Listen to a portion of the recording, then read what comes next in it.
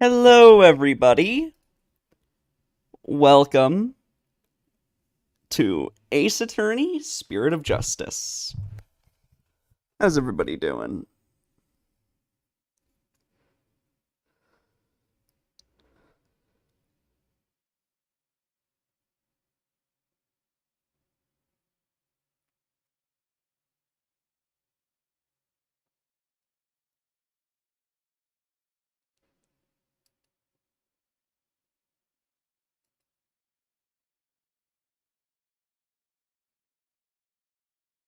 Kahoot. I played Kahoot once in college. For my score, I just did like the fucking Lenny face, and I think I won.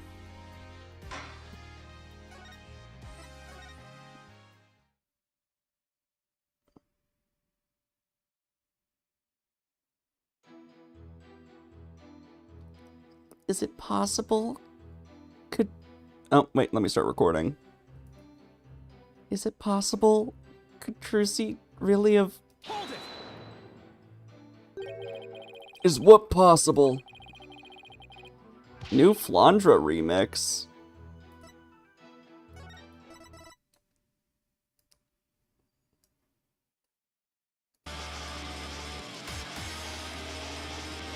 Oh, I think I saw this in my recommends or something. Ooh.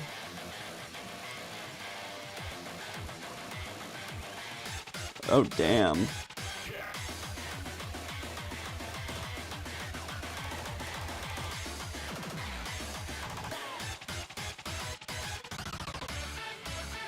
Mm. Mm.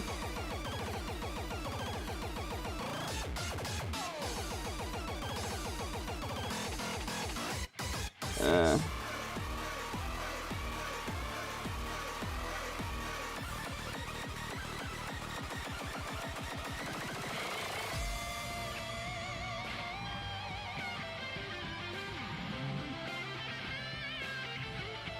Nah. Nah. Doesn't sound right. Could Trucy really have what?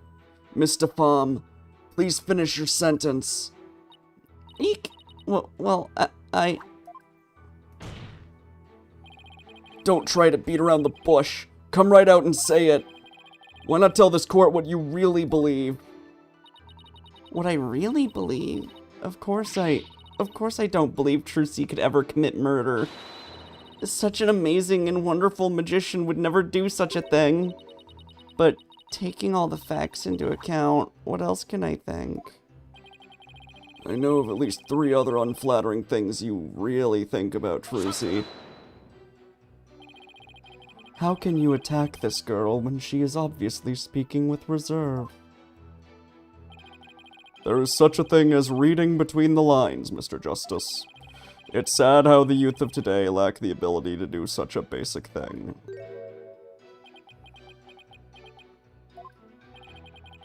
Looking at me like that isn't gonna help me stick my foot in my mouth less, Your Honor. Witness, please describe what the accused might have used to lift the dead body. Yes, bracelet isn't reacting, apparently. I don't know. Best case scenario, Bonnie was, like, pretending to hate Trucy to get closer to, I forgot the dude's name.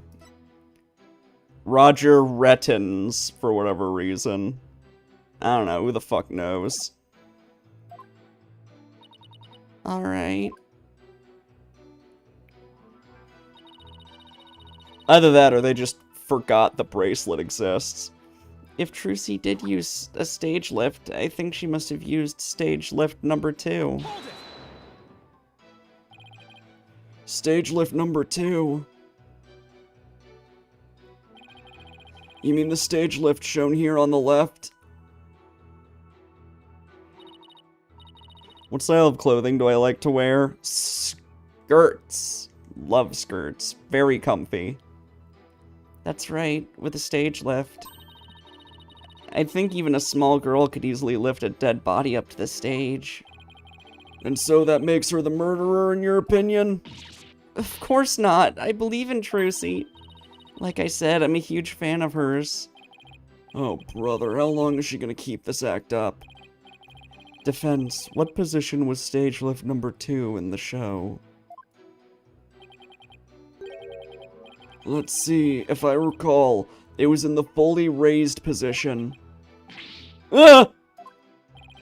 And the reason why it was fully raised is because the accused used it to lift the victim's body. Wouldn't you agree?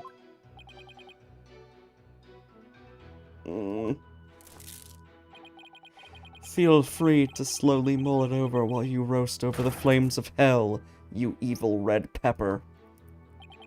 So now I'm also evil? I was on stage for the entire show, by the way. You didn't have a single spare moment to slip down to the understage passage? Huh? Don't tell me you suspect me now. I'm just trying to do my job by fully examining your alibi. Depending on how solid it is, I might have to suspect you, yes. You gotta be kidding me. Don't spit on my head and tell me it's raining, lawyer boy. I'm right there in the footage, or are you too much of an idiot to see? Huh? Mr. Pham, are you feeling alright? You seem suddenly different. Oh, oops. Where did that come from, right? Oh my, I seem to have snapped there for a second, didn't I? Hey, November, great to see you. You didn't just snap, you broke character just now. In any case, I was on stage the whole time, performing magic. I mean, you saw me in the footage, right? My dazzling and flawless performance. Flawless? That's odd, considering what you told me. You said that you'd made a mistake with where you positioned Mr. Hat. Mr. Pham, to what is the defense referring? Well, I made a little mistake on stage. I was in charge of operating Mr. Hat, you see. April-May moment? Yeah, I'm very annoyed with how predictable this Bonnie character has been. Like, they've done the two-faced woman trope, like, 5 times now. They did it with fucking April-May, Mimi Miney, Dahlia Hawthorne, and, like, a bunch of other characters who pretend to be innocent. Oh yeah, and technically Iris, because Dahlia disguised herself as Iris at one point. According to the script, I was supposed to place him to the left of the coffin. But I flubbed it up and made him stand to the right of the coffin instead. And because of that mistake, Trucy had to move the stage lifts around. I feel really bad about messing Trucy up like that with my goof. Tee.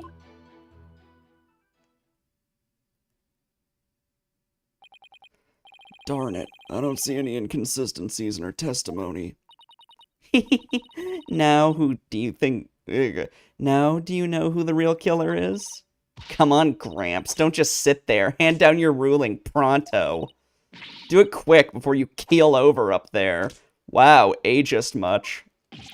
I beg your pardon? Oops. What's gotten into me? I'm so sorry. I give her another 5 minutes before she tears off that mask.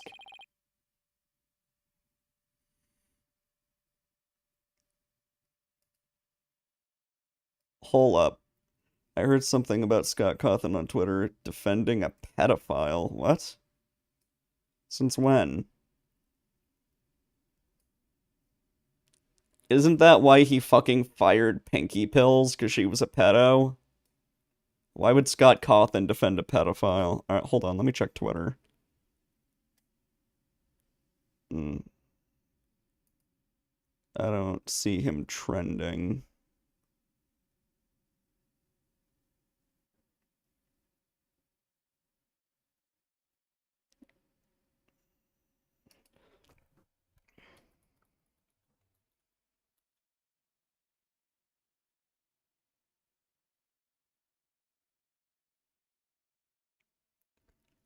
What the fuck?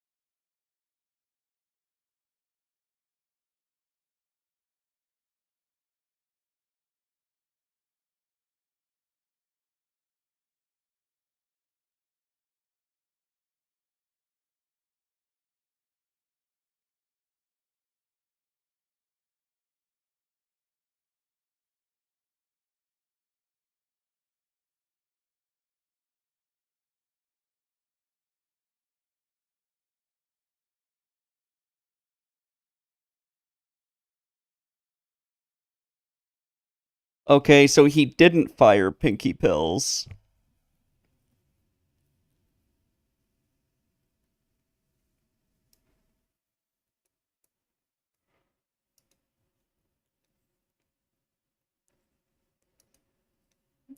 Alright, I see why people are angry now.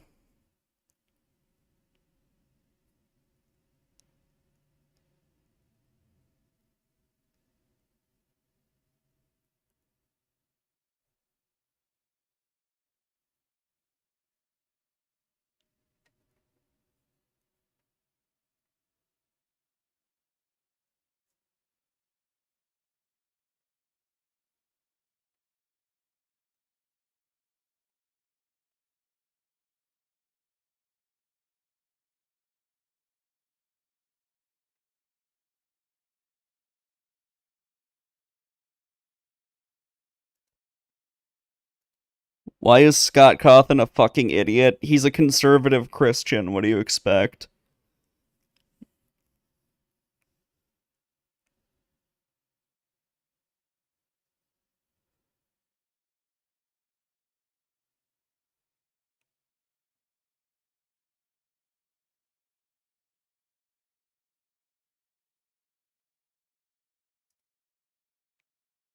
Well, whatever.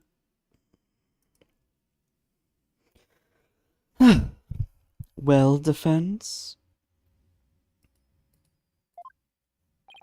Are you ready to let it all go now? Of course not. I'll never give up. I see. I suppose this, too, is fate. The sacred scriptures of Karanism describe a variety of hells for the damned. For someone like you, who struggles ceaselessly against his fate, Papul Bohig seems most appropriate. People boil? What? Oh wait, that's Kuranese. What sort of terrible place is Papul Bolhij? A place where the more one struggles, the further one falls into the abyss. The FNAF community might actually be the most cancerous community ever. Star Wars exists. At the bottom of the abyss, a ferocious beast awaits. Think of it as something akin to an antlion sandpit trap. Oh, there's one of those in my backyard. Wow, currentist hell is closer to home than I thought. Now then, it would appear that the witness's testimony supports the prosecution's claims. That the defendant is the only one who could have killed the victim understage. How are we supposed to get out of this jam? Hey Apollo, if you can't find any contradictions, maybe it's time to use analytical psychology. You mean... I heard some discord in Bonnie's voice while she was testifying. Oh, I fucking bet. See, Widget is picking up on the noise in her heart, too. That's right, Athena can hear things others can't with her super sensitive hearing. She can hear the emotions people suppress as a kind of noise or discord in their voices. Yeah, but like an actual empath. Not like those fucking idiots on Jubilee.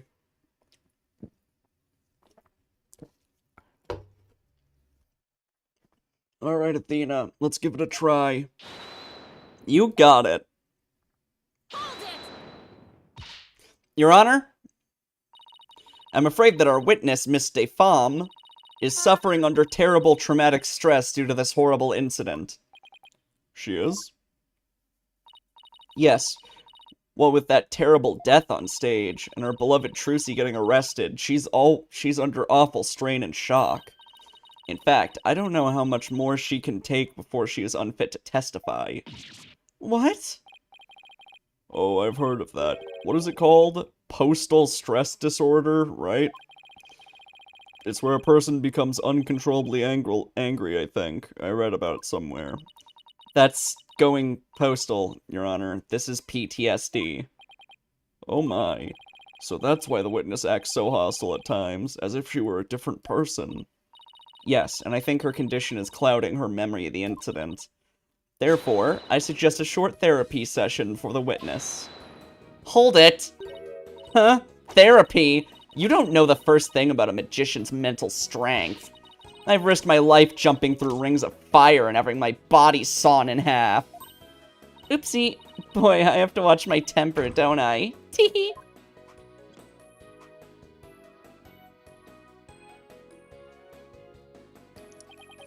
Miss Sykes, please do whatever you can to help this unfortunate young lady. And what exactly is this child planning to do, Mr. Justice? With her super-sensitive hearing, Miss Sykes can hear a witness's true emotions. Simply from tone and inflection, she can tell exactly what a person is feeling. I can even pick out feelings that a witness is trying to suppress or hide. Widget projects the emotions I hear into the mood matrix where I can analyze them. It sounds like some sort of spurious devilry, though I find it hard to believe, I must ask. How do emotions constitute evidence? Well, I won't say that emotions can be taken as evidence per se. I've seen how instrumental Miss Sykes' work has been in cracking a case. Therefore, I wholly support giving it a try. I see. If you are in favor of it, Your Honor, then I have no objections. Even this mere monk can see that something disturbs the witness. I'll disturb you! Oh, thank you for understanding, Prosecutor Studmati. Apollo, you remember how to conduct a therapy session, right? You want me to? Yeah, this is tutorial shit, whatever. Shut up. No, I don't. I think I still remember from last time, so let's get right into it. Hell yeah. You ready, Widget? Let's do this.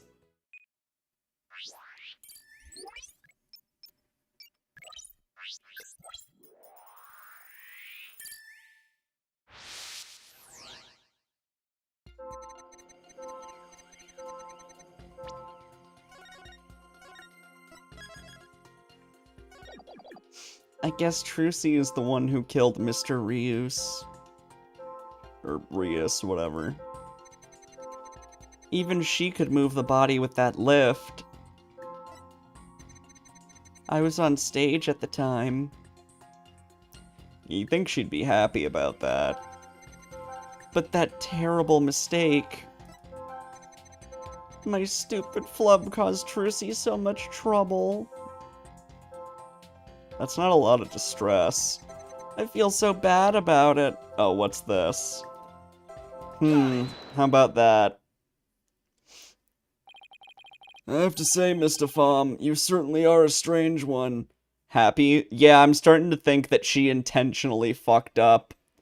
I think she was trying to ruin the show for Trucy or something. Even though you said I feel so bad about it, it seems you were feeling happy.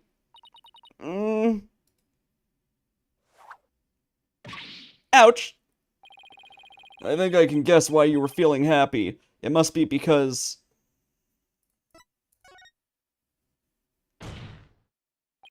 I think you were happy because you messed the defendant up. I'm right, aren't I? You gotta be kidding me. Why would I be happy I messed Trucy up? I'm a big fan of hers. Because we saw you. I hate her. I loathe her. I can't stand that Trucy, right? Just because she's a little good at magic, she thinks she's all that. So this is exactly what that sniveling brat deserves. We saw how you said you hated Trucy Wright, how you were glad she was in trouble, and even how it was what she deserved. Ouch! Looks like I hit the bunny on the head, so to speak. Ugh.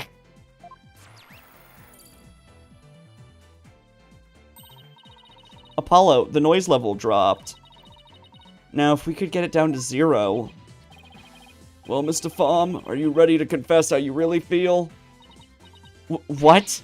What do you mean? I'm Bonnie, the sweet, cute little bunny. I'm a rookie magician working hard to be just like my idol Trucy. That's the character I'm supposed to be. Keep that up, Mr. Phom, and you're going to have a mental breakdown. Everybody has a mental breakdown on the fucking witness stand. Just let yourself be who you really are. Who I really am? The two sides of you are fighting each other and doing you psychic harm. I can hear them, two distinct voices battling inside you. Shut your pie hole, you know-nothing, know-it-all. I mean, you mustn't say things like that, or I might get flustered. Mr. Phom, how long do you intend to insist on maintaining this wolf in sheep's clothing act? We can't end this therapy session until you get real with us. Set the wild beast inside you free. Ouch! Ah! Ah! Ooh. Is she gonna, like, look different now? Like, she's gonna look like a different animal, like a wolf or some shit?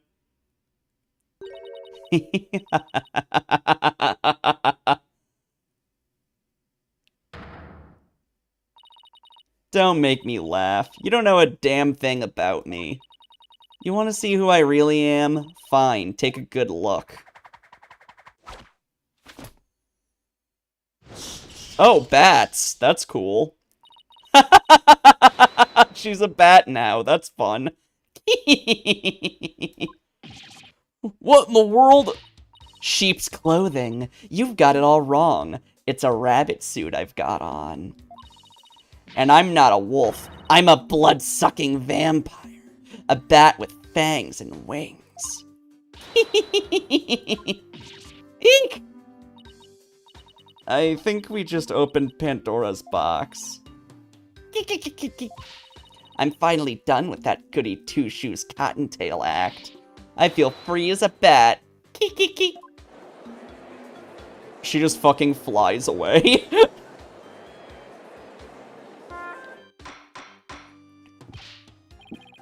Defense, your therapy session has taken a turn for the worse from the looks of it. There's a perfectly good explanation for this, isn't there, Miss Sykes? Methinks I created a monster. We blew it. Hey you, lobster boy. Who, me? You think I'm glad Trucy is in trouble? That I think she's getting her just desserts? Well, guess what? You're right. Does this mean you admit to wishing the defendant harm? Well, the bat is out of the bag now. That mistake of mine was a work of art. Thanks to my goof, poor little Trucy had to do all that hard physical labor. That's petty. When you say hard physical labor, what are you referring to? Because of Mr. Hat's new position, Trucy had to move both of those huge stage lifts. She's left-handed now? That's funny. They must have been so heavy. What a riot. That's strange. Athena, could you please add that last statement to Bonnie's testimony? Alright, I'll update the mood matrix with the new info. Hey, Apollo. Now there's a new inconsistency in the testimony. Yeah, she finally slipped up, so what do I need to do now? Well, from this point onward, you just do what you do best. Find the contradiction in the testimony and present the evidence to refute it. Alright, I've got you now, Bonnie de Phom. I guess Trucy is the one who killed Mr. Rias.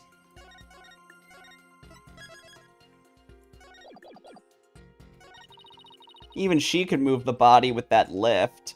There's something very funny about evil Trucy face. I was on stage at the time, but that mistake... You know what? Serves her right. Thanks to that, she ended up having to move the stage lifts.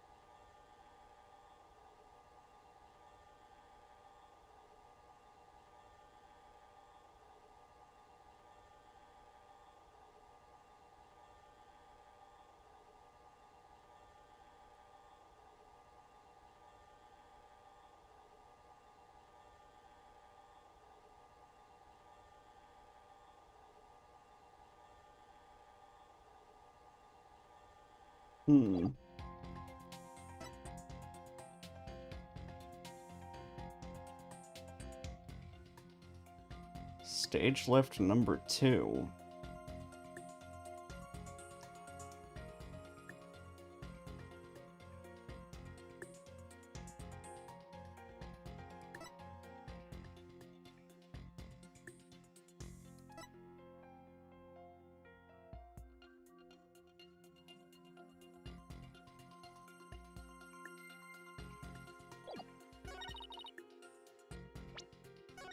Do I present Trucy's statement? Imagine if that makes her feel bad. That would be funny. Objection! Yeah, it didn't fly.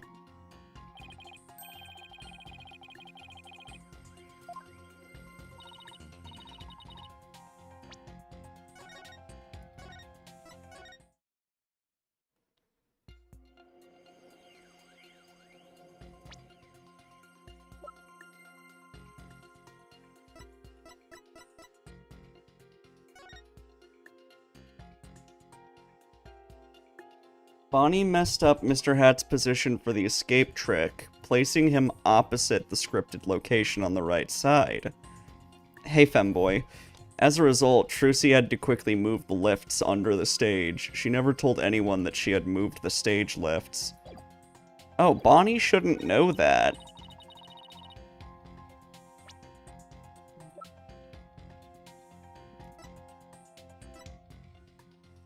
Objection! That doesn't make sense. What? So you think I'm crazy now? Yeah, crazy as a bat. Eh? Eh? I'd say you're batshit crazy. Eh? No, that's not the point I was trying to make. But I don't hear you denying it. Mr. Pham, allow me to repeat your statement. Thanks to that, she ended up having to move the stage lift. That's right, and I still say that's just what she does. But how did you know? How did you know Miss Wright moved the stage lifts? Huh? According to her own statement, she didn't tell anyone that she had done so. What? So how could you possibly have known what she had done, unless you saw her? You saw Miss Wright moving the lifts in the understage passage, didn't you? Yay!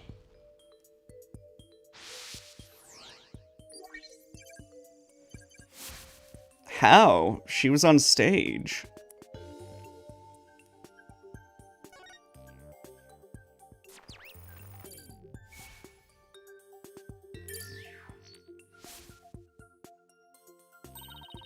You did it, Apollo. Noise levels are at 0%. But Mr. Justice, wouldn't that mean... Yes, Your Honor. Miss Femme herself was under the stage where the victim was killed. And I hardly need to tell the court what that means. You are one artful liar, Miss Femme, and one spectacular suspect. Yeah!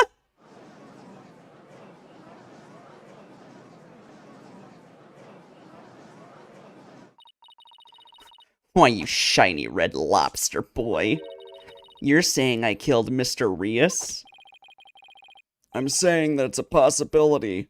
What's more, I say you had a solid motive to frame my client for the murder as well. My apologies for raining on the defense's merry revelry. Not gonna lie, I kinda forgot you were here. But you seem to have forgotten one very important point. Oh, really? The TV footage. As you can clearly see, Miss Femme was on stage the whole time. Maybe there's two Bonnies, like she has a twin. That'd be funny. The entire audience can bear witness to that fact, including you. Oh, yeah? You have just taken a long and senseless journey, only to return to the starting line. The witness could not have been in the understage passage, which means the only one left who could have killed the victim is the accused. Guess the party's over. But Mr. Femme knew something she couldn't have known unless she was under the stage. How do you explain that, Prosecutor Sudmati?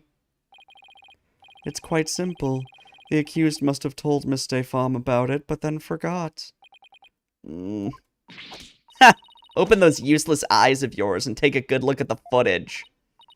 If Miss Femme really was in the understage passage, it would mean she was on stage and understage at the same time. You mean she was in two places at once? Are there actually two of her? That does seem to be the only explanation that makes sense. It may be an explanation, but I'm not so sure about the makes sense part. Then we'll just have to make it make sense. Your Honor, the witness was both on stage and understage at the same time. Okay. That is the defense's assertion. I've heard some illogical things come out of you before, but this is absurd. I'm sure you'll change your tune once you hear my reasoning, Your Honor. My gut tells me you're bluffing, but I'll bite. Very well, Mr. Justice. How do you explain how the witness was in two places at once? Either two Bonnies or the onstage Bonnie was fake, which I'm guessing the onstage one was fake. I feel like these are kinda the same answer, though. The Bonnie Femme on stage was fake. Fake? Really?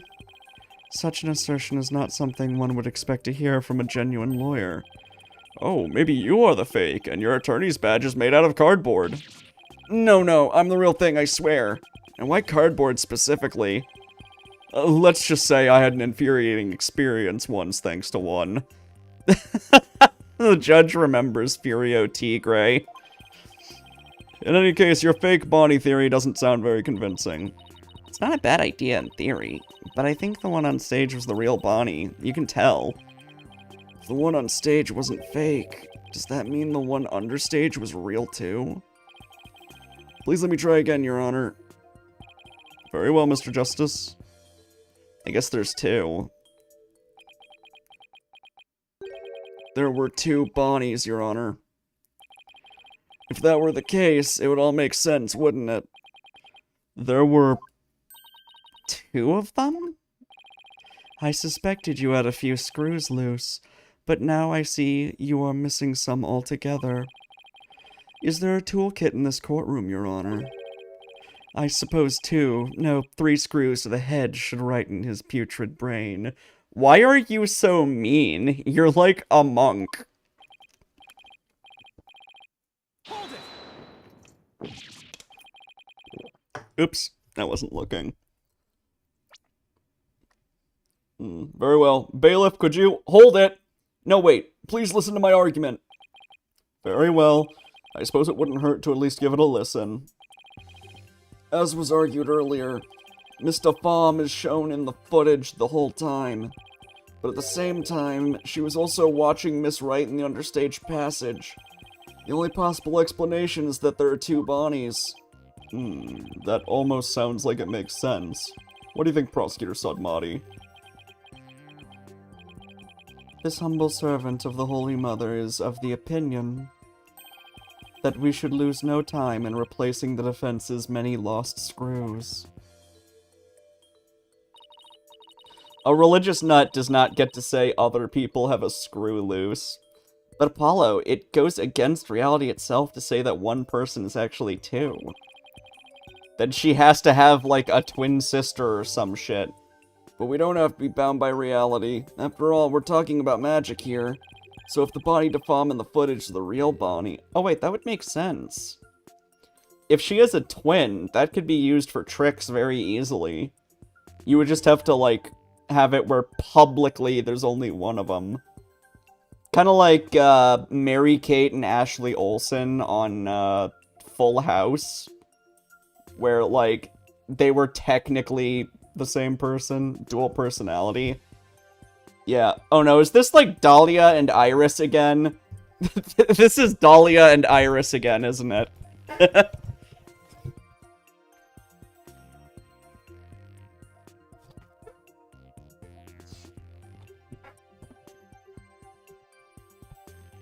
So if Bonnie DeFom in the footage is the real Bonnie, then the Bonnie here on the witness stand, the one who must have been understage, this Bonnie DeFom is our second Bonnie. Yay! She is? Say we call the one in front of us Bonnie number 2. I believe I have just the piece of evidence to prove that a Miss Bonnie number 2 exists. Proof of 2 Bonnies. Yeah, this Bonnie, instead of a murderous psychopath, is just kind of a petty asshole who likes to play pranks. Where it's like, haha, I made you do extra work. Alright. Dahlia Hawthorne, if her crimes were petty. Proof of the second Bonnie.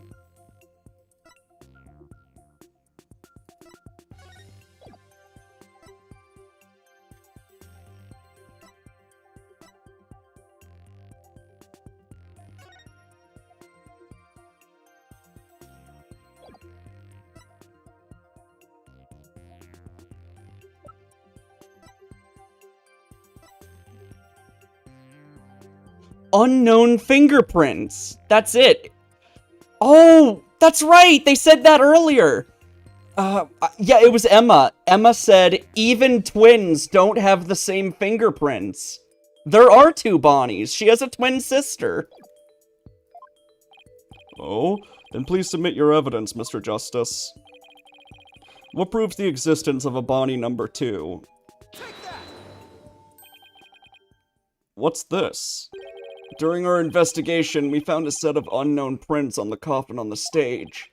These prints were most likely left during the course of the show.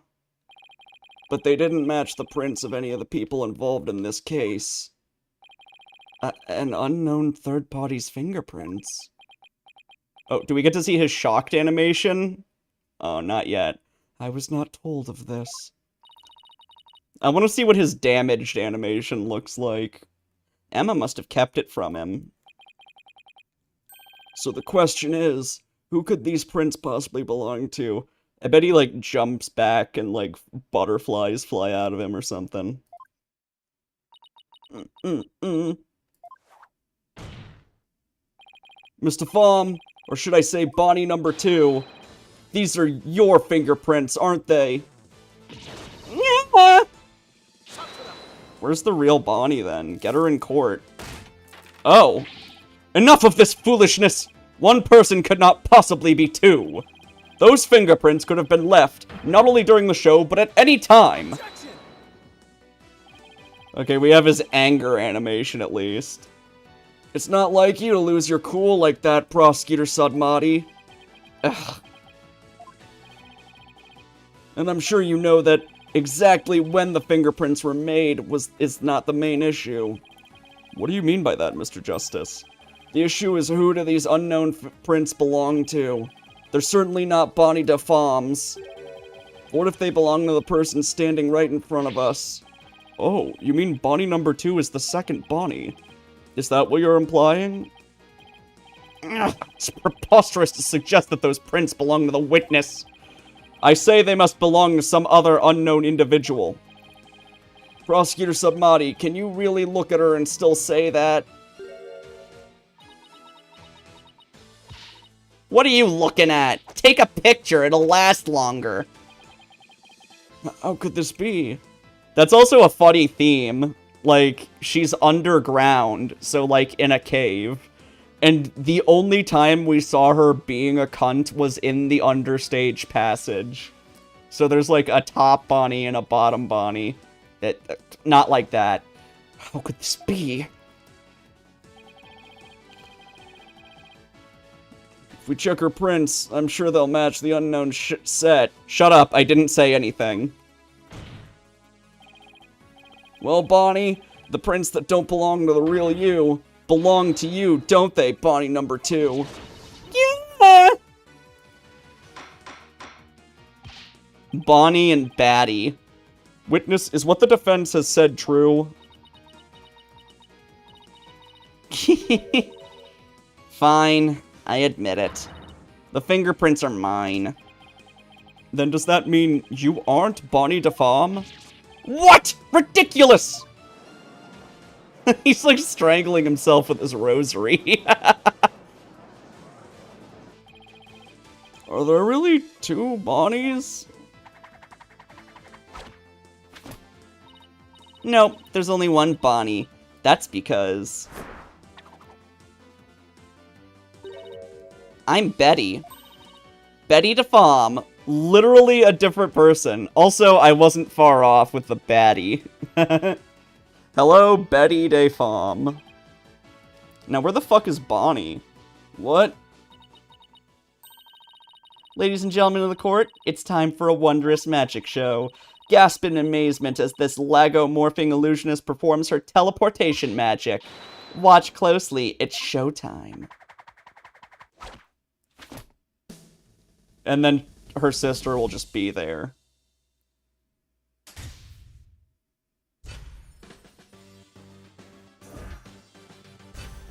Oh!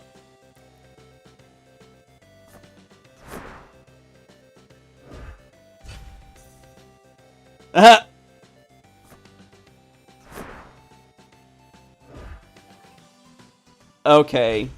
I've seen these two before.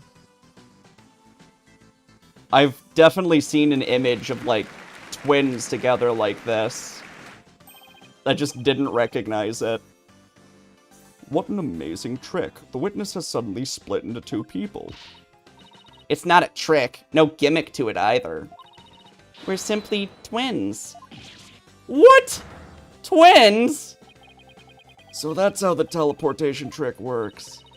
Ever since our debut, I've had to hide or pretend I'm Bonnie. Okay, I guess the game outwitted me this time. I thought they were doing, like, the whole, like, two-faced bitch thing again, but nope. It's just the Hawthorns again.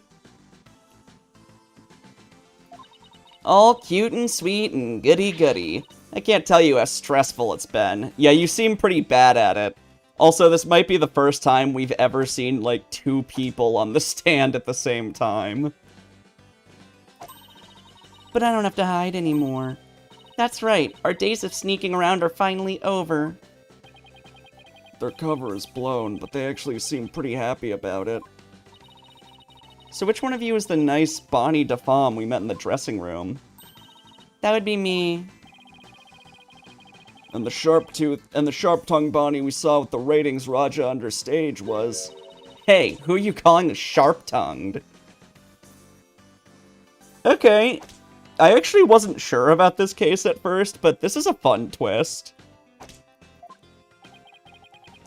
It's all starting to make sense now. Bonnie and Betty deform. So, Mr. Justice, this changes the facts of the case rather dramatically, doesn't it? Betty deform, Bonnie deform. Okay, so now they're, like, actually listed as two people. Oh, it's funny. You can, like, see the transformation if you click one and then click here. Boop! Meh! It certainly does. During the show, it was Bonnie who was on stage the whole time. So Bonnie couldn't have committed the crime. Her sister, on the other hand. But Betty, on the other hand, who was understage, did have the opportunity. The only thing is, I don't think the answer is going to be as simple as Betty being the killer. I think I'm still convinced it's Roger Rettins somehow. I think he did it. I don't know how. Although Betty may have aided in a cover-up, maybe. I don't know. It's possible... I'm thinking maybe Roger Rettins murdered, Mr. Reuse, and then Betty decided to cover it up. Maybe. I don't know.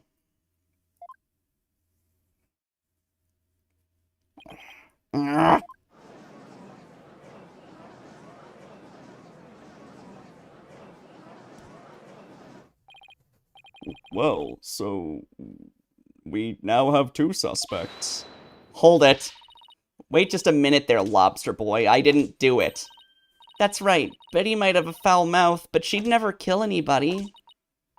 Hey! Who's got a foul mouth here? Oh, that's fun. Oh, well, speak up, huh? Please save your sibling squabbling for later. I actually like this case. Betty, you must have been in the understage passage during the show. Otherwise, you wouldn't have known about the onstage lifts being moved. Yeah, this is way better than the last one. So what exactly were you doing down there? It's kind of like a less stupid Turnabout Big Top, but also like Turnabout Serenade, kinda, with the live performance aspect. Fine, I'll testify. Anything to get you off my back. Did I ever watch Full House? Not my thing.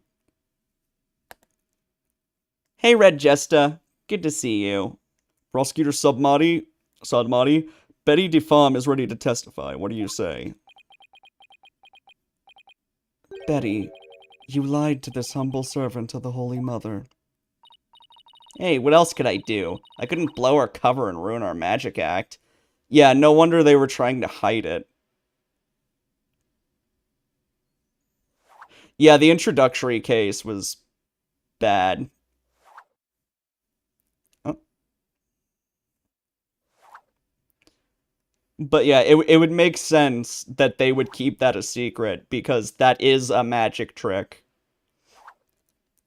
I'd imagine there's probably quite a few instances of, like, twin magicians who pretend to be one person. It wouldn't surprise me. Besides, am I gonna go to your Twilight Hell or whatever for being a liar? No, but I will fuck you up. You will indeed. However, it won't be after your death. Rather, I shall give you a taste of your punishment on this mortal coil in interrogation hell. Eek! Betty's left-handed and Bonnie's right. Yeah, I guess. Now then, Betty DeFam, please explain to this court what exactly you were doing under the stage.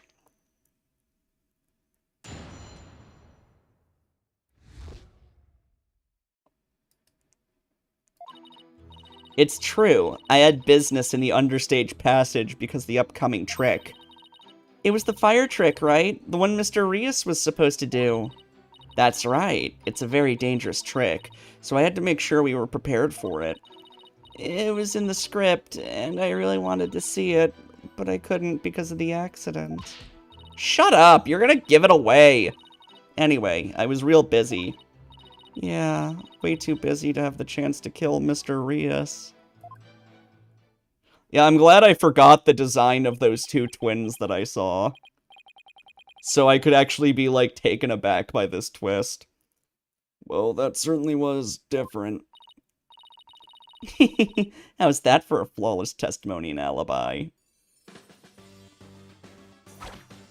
Oh. Ah! Our magic is real. It's not a trick or a gimmick. I like how you can see, like, her trembling because Bonnie is having trouble lifting her. Oh my, she's floating. Your Honor. Oh, you can see she's being held up from below. You're supposed to pretend you didn't see that. It's a little something called etiquette. But I can't help it. Whenever I see a contradiction or consistency, I have to point it out. Now then, the defense may begin its cross-examination.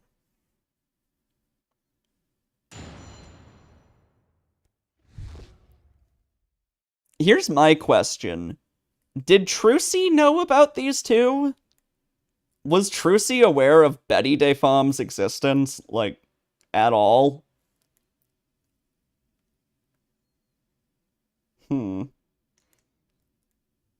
Also, I guess her, yeah, whatever. It's true, I had business in the understage passage because of the upcoming trick.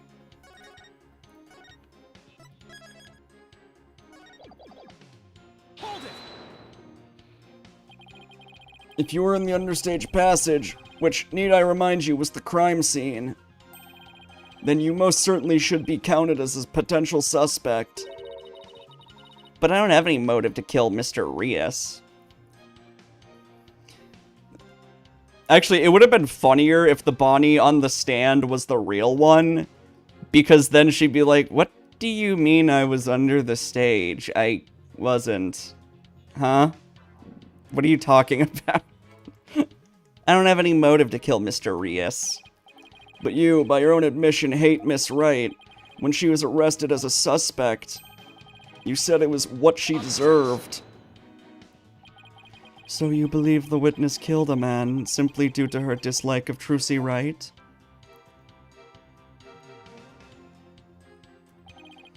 As a motive, it is not that improbable. Is that not improbable at best? But what if her hatred caused her to bear a strong sense of malice against my client? Look, Trucy just made me mad, that's all. I mean, even though she's younger than me, she's got so much skill and popularity. And she's cute besides. Ugh, she makes me so mad, I wish she would drop dead. Betty, don't talk like that. Shut your yap! So, was it just simple jealousy? Say, Betty, that next trick you were getting ready for... It was the fire trick one, right? The one Mr. Reese was supposed to do? Yeah, the fire trick didn't work out, right? It got canceled. This will be dangerous. Make sure the fire bucket is ready. Wait a minute. It was empty. There's even dust inside. I think I've already found our contradiction. Objection! Oh. Okay, maybe I have to show the script instead.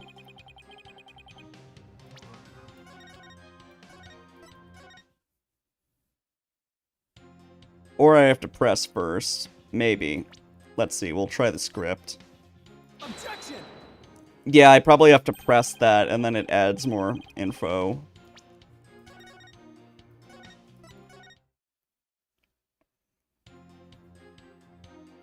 Hold it! Bonnie? We're trying to get Betty's testimony right now, so... Oh, right. I'm sorry. You can step down if you'd like. I'm worried about Betty, though. She can lose her temper and say awful things sometimes. Yeah, and you haven't really done the best job of controlling her, just saying. Hey, what are you, my mother?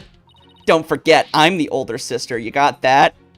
I came out of Mom's pussy first. Yes, I got it. I guess I'd worry about Mount Betty? Oh. Oh, okay. I thought that was a typo at first, but that's intentional. I guess I'd be worried about Mount Betty constantly blowing her top if I were Bonnie, too. So, Betty, you were down under stage getting ready for the fire trick, were you? That's right. It's a very dangerous trick, so I had to make sure we were prepared for it. Oh, I presented on this. Never mind. I'm dumb. Objection!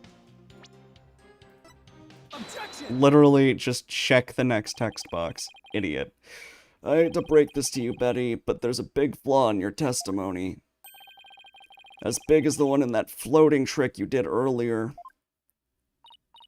The concept of being the older sibling of a pair of twins is odd. Yeah.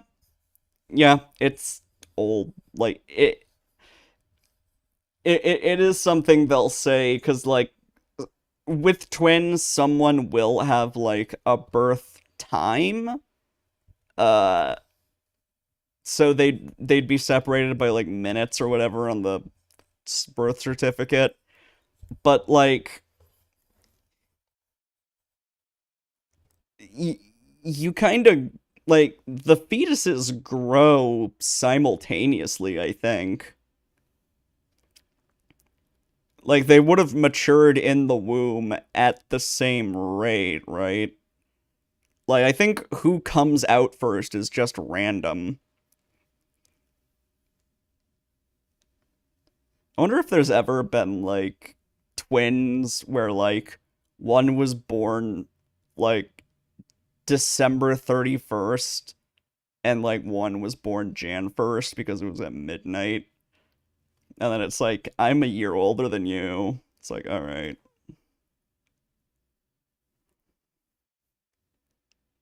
Ooh, harsh words. Well, let me tell you something, forehead boy. No one has ever figured out how we do our teleportation trick. That's easy. There's two of you. Pretending to teleport is easy when you have two people pretending to be one person. No one except me, you mean? Well, we have even better tricks up our sleeves. Huh? We do. I told you to keep it zipped. No, don't fight, you two. You too.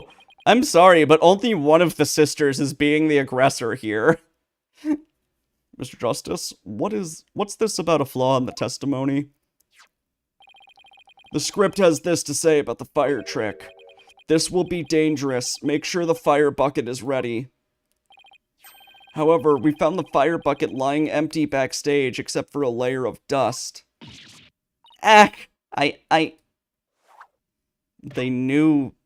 Did they somehow know the act wasn't going to happen? You didn't even attempt to get ready for the next trip, did you, Betty?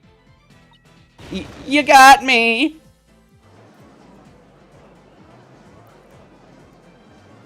Oh look, the tail is in a slightly different position for both of them. Betty DeFom, you will explain yourself. There's nothing to explain. Come on, Betty, we can't hide it any longer. We might as well tell them. Shut up, you can barely take care of yourself. Don't try and tell me what to do. Well, if neither of you will explain, I guess I'll have to. The reason Betty didn't prepare for the fire trick is because...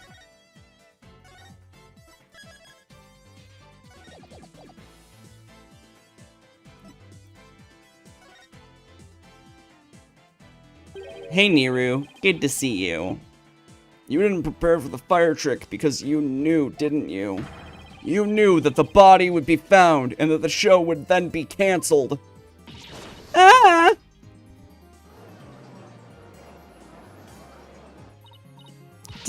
Don't be ridiculous, you insignificant speck of a man.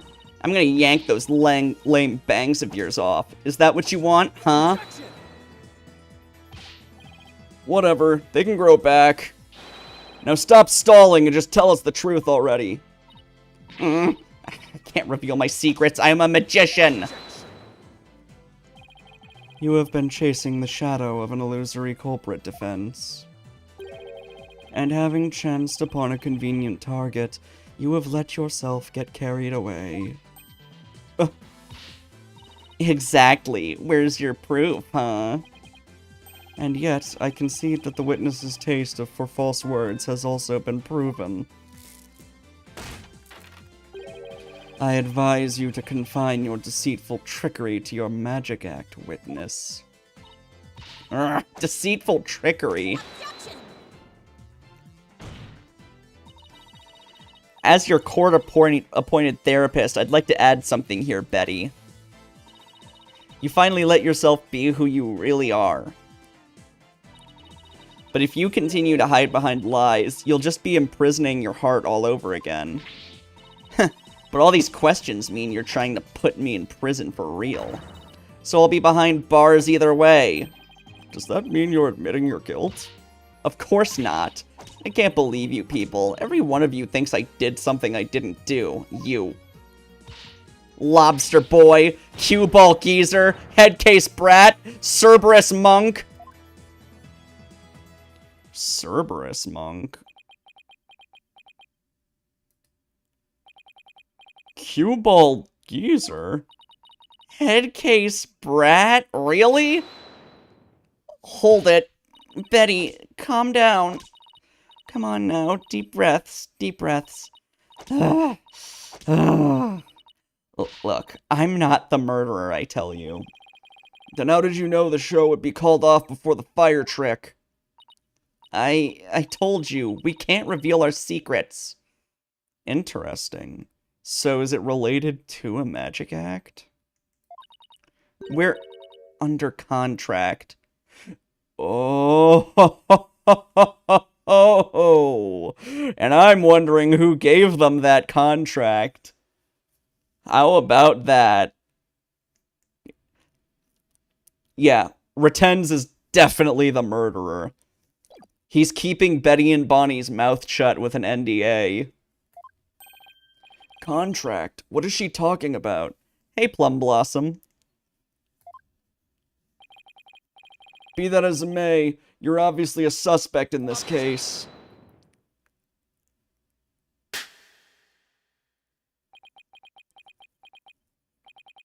I'm beginning to see the comic threads that make up the intricate tapestry that is this case. Hold on, let me make a break in the recording.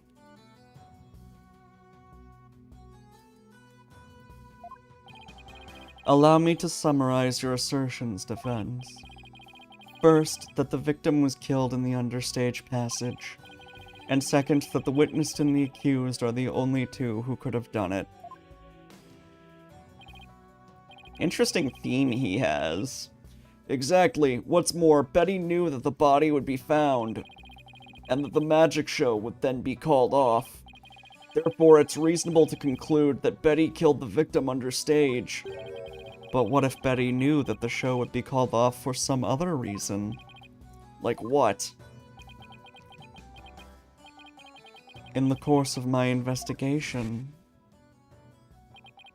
I found it strange that the dragon set piece fell when it did.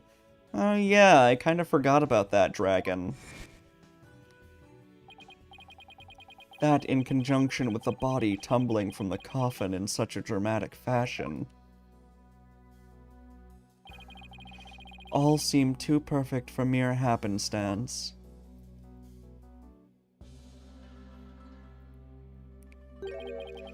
It was as though the entire chain of events had been planned out in advance. Key! Ouch! You guys need to stop playing with your canes. The fucking Shay LFG emote. Oh, man. Planned out. After deciding to take this case, I scrupulously studied everything I could about the mass media in this oh, scrupulously. Why did I say scrupulously? For a minute, I didn't know what this word was. I'm like, what the fuck kind of word is scrupulously? It's like, oh no, it's scrupulously. Fuck. I scrupulously studied everything I could about the mass media in this country. I read the newspaper, old news reports. I even browsed tabloid magazines. How very industrious of you. I'm impressed. Okay, maybe skip the tabloids, Sudmati, just saying. Rule number 1 of America. If a tabloid said it, it's probably not true. During this process, I learned about a strange practice favored by the TV world. Non-disclosure agreements. A practice called the hidden camera prank. What the fuck? Was Sudmati watching Prank Panel? Ah! Betty and Bonnie, you knew about this, did you not? About the dead body appearing, the set piece falling, the show being suspended. You two were informed of this plan. By Take Two TV in advance, correct? Ah! Is that true? Betty, please, let's tell them now. I can't hold it in anymore. Dang it. Fine, you got us. Everything the prosecution said is true. The TV station paid us to cooperate with them on this plan. It was all a prank, a big setup planned out in advance. Or Roger told her it was a prank, but it was actually a murder. Mr. Arias showing up dead in the coffin. The set piece falling down. It was all completely scripted. It was all a prank? Yeah, but a man died. Although, it would be very funny if it was like, it's just a prank, and then Mr. Arias just fucking appears in court like, ta-da! It's like, that's just how the case ends. Bonnie, is this really true? Yes, Mr. Arias was supposed to pretend to be dead. That's how it was supposed to go. But he was actually dead. So he was in on it too. If he was in on it, then he might have been alive when he went in the coffin. Maybe. I'm not sure. That's right. He was supposed to show up dead in the coffin. And then the set piece would fall down. Trucy would be shocked and start to panic. That's how the prank script went. What? What the hell kind of prank is that? Yeah, that's not funny. That's fucked up. But we never thought he'd actually wind up dead.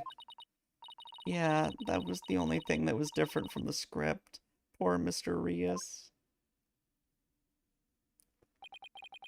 This is just making it more obvious that Roger Rettens is the murderer. It has to be him.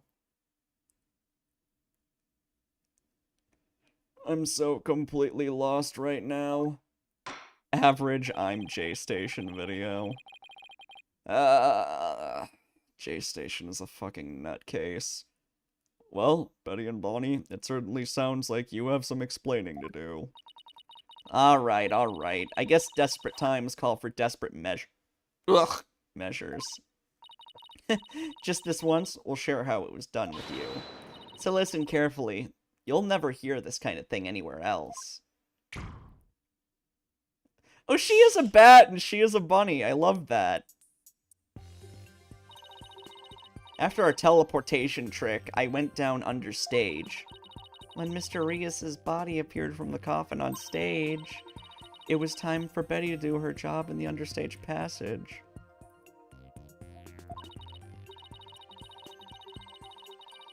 That's right. I used the remote control for the winch connected to the dragon set piece. And made it fall down. And just before the dragon fell, I called Trucy to the backstage so she wouldn't get hurt. After that, the plan was for Mr. Rias to come back to life in front of a panicked Trucy. He was supposed to laugh and fly up and away. That was how it was scripted anyway. But for some reason, he really did turn up dead, so he just kind of stayed on the ground. What kind of sick joke is that? It sounds like a terribly mean-spirited prank to me. The poor defendant was trying to do her magic show. I guess so. I'm sorry, Trucy. Whatever. It was all the Rating Raja's idea anyway. Oh, now was it? How about that? Interesting. Yeah, it sounds like just the kind of thing a guy like him would come up with. This is the prank plan script we got from the Ratings Raja. The corpse appearing and set piece falling were staged by Roger Rettens. Damn it, you made us break our contract. Now we won't get paid. You're not gonna get paid anyway, because your boss is about to get arrested.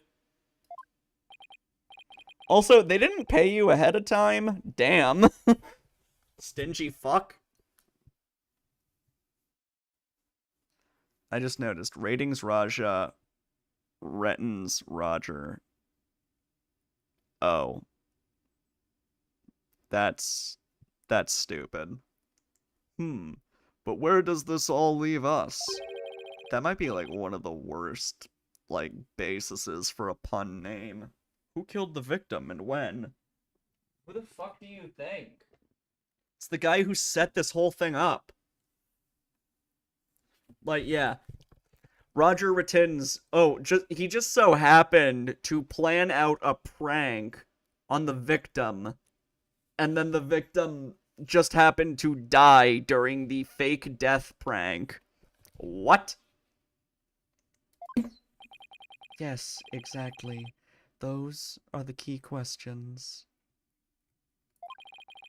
If Mr. Rias was only pretending to be dead in the coffin as part of the prank, then when he was under stage, there would still be life within him. And if that is the case, then Betty, who was also under stage, may be excluded from our list of suspects.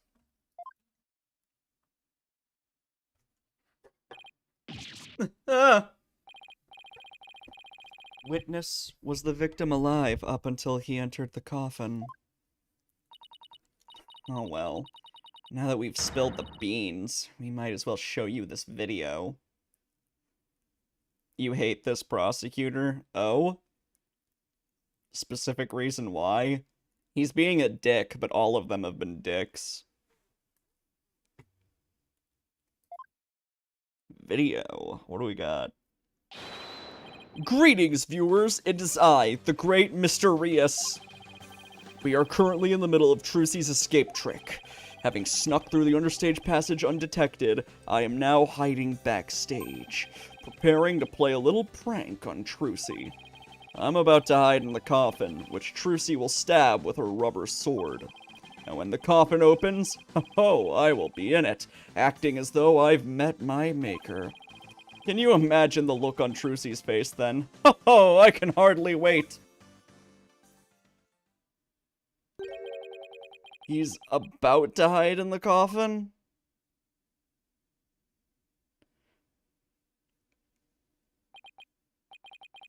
It would seem the threads of karmic destiny have led us to the truth.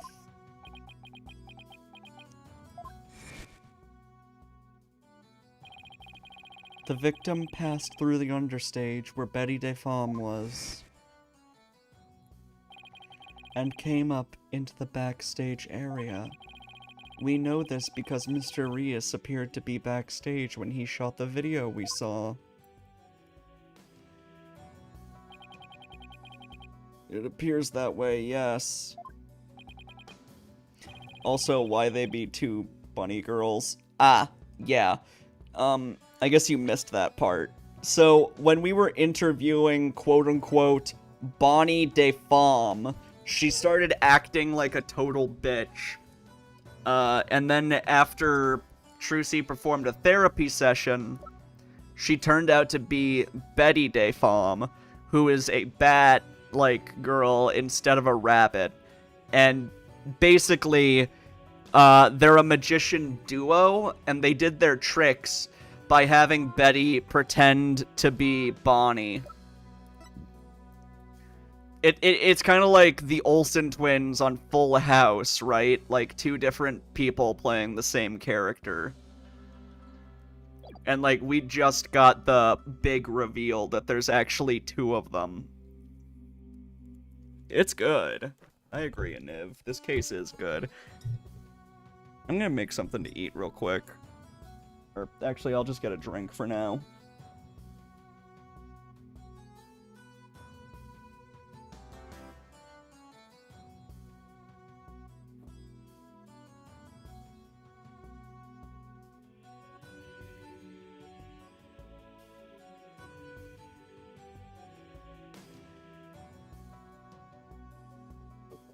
Huh.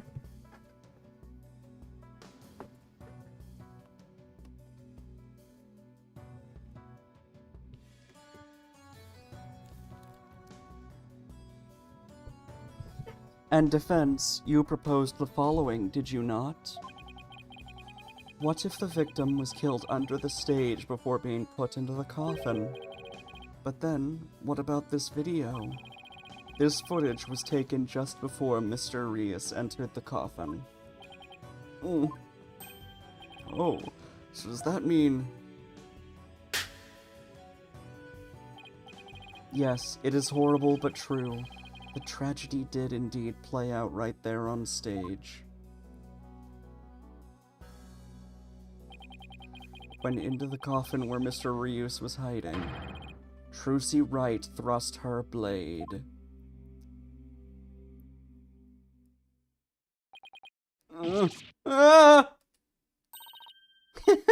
See? Told you so. So, are you saying the incident was a tragic accident that happened during a prank? It would be an accident if the accused had no knowledge of the prank beforehand. So let us ask the accused herself.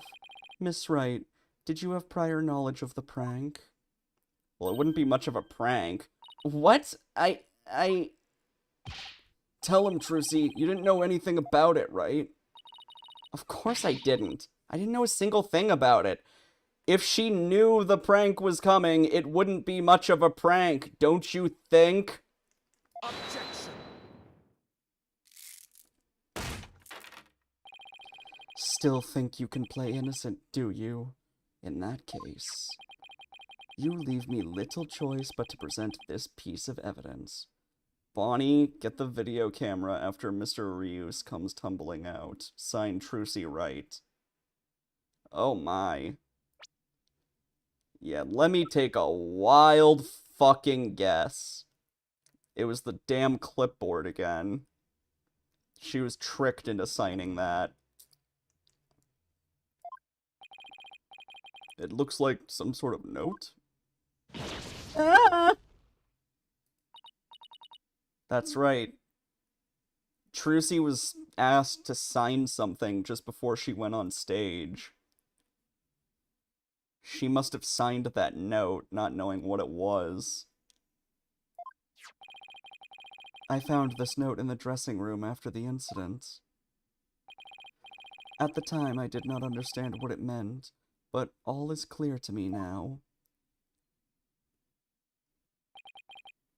What's this?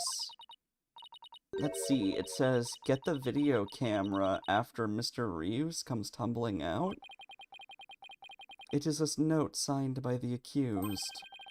instructing Bonnie to collect Mr. Rias's video camera from him, it seems. I don't get it. It doesn't make any sense. I found it in the dressing room before the show. When I saw it, I realized that Trucy knew about the prank. It does bear her signature, I'll give you that much. Not that it matters. So the defendant had prior knowledge of the prank. It would appear so, yes. When she learned about the plan to trick her, she decided to use it to her own advantage. So she thrust the steel sword into the coffin where the victim stood chuckling to himself. Is that not what happened, Miss Wright? Of course not! And I didn't write or sign that note. Ah, but the handwriting matches yours. All of the evidence and testimony points to you being the culprit. But I didn't do it. It wasn't me. Then explain the existence of this note. You can do that, can you not? I can't explain it. I didn't write it, so I don't understand. I didn't kill Mr. Rias. You have to believe me.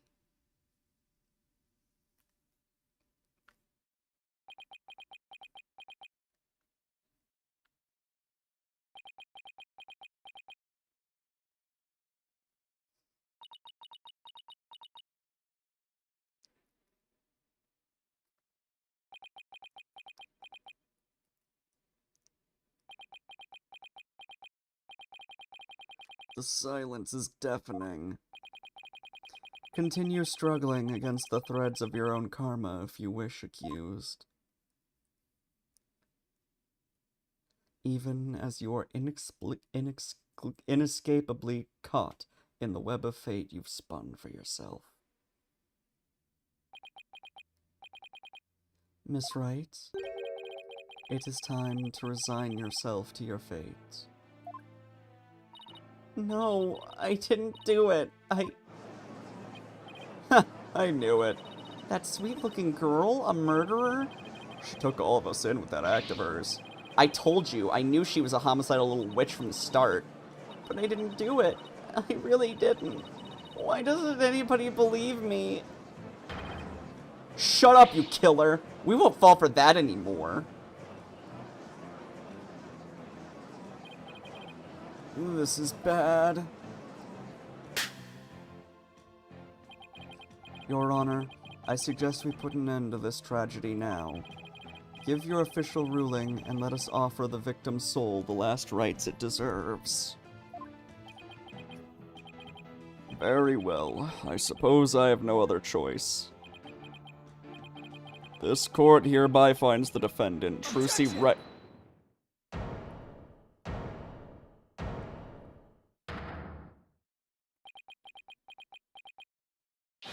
The defense has an objection. Apollo. Even now, you would... I won't give up, and I refuse to let either of them down. Mr. Wright, who's counting on me, and Trucy, who's put all of her faith in me. Mr. Justice, the fact that you have raised an objection means that you have evidence with which to refute the prosecution's claims, correct? Yes, of course, Your Honor. Do we really have anything, Apollo? Actually, we do. There's one piece of evidence we can present here. Correct.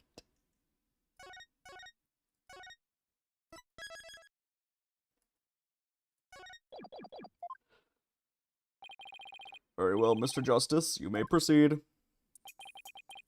As we saw in the show footage, there's no question that the defendant thrust a sword into the coffin. The defense doesn't dispute this point.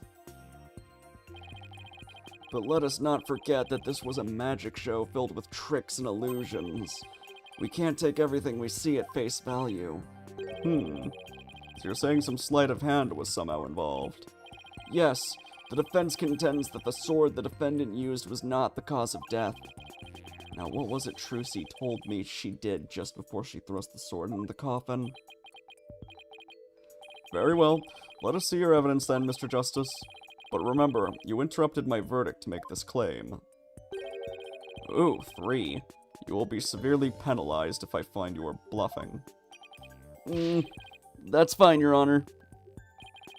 This shows that it's possible the sword Miss Wright used was not the real cause of death. Oh, I don't show the clipboard then. Oh boy. What do I prove instead then?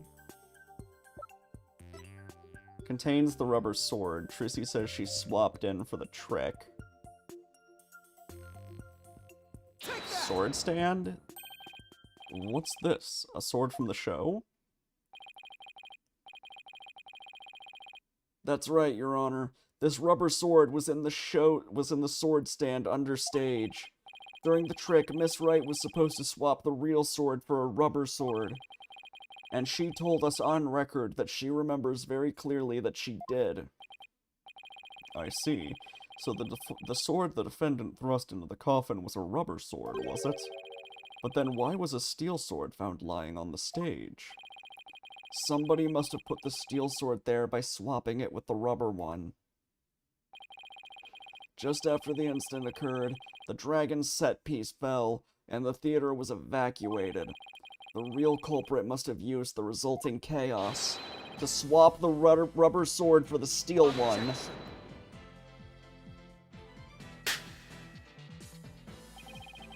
Do you not know when to give up, Stinkbug? That is not possible. Blood was found in the coffin hole the sword was thrust into. It must have been left there when the accused withdrew the sword.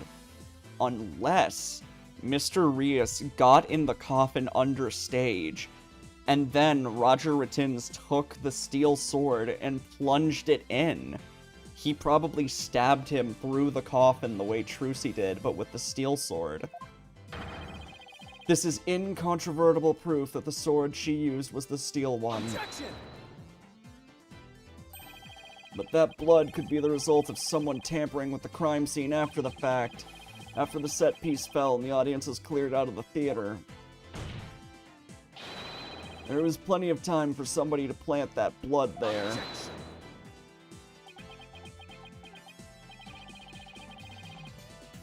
If the sword the accused used was a rubber one,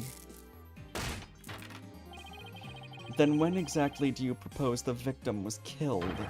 Given that Mr. Rias was alive when he entered that coffin. Objection!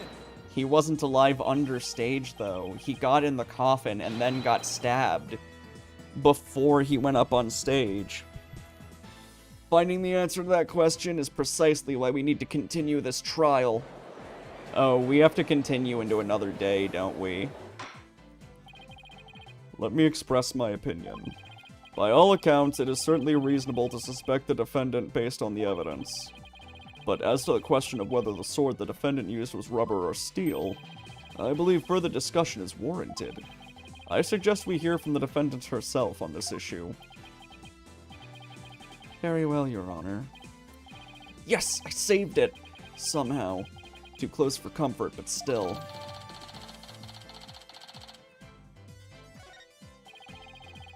Let's adjourn for a brief 15-minute recess. Oh, just a recess, okay. I advise the prosecution and the defense to use this time to prepare.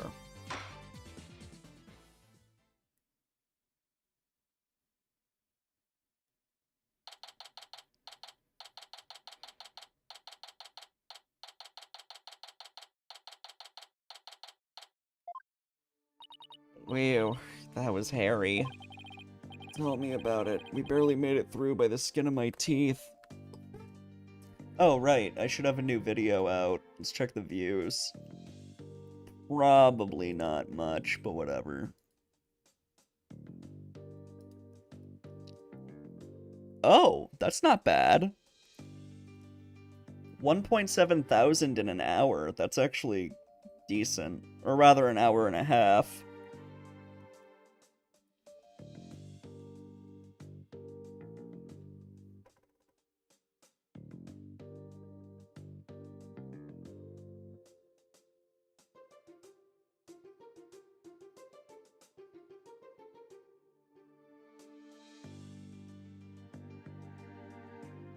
I will say, I'm not interested in that Crow movie, but I do think it's kind of neat that he, like, shoots through himself to kill a guy in the trailer. That's cool.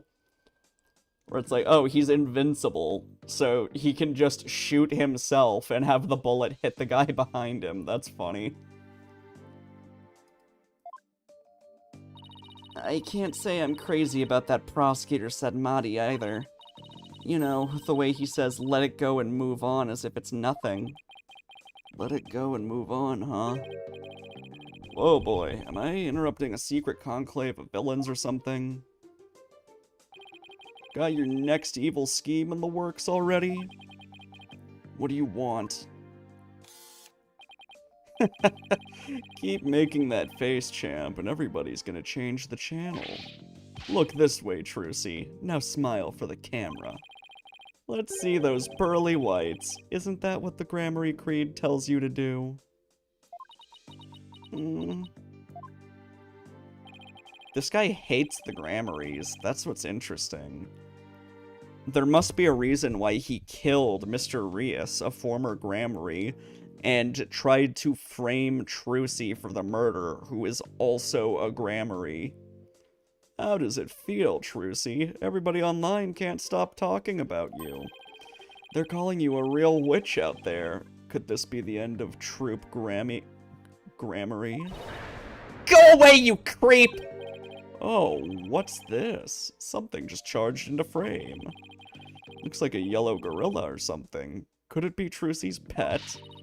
Filming is prohibited inside the courthouse. Do you want me to get the bailiff? Huh? Filming? What are you talking about? I don't even have a camera on me. Huh? What happened to the camera? It just disappeared right before our very eyes. Wait. Is he a magician? Oh. Oh, interesting. Very interesting. I'll be enjoying the rest of the Trucy show from the gallery. Now that would make sense. Yeah. If he was originally a magician and then Troop Grammary did something to piss him off, so he quit his profession, became a producer, and then decided to murder Rias and frame Trucy. I put out a call for Trucy's fans to come and support her earlier, by the way. That'll get some great footage out of them. This is gonna be good. Hang loose, baby. You called in some of Trucy's fans, but for what purpose?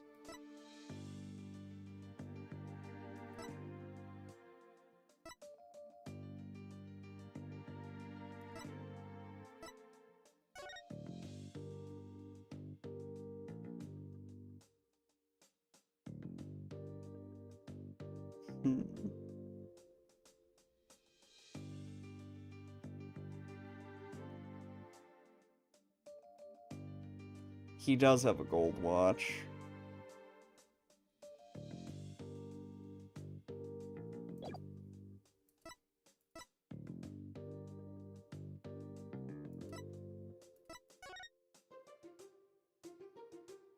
Hmm.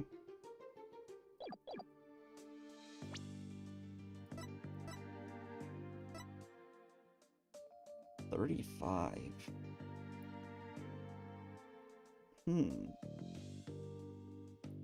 Maybe he got rejected. I'm thinking maybe this Mr. Rias is a fake?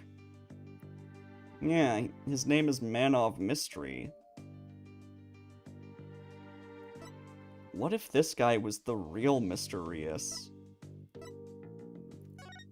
If he has that scar on his arm, that would prove it. Interesting. It's an out there theory, but something that an Ace Attorney case absolutely would do. I'm thinking maybe this is our ratings Raja, and that the guy who died in the coffin is someone else.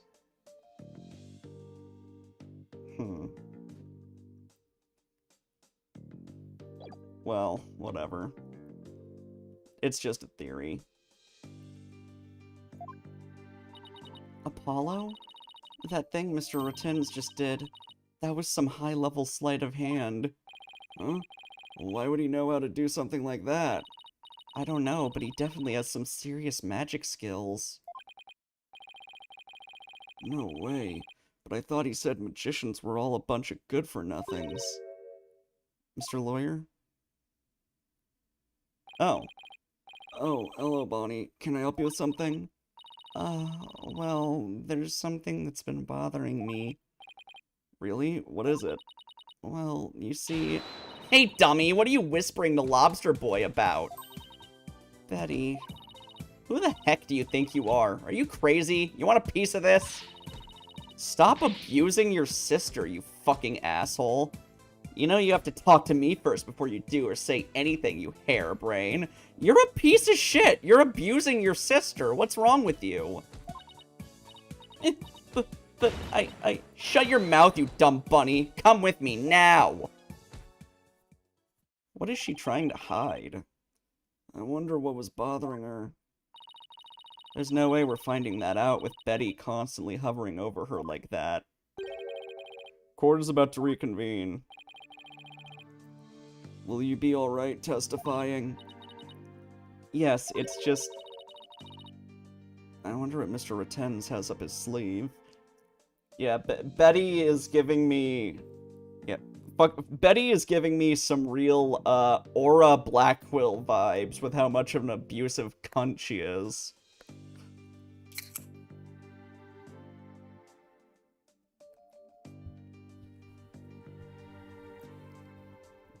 It is kind of incredible that Aura Blackquill was somehow less likable than her psycho brother.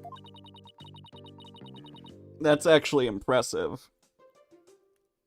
I doubt he's bringing in actual fans. Yeah, probably not. I wonder what he has up his sleeve, too. Yeah, he's definitely a former magician. I think he must be the real Mr. Rias. If we can get him to show his elbow at some point, we could find out for sure, because he has 2 cross-shaped scars.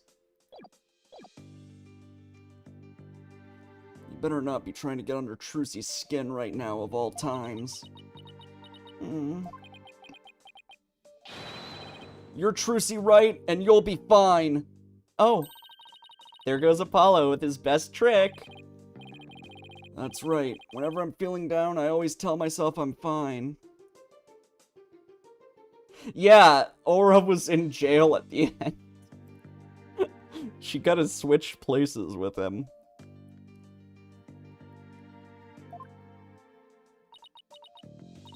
Alright, I'll give it a try. I'm Trucy right, and I'm fine. Thanks, Polly. I think I can do this now. Ah, girl. Good luck up there on the stand. You'll do great. Thanks. I'll be fine. I can do this. Alright, Justice. You can do this too. Time to focus on the rest of the trial.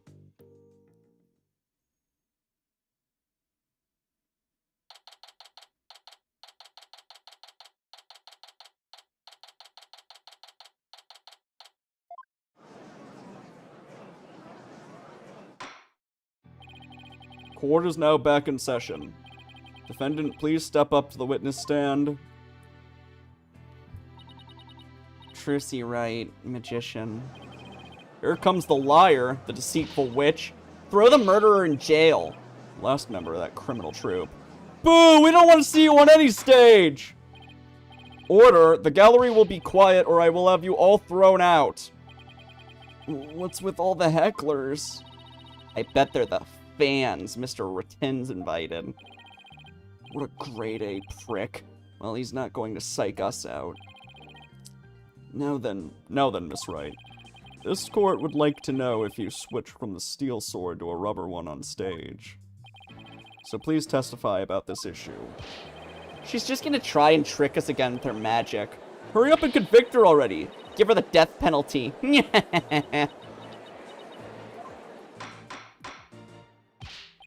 Silence, all of you! I won't tell you again! Miss Wright, do you feel able to testify? Yes, I'm fine, Your Honor. It's kind of funny to me that this is the same, like, background audience as Dual Destinies. Just perpetually these very bored-looking people standing there. It's so funny that they made, like, this one specific model so bored-looking. This one, too. Because, like, we had this person just kind of staring, looking bored, while fucking Bobby Fulbright was ripping his own face off and revealing that he's an international assassin. Trucy, I knew I shouldn't have let her go through this. I'd like to make a small request. How about, instead of testifying with words, I show you exactly what happened? Would that be alright, Your Honor? You can witness my stupendous sword-switching magic and judge for yourselves. In spite of everything, she's still smiling. Our Trucy is amazing, isn't she? She sure is. She's doing just fine up there. A true entertainer always keeps a smile on their face. She's faithfully following the Troop Grammary Creed even now. She really is something else. It's showtime for Magical Girl Trucy Wright. Watch carefully now, everybody.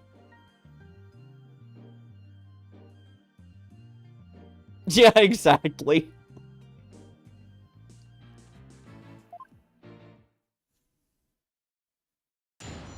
Witness testimony. Is this really a testimony? Ladies and gentlemen, please focus your attention on this sword. Allow me to demonstrate how sharp this blade truly is. Ooh. See that? No tricks or gimmicks. A very sharp sword indeed. Now then, ladies and gentlemen, watch as I take this sword and... Presto Sordo. There, I've switched it. And now... Hup! As you can see, the blade is not steel, but rubber.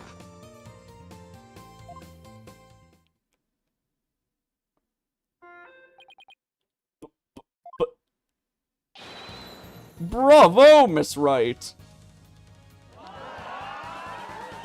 Wow, she switched them in a flash. I couldn't see her do it at all. This audience is insanely fickle. What the fuck? Cuts her hand, like, ow, ow, ow, fuck.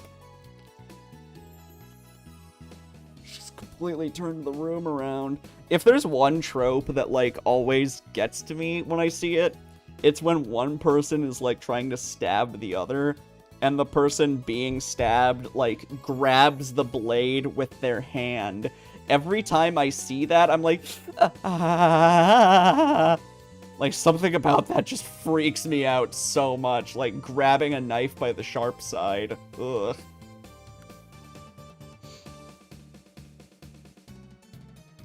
She's completely turned the room around. The hecklers are being drowned out by all the cheering. Where did the steel sword vanish off to, Miss Wright?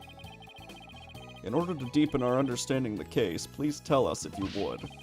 I'm not asking out of mere curiosity, just so you know. I usually hide the steel sword backstage when I switch them during the show. So when you thrust the rubber sword into the coffin, the steel sword wasn't even on stage, but behind the curtain. Exactly. So you see, there is a trick and a gimmick to it after all. And as for where the steel sword went when I performed the trick just now, it's a secret. Wouldn't want to spoil the magic for you, now would I? I have to figure out the secret, don't I? Through cross-examination.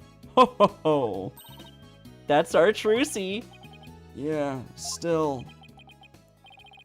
Miss Wright, that part where you spun around, that's an actual part of the sword-switching trick you do for the show, right? Yeah, that spin is obviously when she swaps them, somehow. Right, the other parts, like the apple, were just to help with my explanation here in court. That's funny. I think I found an inconsistency in her testimony. And it looks like I'm not the only one. I don't know what it's doing there, But now that I've found it, I have to get to the bottom of it. Now then, Mr. Justice, you may go ahead and question the witness. But try not to ask dumb questions and spoil this wondrous magic. I thought this was supposed to be my cross-examination.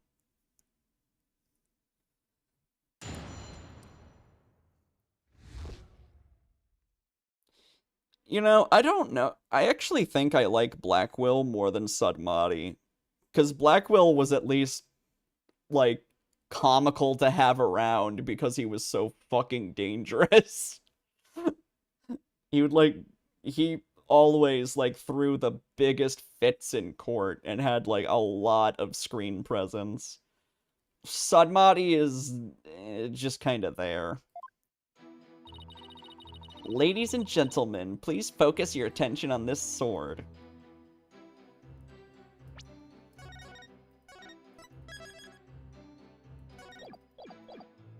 Hold it! Please be careful, Miss Wright. Don't worry, I've practiced this trick 1,000 times. That's right, Apollo. You have to give Trucy some credit. She knows what she's doing. Secret shoutout. What's the secret shoutout, Aniv? I know, but it still makes me nervous every time. But that's what magic is all about. Yeah, it's not really if it's a shoutout, then it's not really a secret.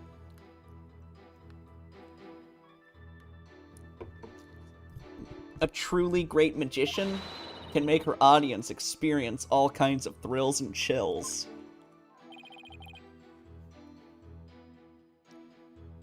Yeah, shout out to Adam, but don't tell anyone.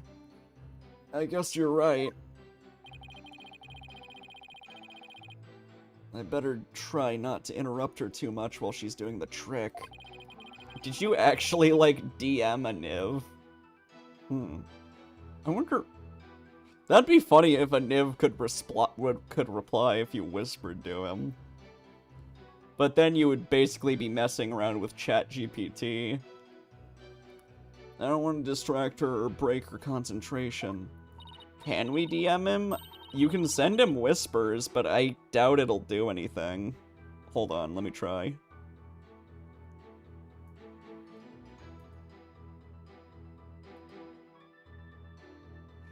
Hold on, I have to close my pop-out window.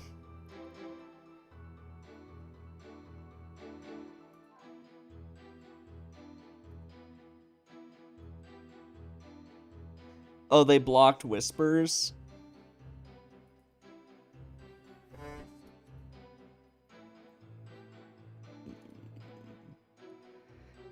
It said whisper sent to Aniv. Aniv texts you back your IP address. Oh no.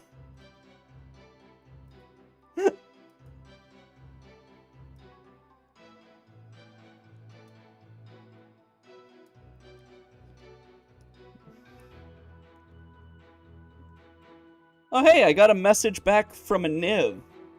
Oh, so that's who killed JFK. Interesting. And now, ladies and gentlemen, back to the exciting world of magic. Allow me to demonstrate just how sharp this blade truly is. Apple. Miss Wright, please don't swing that big dangerous thing around. Somebody could get hurt. Apollo! Please don't shout when I'm swinging said blade around. Somebody could get hurt. Oh, yeah, sorry about that. I couldn't help myself. You should know better than to talk to me when I'm on stage. Mr. Justice, I'll see you in my chambers after court is adjourned. Uh-oh, I don't suppose somebody could make me disappear before that happens. See you after class. Let's just watch quietly, shall we, Apollo? And now, back to the show. See that? No tricks or gimmicks. A very sharp sword indeed. So it's definitely a real sword, right? Now, Apollo. I know you're excited, but you have to control yourself. Mr. Justice, If you needlessly interrupt this wonderful magic show again, I will be forced to bring my very real gavel down on your head.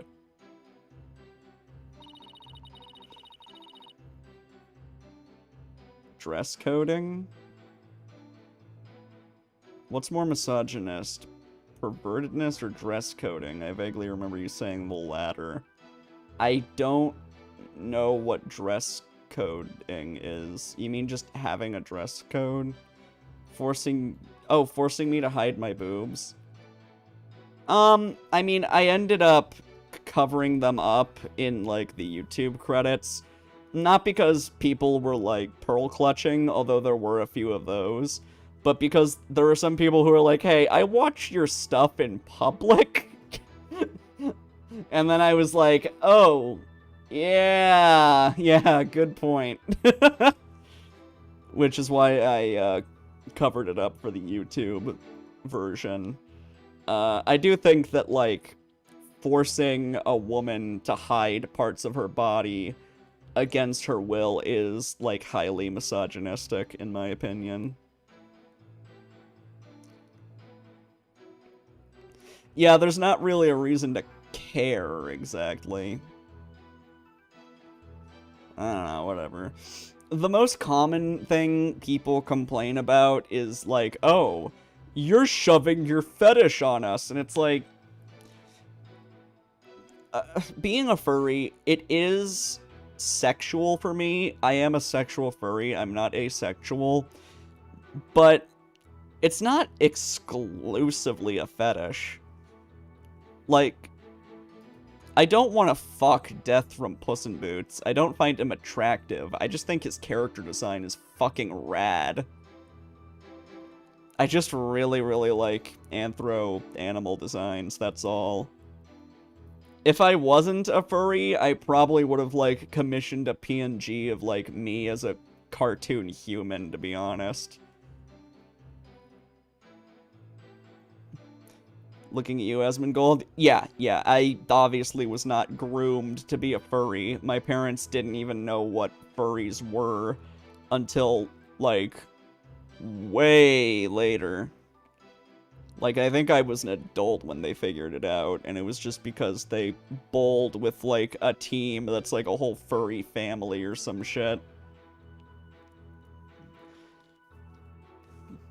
The judge seems to be completely taken in by Trucy's magic. Yeah, it's like she's cast a magic spell over him. You watched your videos in a bus? Sick. I better not interrupt her anymore. There's no telling what the judge might do to me. It's just such a common misconception that, like, being a furry is exclusively sexual. But it's also a misconception that, like, oh, there's sexual furries and asexual furries. Like, even sexual furries will like anthro designs in non-sexual contexts. It's kind of just the same thing. Like, human beings. Like,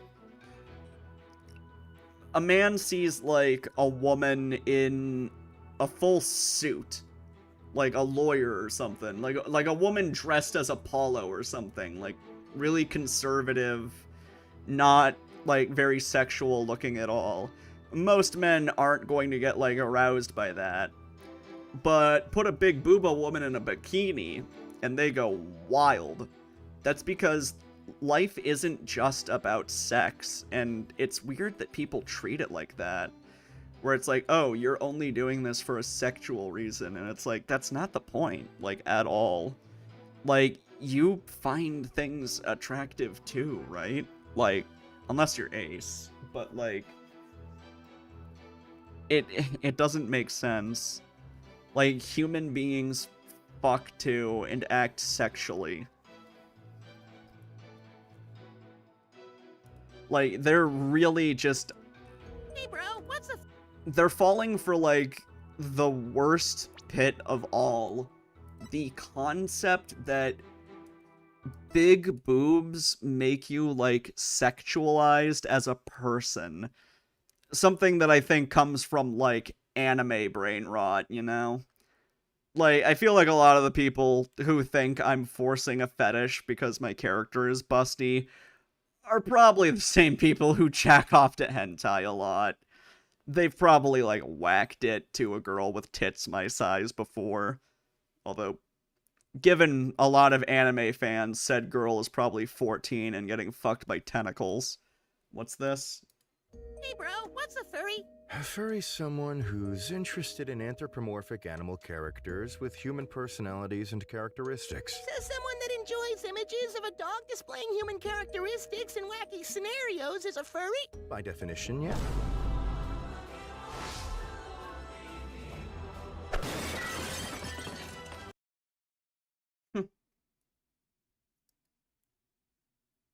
Sexual thoughts are very prioritized.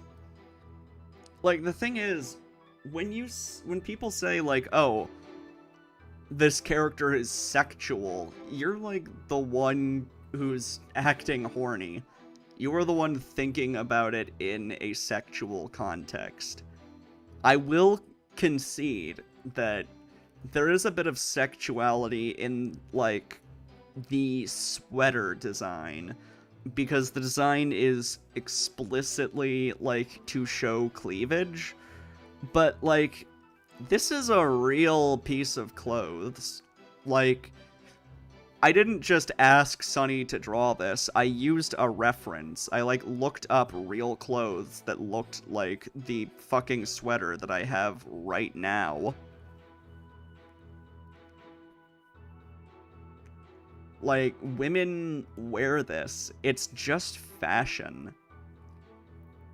Like, that's what it is at the end of the day. Like, women who show off their cleavage, it's not always, like, to be attractive. Showing off your cleavage can also be fashionable. Right? Like, how many dresses do we see that, like, have cleavage on them? Like, all the time. It's, like, really common, but because my character is furry and her breast size is, like, unusually large, which, by the way, I picked that as a gender-affirming thing, not a sex thing. Do I think my character is attractive? Yes. This is, like, what I would define as an attractive character. But, like, it's so weird to act like being large-chested is sexual inherently. Like, these people just aren't very bright. If they weren't large enough, people would mistake you for a man. Maybe. I feel like this is a pretty aggressively feminine design, especially with the amount of pink. Which, like, I just like the color pink, I'm gonna be honest, I always did. Specifically a Sakura petal kind of pink. Cleavage.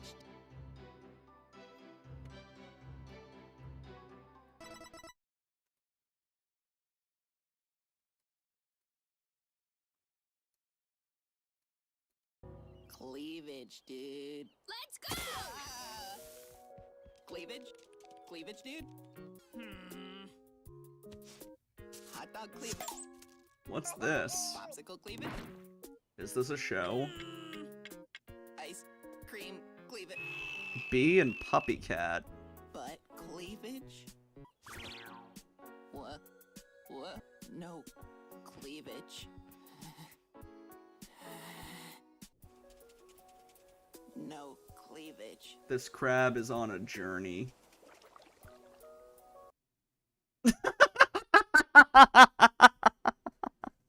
Walks into the ocean because he can't find cleavage. So sad.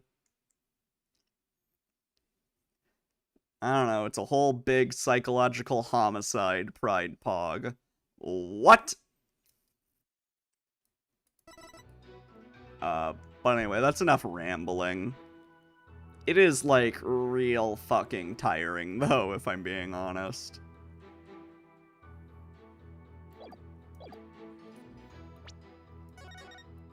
Oh, also, the other thing, like, when it's like, oh, furries just want to fuck animals. Why are you attracted to an animal? Look at me. Look at me right now. I am a fucking biped with fingers, tits, can talk, and human-like facial expressions. Please explain to me how this is, like, an animal. Like, yeah, it's based on an animal, but that doesn't fucking mean anything. Like, there's a distinct difference between, like, an anthro animal and, like, a real one. Thank you, Aether. Like, I've always been sexually attracted to furries. I have, like, never been interested in animals like that. Like, I've owned several dogs. I don't feel that when I look at them. That's not how it works. Yes, there are furries who are zoophiles, but they always get cast out of the community for being pieces of shit. There's a reason why Caro can't go to furry conventions anymore, because people found out exactly how much of a horrible person he was. And he was cast out, rightfully so.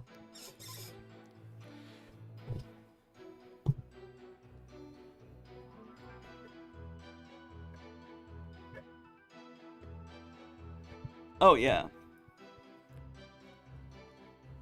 I have, like, hugged furries at cons. I like it. If I had a fursuit, I would definitely go around looking for hugs. I better not interrupt her anymore. There's no telling what the judge might do to me. Miss Wright, please ignore any further outbursts from Mr. Justice, and proceed with your spectacular trick. Alright, here I go then. Now then, ladies and gentlemen, watch as I take this sword and...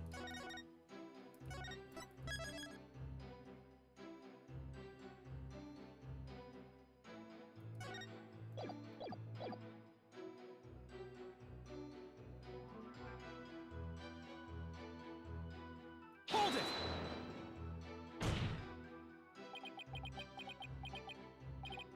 Oops, I did it again. I've had it up to here, Apollo. Can't you listen quietly like a big boy? Interesting. Sorry about that, I got a little too worked up. Apollo. Now, boys and girls, watch carefully, and please don't kick the seat in front of you. I will now take this sword and... Presto Sordo. There, I've switched it. Let me see that animation again.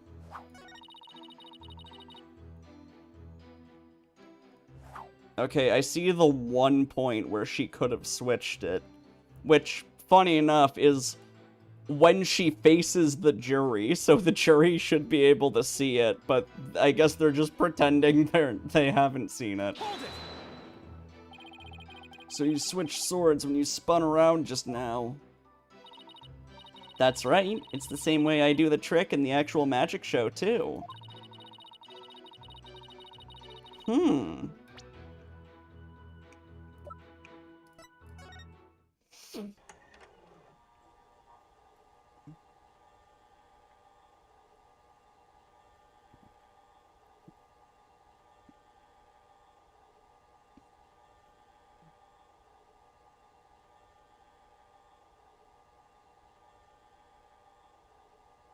Mr. Hat spun around.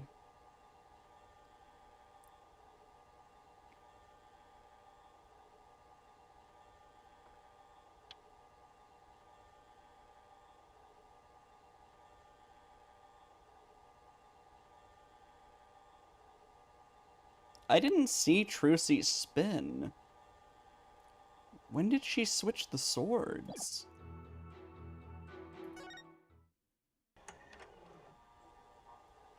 They really need to add a fast forward button to these videos.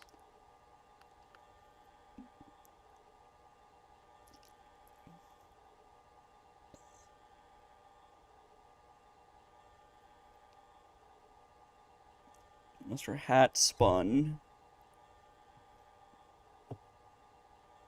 Trucy's there.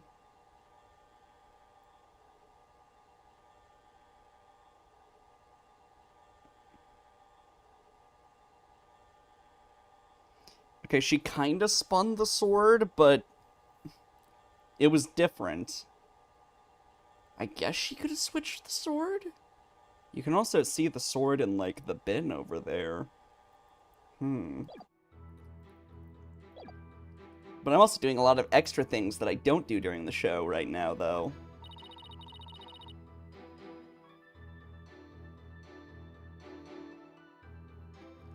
The key point is the sword switching. If only we could prove she did it during the actual show, too.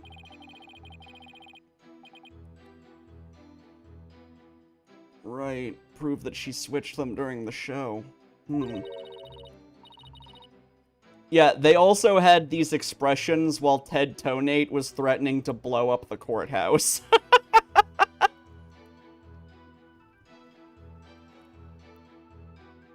What's the matter, Apollo? You look troubled. Oh, it's nothing.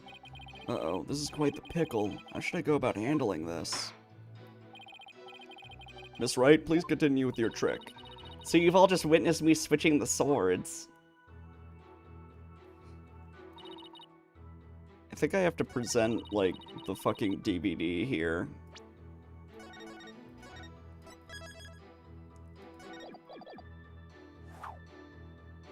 Because that doesn't look right. Yeah, and also when Fake Bright got fucking sniped. It's not the exact same spin. Yeah, I would think the rubber sword would be much lighter, right?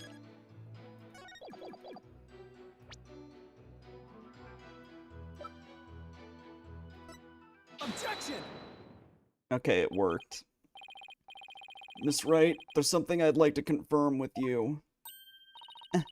What is it, Apollo? There seems to be a discrepancy. Hold on, let me break the recording real quick.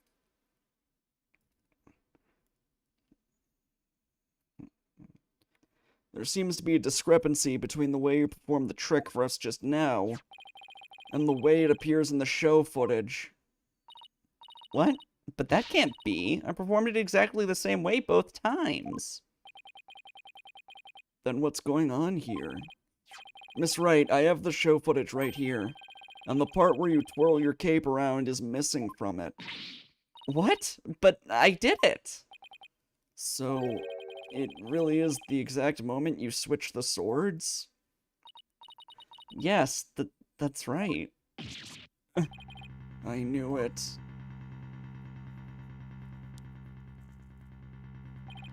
Well, I certainly never expected the defense to expose the accused's lie for me. Mr. Justice, does this mean that you are arguing that the defendant did not swap the swords during the actual magic show? No, Your Honor, that wasn't my intention. I mean, I did swap them. I know I did. I'm absolutely sure of it. Human memory is unreliable at best, but in this case, I'm afraid that it is the witness herself who cannot be trusted. We can see the footage for ourselves. The claims of this witness are false. But... Now that it has been proven that the accused did not swap the swords, it means that the use of the steel sword to pierce the coffin was wholly intentional. And by the way, was it not you, Mr. Justice, who argued that Mr. Rios' death was not an accident, but murder? I assume you have no objections to that still. It was, after all, your own assertion. The defense, The defense has an objection. To you, Mr. Apollo Justice. I demand you withdraw the discrepancy you pointed out now. But there is a discrepancy, and it must mean something, I'm sure of it. Will the defense team kindly save their spat until after court is adjourned? Now, after all of this debate, it seems we've come back around to the original argument.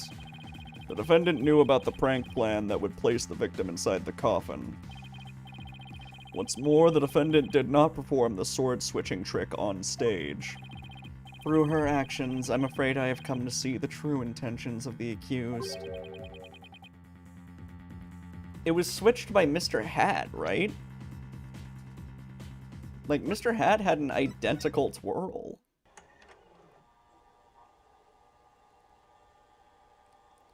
Steel sword.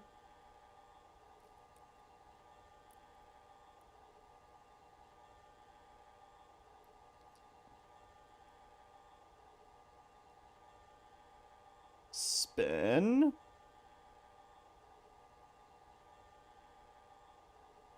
And it should be rubber now that Trucy's holding it, right?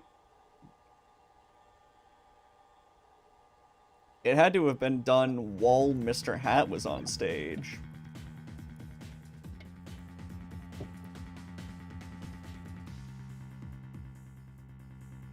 Wait. There's a cut. A cut? Really?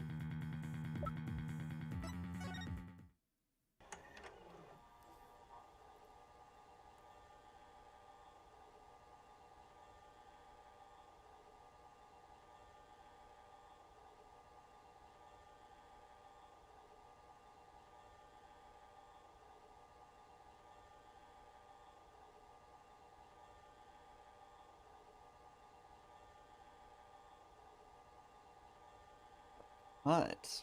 Where? Pay attention to Trucy when she's about to stab the coffin.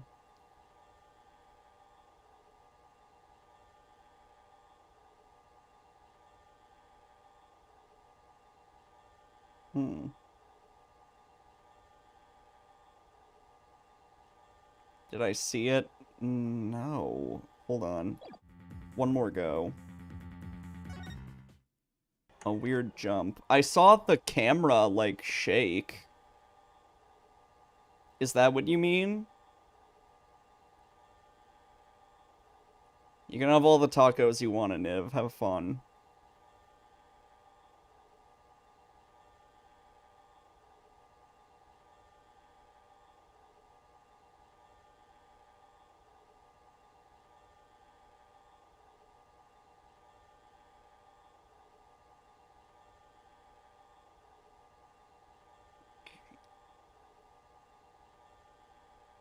Spin. And then it, like, jumps, but I just assumed that was the camera, like, jumping. I guess it could be a cut. When she holds the sword out. Hold on.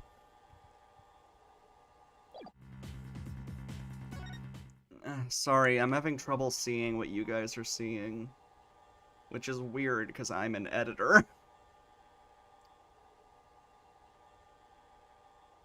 When she holds the sword out. So not when she's about to stab the coffin, like you said earlier.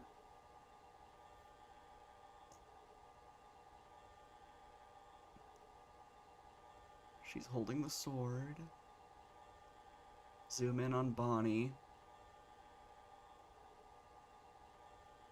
Oh! Oh, you're right! I saw it! There's a cut! I saw it!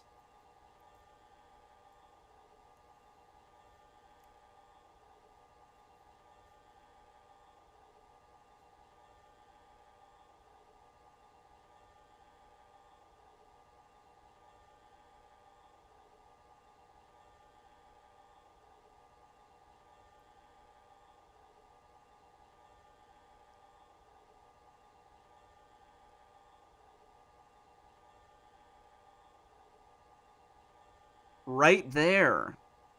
Yeah, I see it. Yeah, I think Yeah, and then we don't see the body after Trucy stabbed the coffin. So this could have been from, like, a practice performance or something.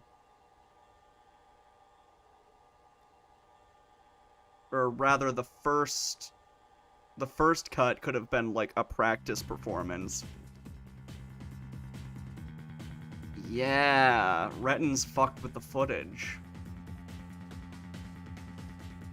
Good catch, guys. Yeah, it's a splice. He must have, like, used a different performance where Trucy fucked up or something. Like, she forgot to do the switch. And then he just spliced in the scene of, like, the show where the dragon fell. And Mr. Rias was killed.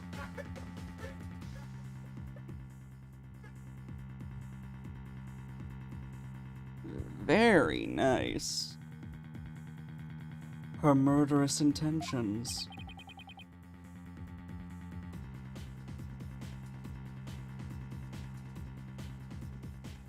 It's such a shame. But I did switch the swords, I swear. You're knee-deep in it now, Justice. That there footage done been tampered with. Hmm? Oh. Excuse me? Let's see. You are... which one again? Benny? No, that's not right. Body? It's Bonnie. You were mixing the two names together, Your Honor. Oh, pardon me. And do you have something you wish to say, Bonnie? Yes, Your Honor. I'd like to testify. About what? The more I think about it, the less possible it seems. I don't believe Trucy killed Mr. Rias. Bonnie? Hey, what's the big idea? Such an incredibly gifted and talented musician would never commit murder. I refuse to believe it. What are you talking about, you harebrained hare? You keep your trap shut. Can we have Bonnie just snap and smack her piece of shit sister with the umbrella? And be like, bitch, shut the fuck up. I'm trying to testify. I got a bag of baby carrots for you, so chew on those and pipe down. No, I won't be quiet. Yeah! Go! Go, Bonnie! What's the matter with you? Didn't you hear me? Trucy said something to me once. Huh? She said, no matter how scared you get, no matter how mean people are to you, you can't give in or give up. That's what being a professional magician is all about. Isn't that right, Trucy? That's right, Bonnie. Oh, did I peak my mic? I'm sorry. Hold on. Let me check my sound settings. I might have the gain too high.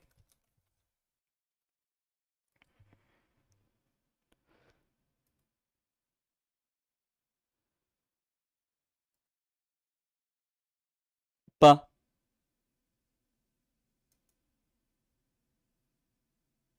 Hold on, let me unplug my gamepad. It thinks that's a microphone.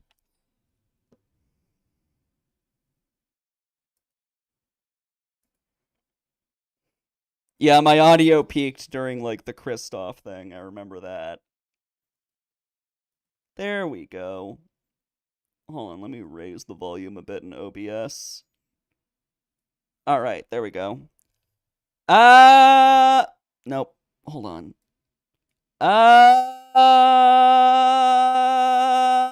Okay.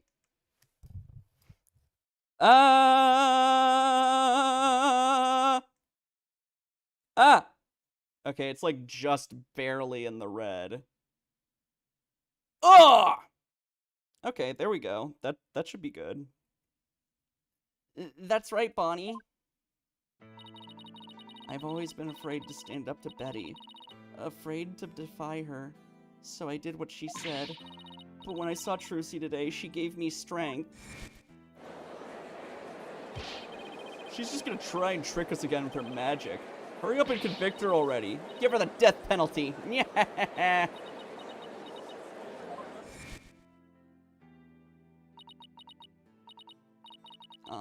I'd like to make a small request.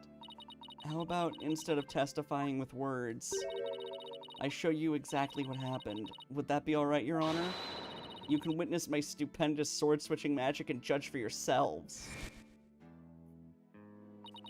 Seeing her courage, the way she kept smiling despite everything, she's just incredible. So I'm not going to run away.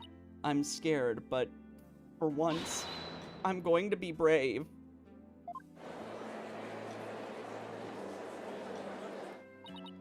Ugh. What have you done to my sister, Trucy, right? You've practically brainwashed her. Brainwashed her?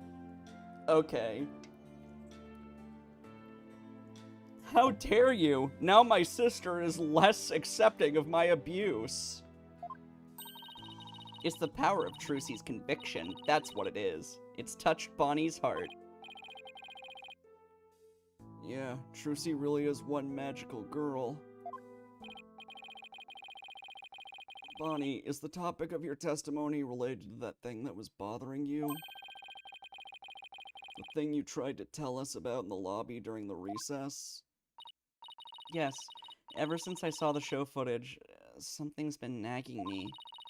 I'm not exactly sure what it is, but something is off. I feel like something about it is different from what I saw on the stage. What do you mean by that, Bonnie? I wonder if what was shown on TV is really the same as what happened on stage. Objection! Of course it is. The show has only been performed once, after all.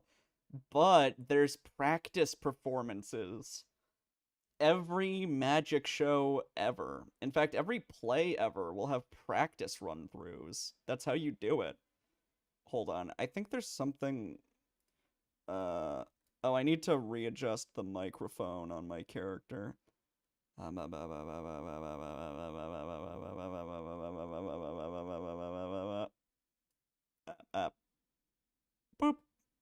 Boop, boop, boop. Okay. It can't show anything other than what happened on the stage yesterday. Objection! But Bonnie's testimony deserves our attention. Hold on, still...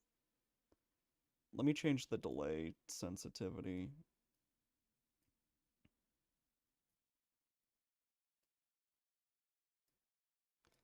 Damn it, hold on. That's funny. I can make it look like my character's going backstage or something. Whoop. Ba. Ba. Ba. Ba. Ba. Alright, I'm back.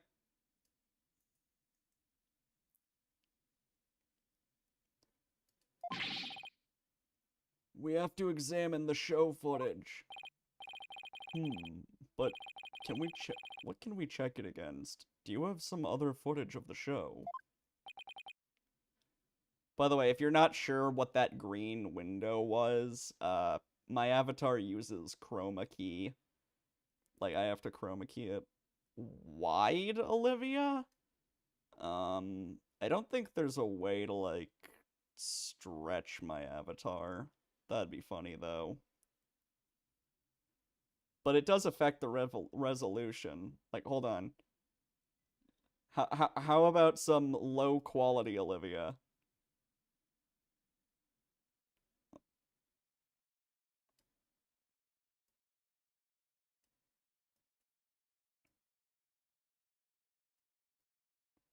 It's JPEG, Livia.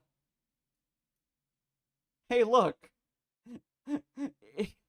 It's me, but in YouTube 1080p.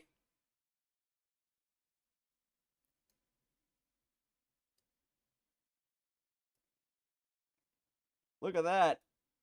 Ah, the JPEG. This is funny.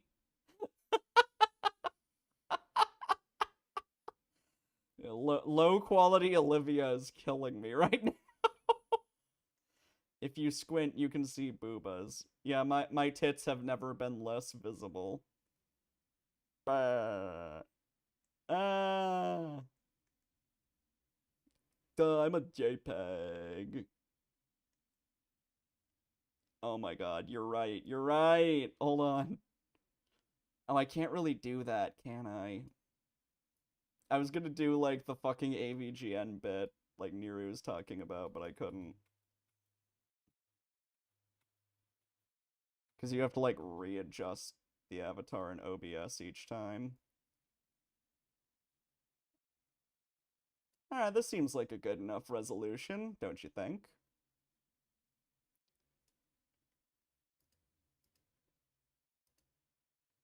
Very funny. Why does Olivia look like that? I thought it would be funny to reduce my resolution and make myself look like a compressed JPEG.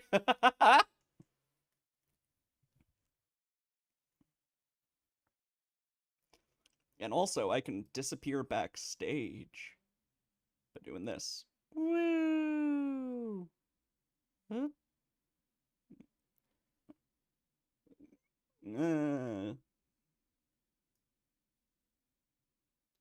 Ah.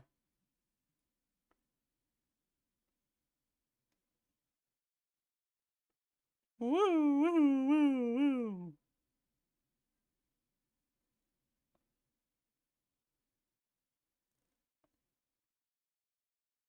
Yeah, Apollo is just watching this in awe. Oh, oops, you can... Oh no, I have no legs! I mean, I never had legs, but whatever. Hey. Hey, look.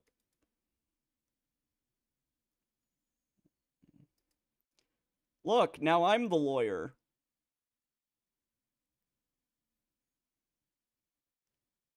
I don't have a pointing emote, though.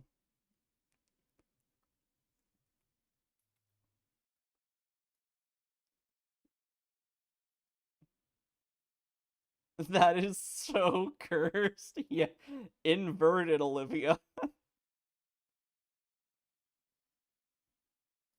Hold on. What about the infamous one that November likes to torture me with? Hold on. Ah! It looks so fucked up now. Mirror Olivia. Hold on, which of these looks like the worst? Ooh. I think I actually kind of like inverted Angry Olivia more. Yeah, me laughing is fine. The cringe emote looks very strange. More. Hmm.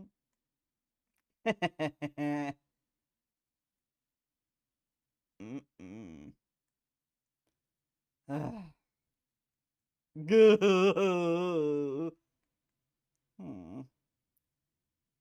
Anyway. This is stupid. Anyway. The neutral face looks the weirdest? Yeah, kinda. Well, hold on, I'm not, like, let me get myself to a better size. Something about the mouth? Yeah, you're not wrong.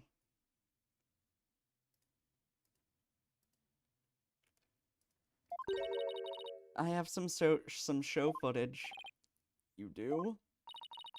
One of the TV station's cameramen said he was a fan of mine.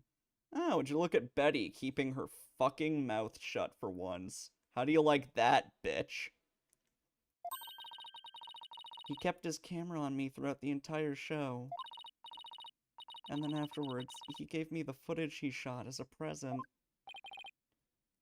He did. To tell the truth, I thought it was kind of creepy, so I was gonna get rid of it. Hold it! Please submit that footage to the court.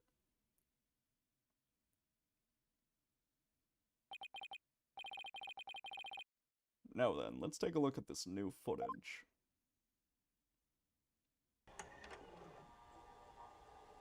This is definitely a practice show. The props aren't arranged properly. Oh wait, never mind. It's just a different angle. Oh my god! Oh no! The legs. I think Roger was like operating the camera and he was being a weird pervert. There's been implications before about cards. Where did those cards come from? Those are new.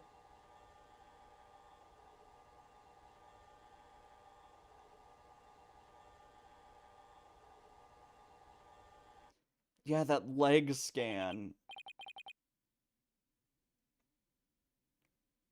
Yeah, I think Roger is just a fucking creep, and he's creeping on Bonnie. Wow, okay then. He really did keep his camera on Bonnie the whole time, didn't he? Yeah, he's got a weird obsession with her. I think this cameraman needs to keep his personal feelings out of his work. Well, Defense, do you still believe this new show footage is worth inspecting? Of course I do. Okay, so how are we gonna go about this?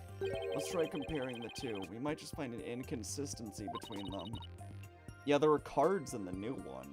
Inconsistency, huh? Yes, the two pieces of footage are of the same scene, so they should match up. But Bonnie felt there was something off about the original footage. So if we can pick out what's different between the two, we'll know what Bonnie found strange. Yeah, it could be that it was cut out. That makes sense. Exactly. Plus, we may figure out why the original doesn't show the sword-switching trick. Your Honor, the defense would like to compare these two pieces of show footage. Very well, I will allow it. What a waste of time. Apollo, do you know how to compare the two pieces of footage? No, I've never done it before. I'll give you a little lesson then. Use the video player's buttons to go through the footage. Oh my god, a fast forward button, finally.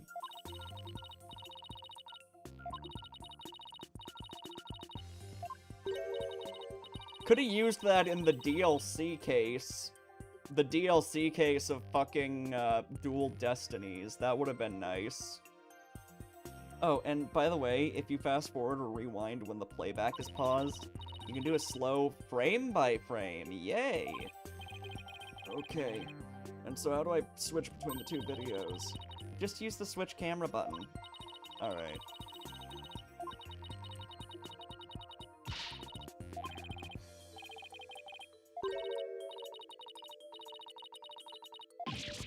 What? I sure hope she guessed right. Anyway, let's give it a try.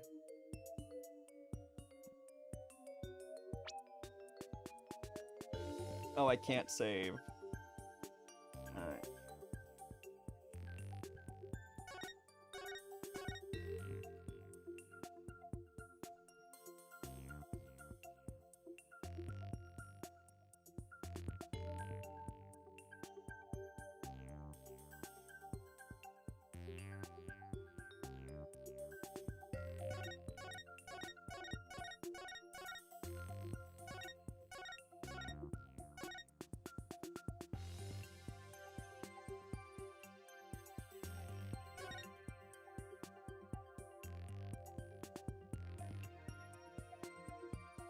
And now you can clearly see the jump.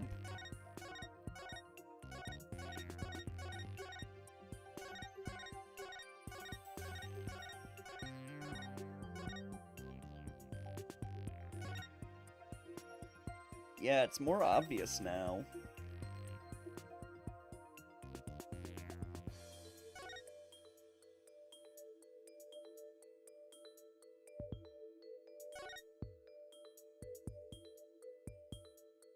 Let's get the cursor out of the way.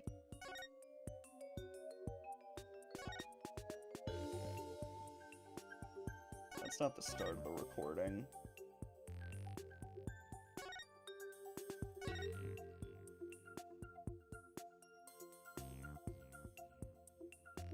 Okay, the second recording starts partway through, apparently. Okay, she blows the kiss to Mr. Hat.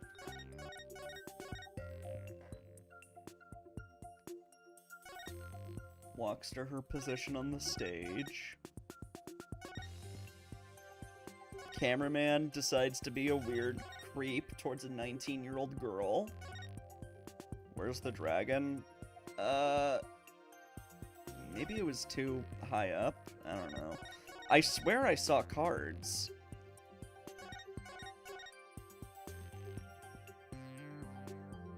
Like, right as Bonnie ran away, I swear there were cards.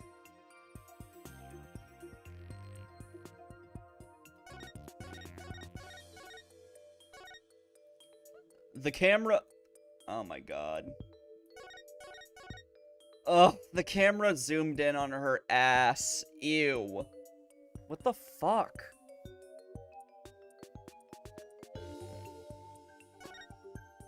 Ooh.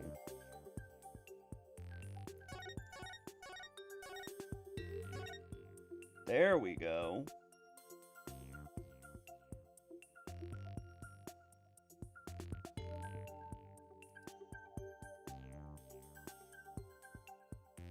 Take that! This is it right here. Take a good look at this scene and compare it to the video shot from the front. Oh, the playing cards don't appear in the video shot from the front. Hey, you're right. What's going on here? Miss Wright, what can you tell us about these playing cards? Oh, those? They're the cards I throw when I do the sword switching trick. What? Mr. Justice, does this mean... Trucy, why the fuck didn't you mention that? Yes, it means that the sword switching trick was cut from the TV show footage. So the footage was edited. Yes, with malicious intent. That is absurd. Well, you must get to the bottom of this right away. Bailiff, the TV station might still have the unedited footage. Go see what you can find out. Yes, Your Honor.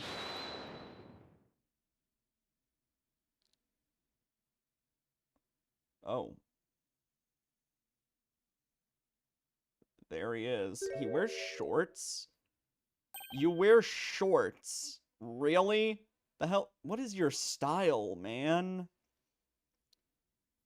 Wearing like a fucking suit and shorts? Are you Pharrell Williams? It's you. Now hold up, Your Honor. This is all just a big misunderstanding, believe you me. Give a guy a chance to defend himself before you start pointing fingers. And who might you be? Right. Sorry about that. Got ahead of myself there. Here's my business card. Charmed to make your acquaintance, Your Honor. Oh, well, how very polite of you. It's lovely to meet you too, Prosecutor Sudmati. Please take my card. It even has a watermark. A business card? Ah, yes, I read about this custom among businessmen in this country. I have even familiarized myself with the various replies. Hold on. Bop. Bop bop bop bop bop bop. Bop bop bop bop bop bop bop bop bop bop. Alright, that's more like it. How do you do, good sir? Or, what's crack-a-lackin', homie?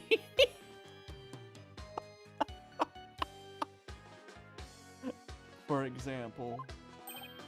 Oh, you're from Take-Two TV, are you, witness? Imagine Sadmati, like, not knowing any better, like, used the N-word, like, soft A N-word. Like, what? I thought that was how you greeted people in your country. Like that bit from Rush Hour. Oh, you're from Take-Two TV, are you, Witness? Come to think of it, I believe I've seen you on television before.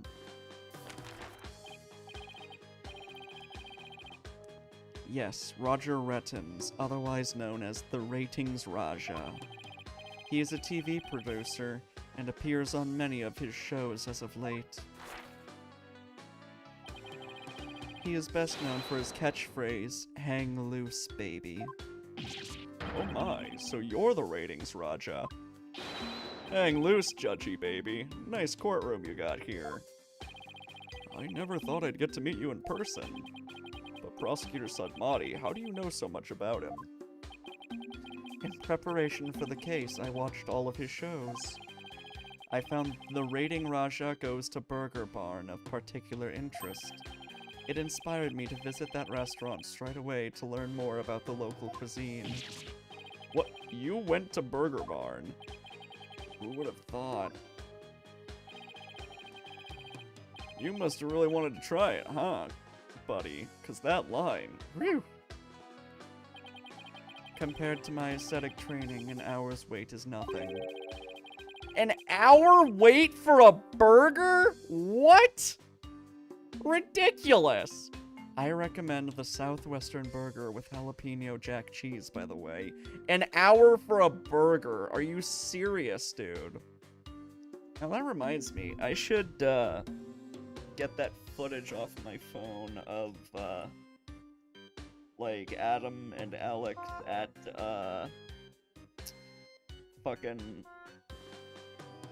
Heart Attack Grill. I can't show you the raw footage, though, because I'm pretty sure...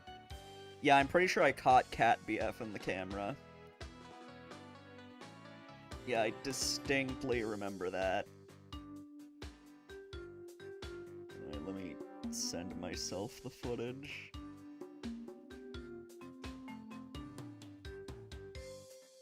Or wait, I'll send it to Adam, that'll work.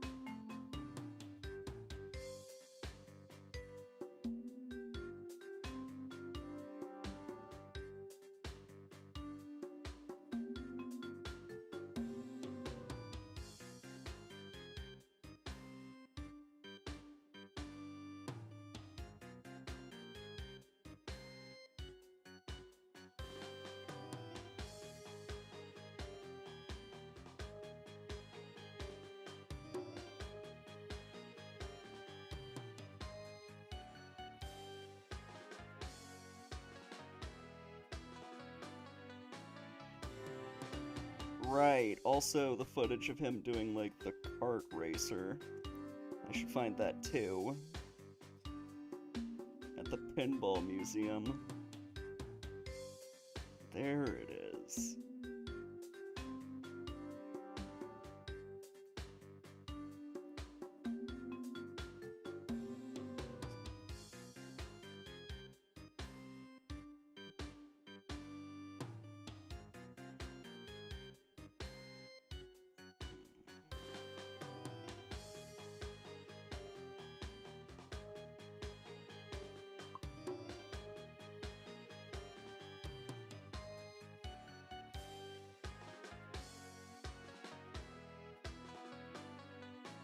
Alright, I'm gonna let that upload.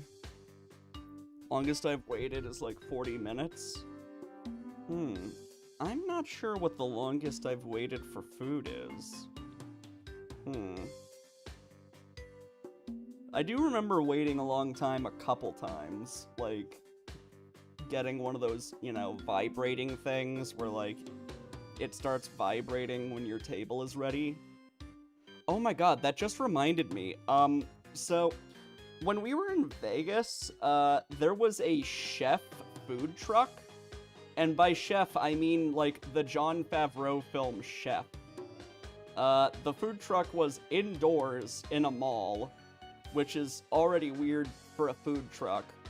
But then we fucking ordered our food from, like, the Chef food truck, which is based on the food truck from the movie.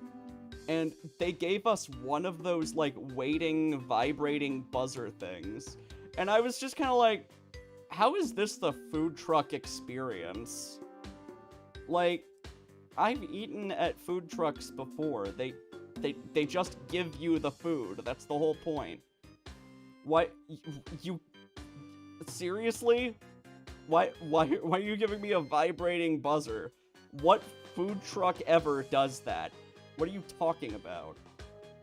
Nah, but I guess it figures a Jon Favreau themed fucking thing would be so fake. By the way, I tried their grilled cheese sandwich, and it was just okay. I have had better grilled cheese sandwiches at chain restaurants. I have to use the bathroom, hold on.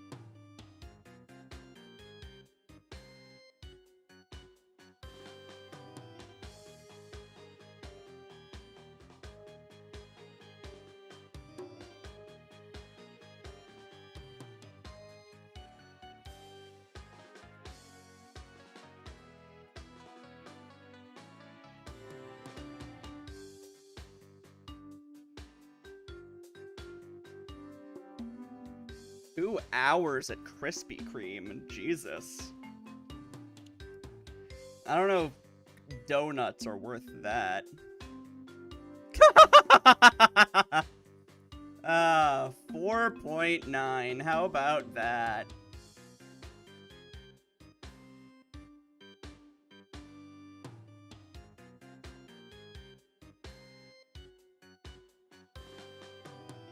Mildly entertaining.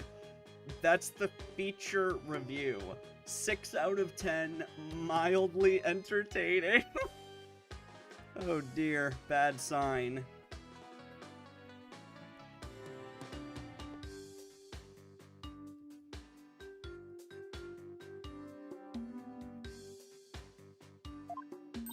I'm having a really hard time picturing him in line for burgers.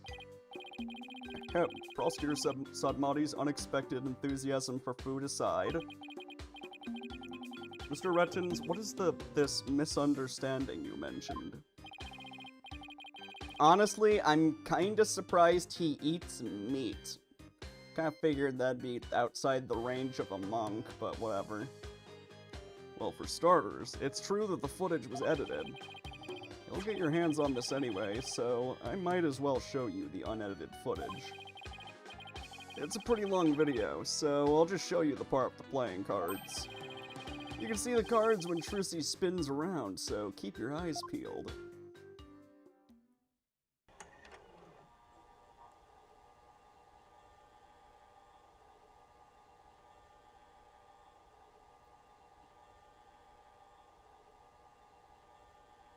There we go. Now we have evidence of the trick.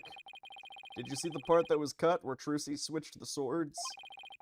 She spins around and the playing cards go flying. Everything's like it's supposed to be. But why was it cut in the first place? Then it seems the defendant really did swap swords during the trick. Which means the sword Miss Wright thrust into the coffin was the rubber one. In other words, Miss Wright couldn't have killed Mr. Rias. Hold it. Yeah, see, that's the first misunderstanding right there. What do you mean? Well, Trucy definitely did swap the swords, as you saw. So yeah, maybe she didn't kill Mr. Rias when she stabbed the coffin. But that just means he was killed after he showed up pretending to be a corpse. So you're saying that up until that point, everything was going according to the script? If that's true, then when and how exactly do you think he was killed? It was after the dragon set piece came crashing down. That's why he had the dragon drop. Ugh. I say Trucy murdered Mr. Rias when she was hidden from view behind the set piece. Yeah, this is definitely how a magician would come up with a murder. I think he's the real, like, Mr. Rias. I say Trucy murdered Mr. Rias when she was hidden from view behind the set piece. She could have done it easily behind that huge dragon, and nobody'd be the wiser.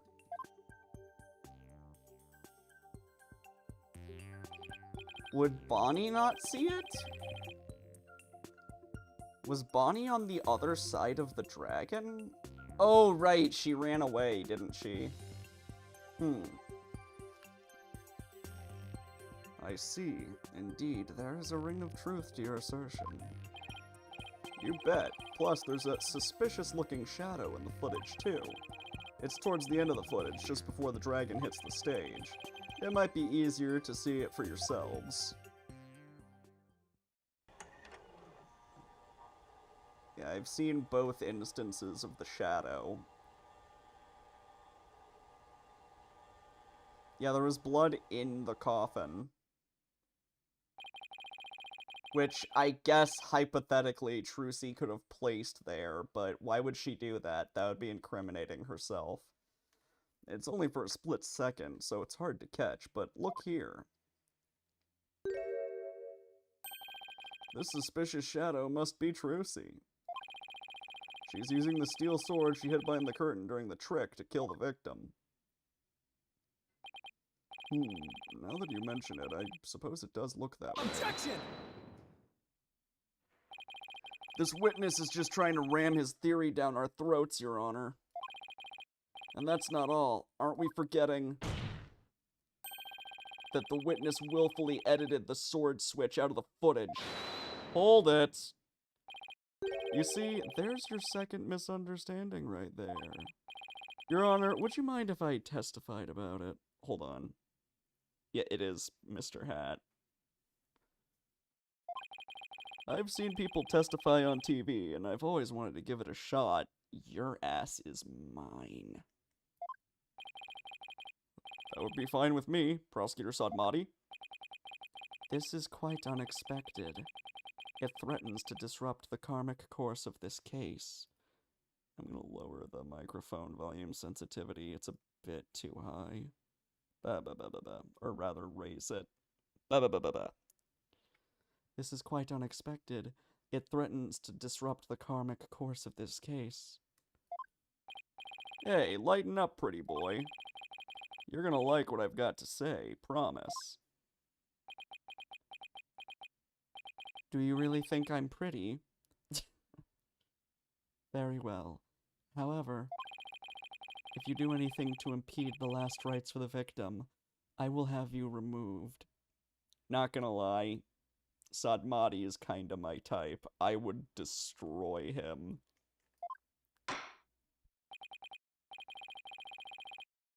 Alright, with Prosecutor Sadmati's permission, please give us your testimony, Mr. Rettens. Roger Rettens, the ratings Raja, now Kaiser of the courtroom. I'm taking over the floor, so listen up, loyal viewers. Why are you wearing shorts? Footage is meant to be edited, I tell you. Scenes are spliced together, and longer, boring scenes are cut out. All the stations edit footage this way. It wasn't like it was done maliciously or something. It was just a coincidence that particular scene was cut. It was intentional. It wasn't intentional.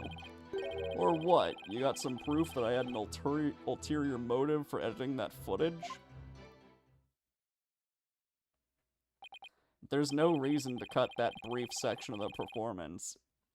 It's, like, she spun around in, like, 1 second. He removed, like, maybe, like, 2 seconds of footage. That is not something that, like, I would remove. Like, if Adam... like, I cut out when Adam takes long pauses, but if his pause is, like, a few seconds long, then I don't remove it. Because otherwise, there's just a cut for no reason, and it looks weird. I see. So you're saying it was a coincidence that the sword-swapping scene was cut. That's right. Glad you got the picture. Objection! Coincidence? That's just a little too convenient if you ask me. Oh, an objection. How cool. It sure packs a lot more punch when you hear it live. Do that again. I want to get another shot from a different angle. No cameras in court. My objection is not for your entertainment. And cut. There. I got some good stuff there. Mr. Rettens, filming is prohibited inside the courthouse. Whoops, my bad, Judge. And if the defense has an issue, it can point it out during its cross-examination.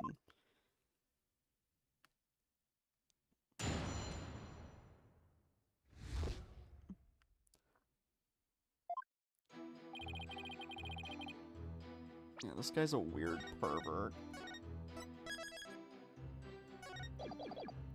Footage is meant to be edited, I tell you. Hold it! Really? I've never heard anybody say that. Yeah, they were kind of implying it earlier by having him hold up a coffee cup with, like, bunny legs on it. Yeah, he, like, totally has some creepy fucking obsession with Bonnie. It's common knowledge in the TV world. You got any idea what a snooze cruise it'd be to watch a magic show without editing? You're not supposed to edit a magic show. Editing the magic show can mean you're hiding the fucking... Editing a magic show means that you could be hiding the trick. Ugh.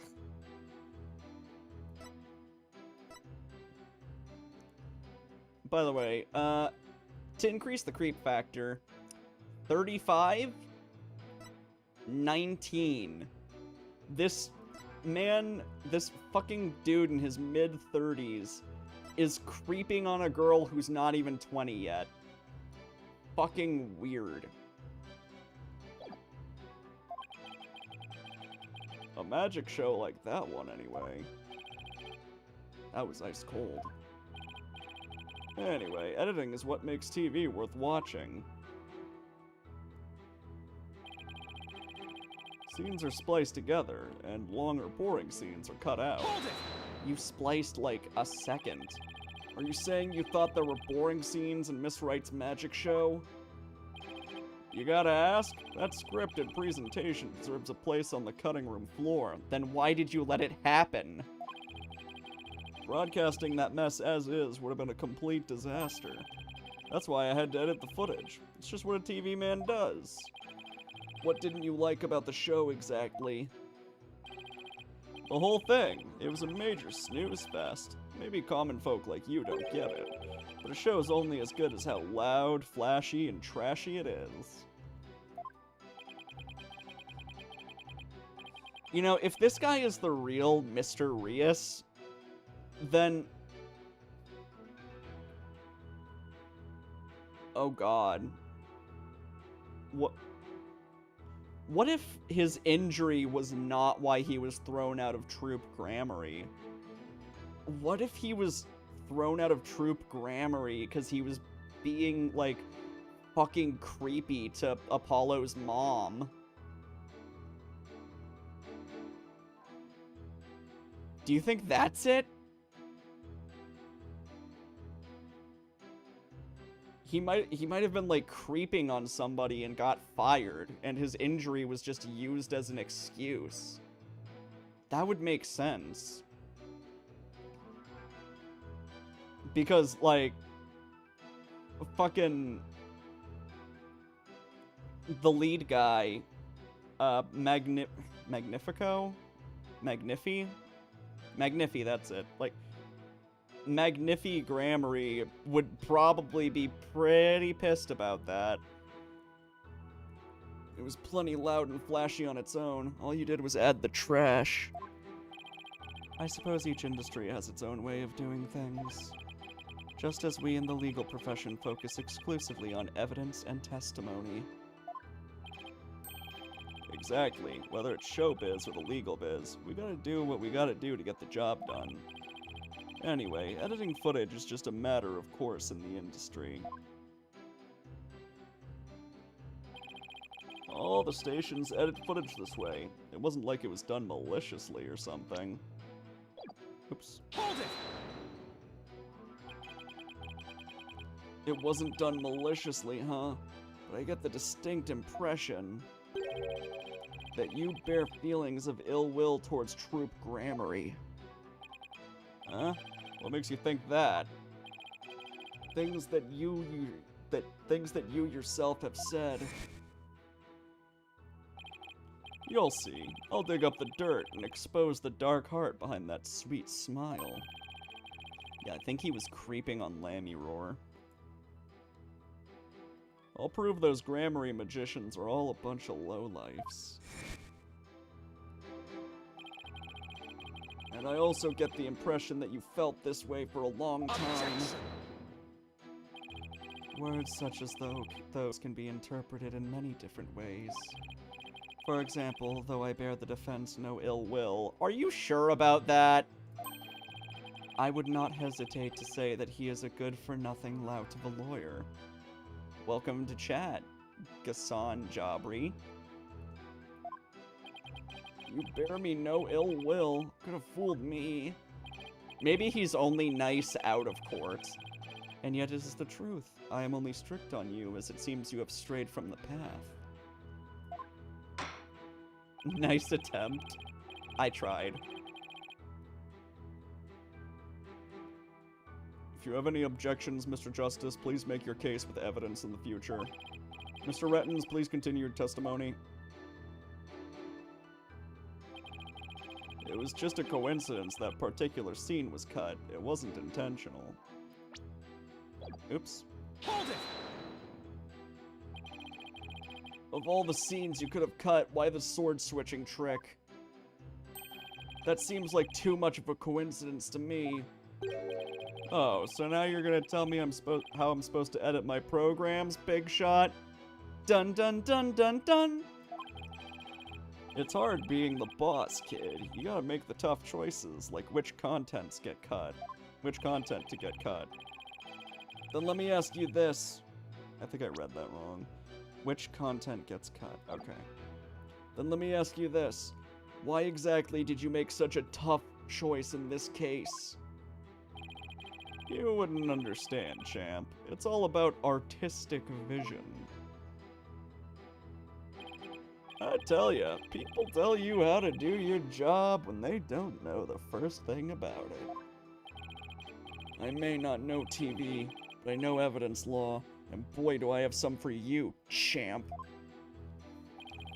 I might not be able to show that your selective editing was intentional. However, I know you bear the defendant ill will, and this is the evidence that proves it. The clipboard, maybe? What's happening here? This magician was murdered, and we're trying to prove this guy did it.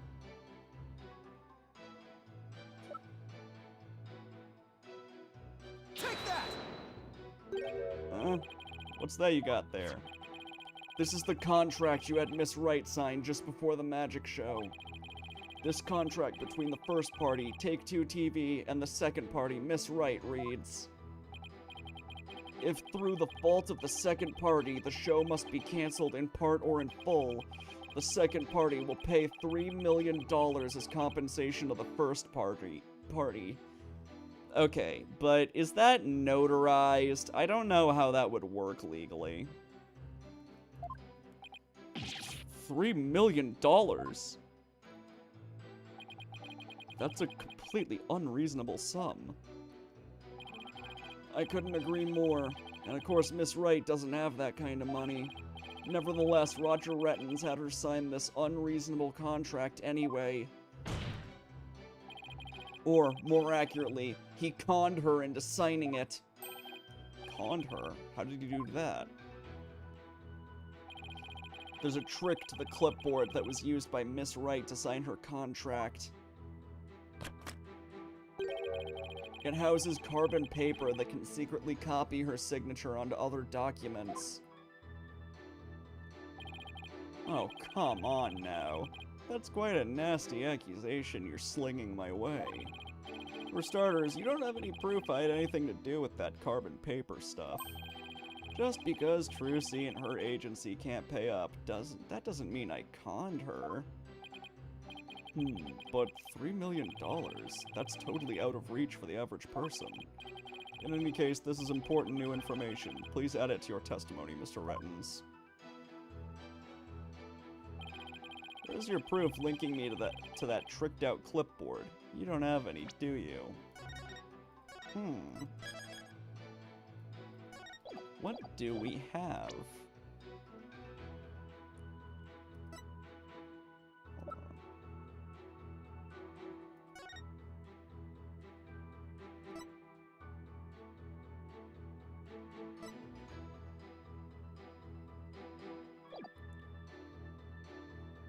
It might be this, but I'm not 100%. Give me a sec.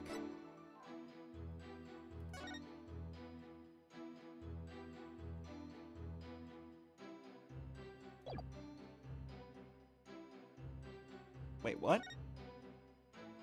Mr. Rios' body will appear in the supposedly empty coffin, which should cause a ruckus. After capturing a bit of Trucy's reaction on film, Mr. Rios will come back to life, laughing and flying up into the air, causing another round of surprise. Interesting.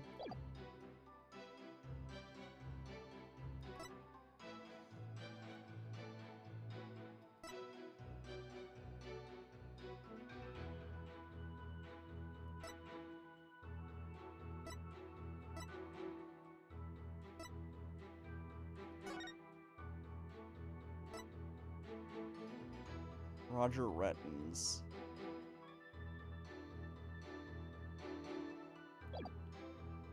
Objection! Yeah, I didn't think that was gonna fly. We'll do the note instead. Yeah, he signed that, but I guess that's not relevant.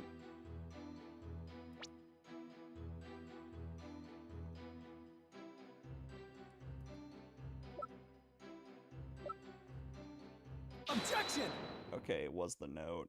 I just wasn't sure, because how do I prove that he made that note? You must be quite the con man if you can fool a magician with a simple trick.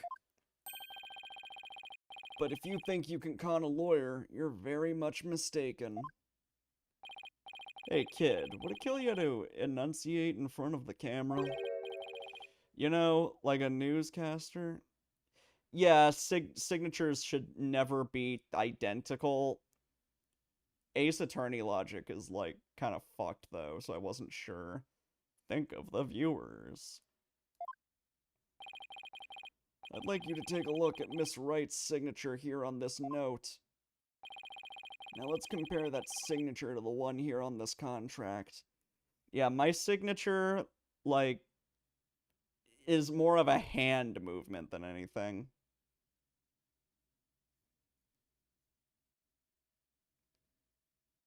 Oh, that sucks, Aether.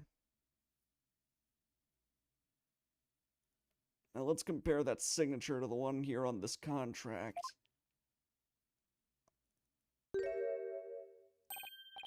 Well, would you look at that? They're exactly the same. Yeah, I knew that was the contradiction, but, like, I wasn't sure if it was gonna let me go with it, because I don't know if that's really proof. Proof that he's connected anyway. That's right, Your Honor. Not just similar, but exactly the same. Nobody can sign their name in exactly the same way twice unless it's a copy. Yes, keep going. These signatures are proof positive that you conned Miss Wright. And they definitively prove your malicious intent. Say, not bad, lawyer guy. Didn't know you had it in ya. This is really getting interesting now. It'll get great ratings for sure. Don't try to dodge the issue, Mr. Rettens. The fact is that you bear ill will against my client, so the show footage was definitely edited with malicious intentions. Isn't that right? What a forced argument, defense.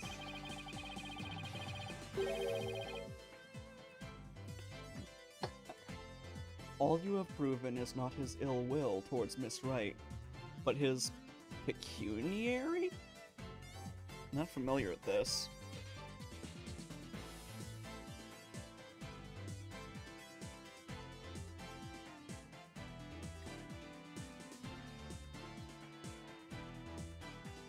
That's fucked, Aether. I'm really sorry to hear that.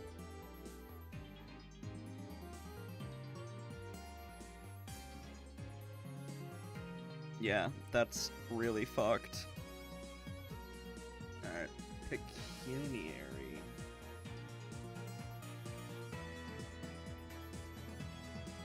Concerning or involving money. Doesn't that make greed a redundant word, though? Anyway.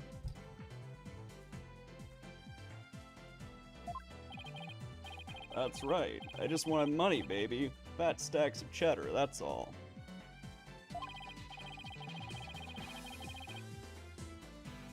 After all, I'd never even crossed paths with Trucy before this magic show. So I'd have absolutely no reason to bear her any ill will, right? You didn't bear her any ill will, huh? Fat chance. This guy definitely has some major hate for Trucy. You'll see. I'll dig up the dirt and expose the dark heart behind that sweet smile. I'll prove those Grammary magicians are all a bunch of lowlifes.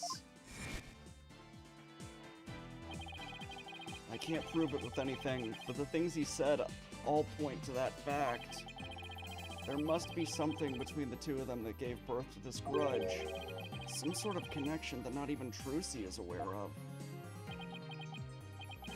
Your Honor, I'd like to argue that Roger Rettins and Trucy Wright must have crossed paths before.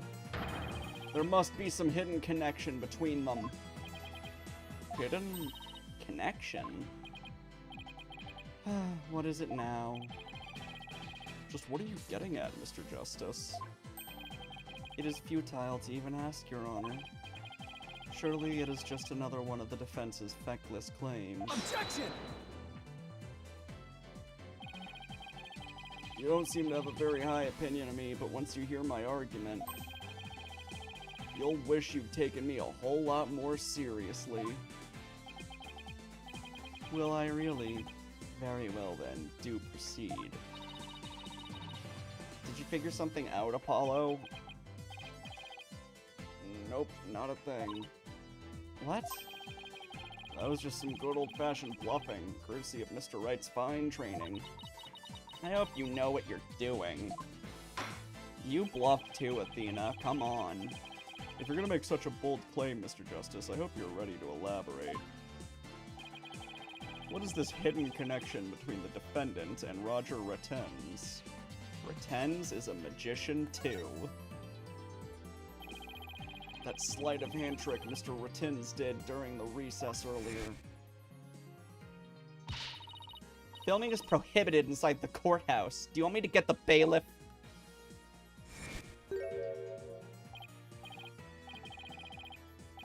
Huh?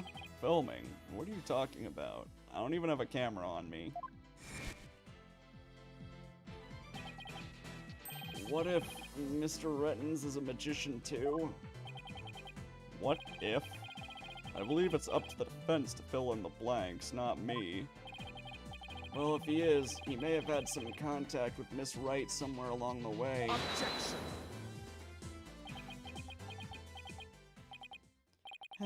Your argument is hardly worth responding to. Hold on.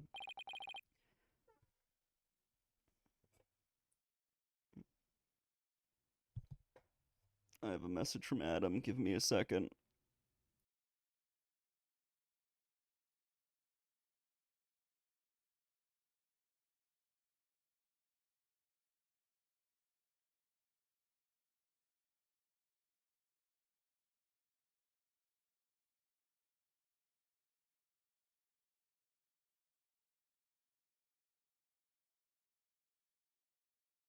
Oh man.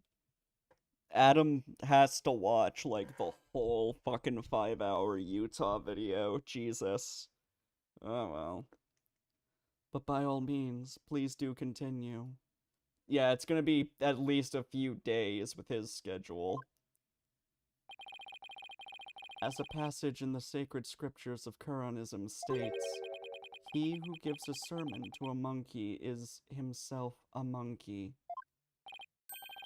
Yeah, it doesn't matter what you say to a dimwit. He isn't gonna get it anyway.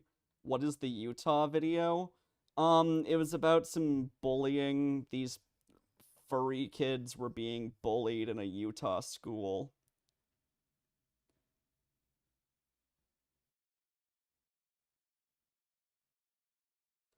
Yeah, these kids who are furries were, like, being bullied, and the bullies are pretending that... Yeah. That drama was so Adam shit. Ha ha ha. But we saw Mr. Rettins perform a magic trick.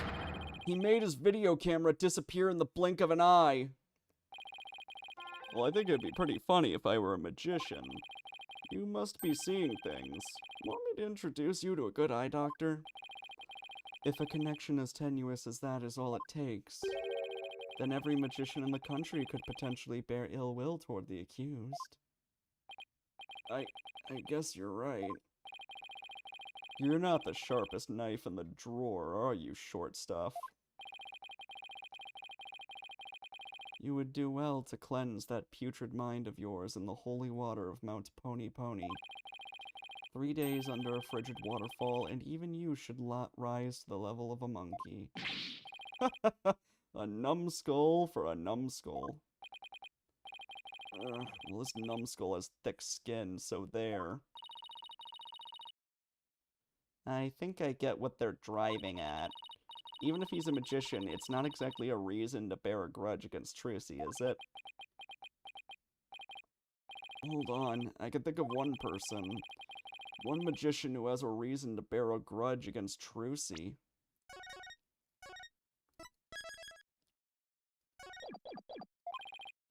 Or rather, one magician who has a reason to bear a grudge against Troop Gramarye. Oh? No way! Yep. He figured out the twist that I figured out, like, what, 30 minutes ago? Make a break in the recording. Is something wrong, Mr. Justice? Your Honor, the defense wishes to submit evidence at this time. I see. And what sort of evidence do you have for us? Evidence that points to the real killer. The one who had a motive to commit this crime. What?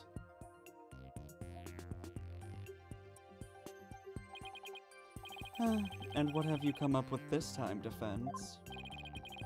Trucy Wright is the sole heir to Troop Gramarye and its name. This puts her square in the crosshairs of one particular magician. And this piece of evidence points to that one person with a grudge against Miss Wright. Take that! And who exactly are you naming, Mr. Justice? 13 years ago, the great Mr. Rias belonged to Troop Gramarye. But then, the troop ousted him, and Mr. Rias vowed to get revenge on them someday. And what better way to accomplish that than through the ruination of their sole heir? But Mr. Rias is the victim, Mr. Justice. You've named a dead man as your suspect.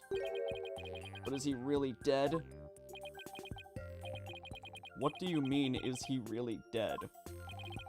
If the fact that Mr. Rias is the victim is what's throwing you off, then how about we consider this possibility? What if the man who died on that stage yesterday wasn't Mr. Rias?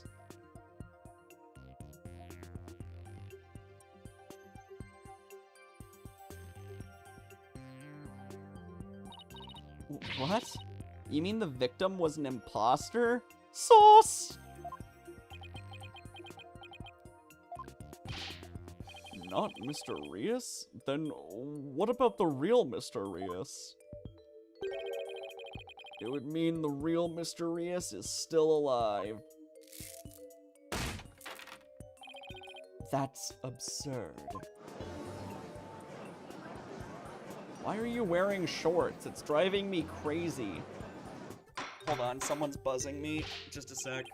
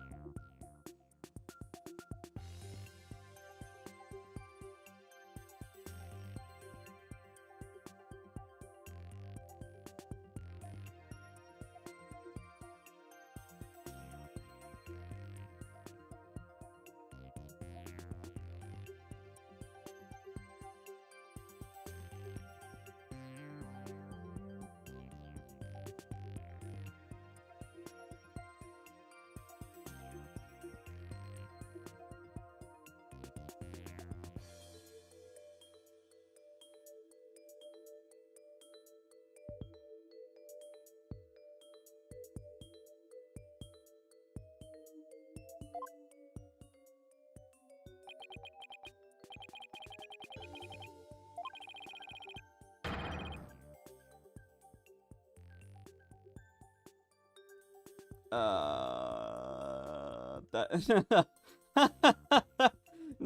nothing of note happened just now. For no reason, I'm gonna read the history. Mr. Justice, who is the real Mr. Rias, if not the victim of this case? It's all coming together now. I finally see the gimmick, the trick to this entire case. Silence.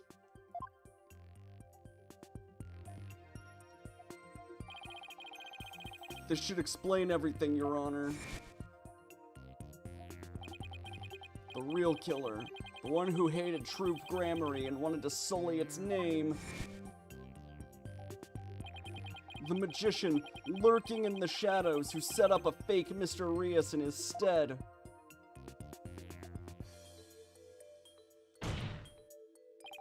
The real Mr. Rias is... Take that! But that's... Yes it is. Roger Rettens is the real Mr. Rias. What? Him?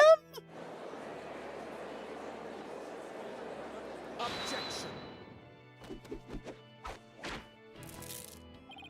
Oh, hollow red pepper, your impotent seeds sprout naught but meaningless, empty words. You can't possibly have proof to support such an outlandish theory. Hey, don't speak ill of my seed. It's not a bad idea for a soap opera. But not even die-hard fans of the genre would stick around past the pilot. You want proof? Well, I've got proof. I can prove it by proving that Mr. Rias in yesterday's magic show was fake. And to do that, I just need you to look at this spot on the poster, the scar. Take that! This is the injury Mr. Rias sustained while practicing a magic trick 13 years ago. However, the video the victim shot of himself shows no trace of that injury. Oh my, you're absolutely right. Now, Mr. Rettens, what do you suppose we'd find if we took a look at your right forearm? Is there by chance a nasty 13-year-old scar under that sleeve of yours?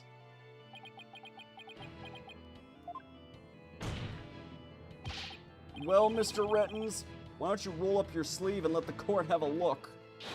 Or are you hiding something else up there? Come on now, I have nothing up my sleeve. I don't need to hide anything up there, because I require no tricks or gimmicks. For you see, my magic is the real deal. There it is. Is this what you were hoping to see? Oh, there it is, the scar! Just as I thought. That's right, I am the forgotten magician, abandoned to the dark understage of history. The great Mr. Rias. This is totally absurd!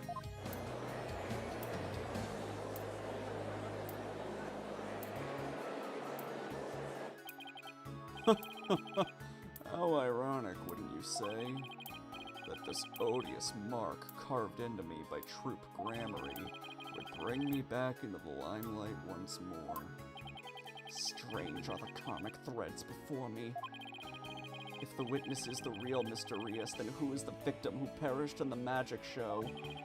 He was but a fan. I met him on one of my programs several years ago. He said he had become a magician out of admiration for the great Mr. Rias. And you repaid him by having him killed so you could frame Trucy. What a sack of shit. In confidence, I told him my true identity and let him take on my mantle.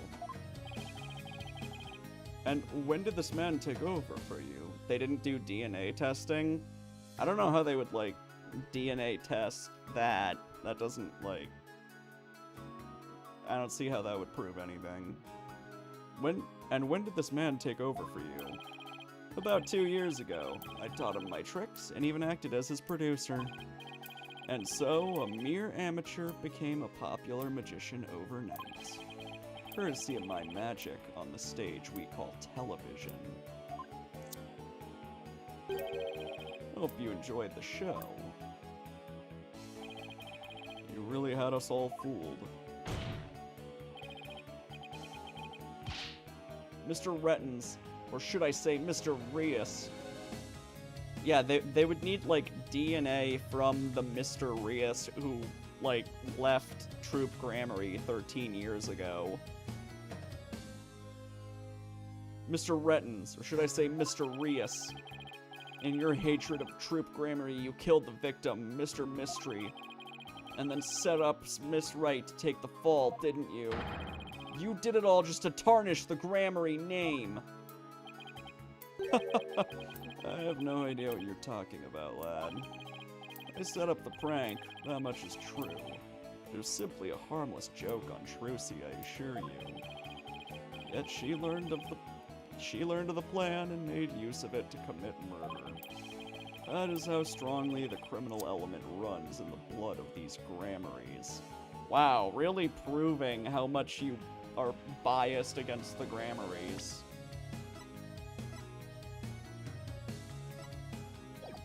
Objection! But if it was a secret prank plan that very few people knew about, couldn't you have been the one to use it for murder instead? Gah! Yikes! Ugh! His head! Just kidding. What the hell was that? Heed my words, lawyer lad, for I fear your grasp on reality is slipping. I do believe I told you that my magic is real. It employs neither tricks nor gimmicks. Enough with the ambiguity. Why don't you make your point already?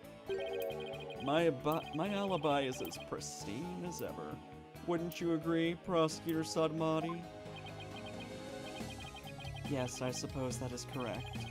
The witness does have a solid alibi. What?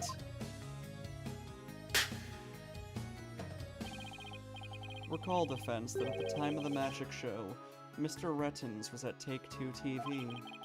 A fact that many people can easily attest to. Then how did he kill him? That's right, I forgot all about that. Oh, so what do you think, Your Honor? Would you like me to testify on the matter? Yes, I think you'd better. Please tell the court more about your alibi. Wait. Wait!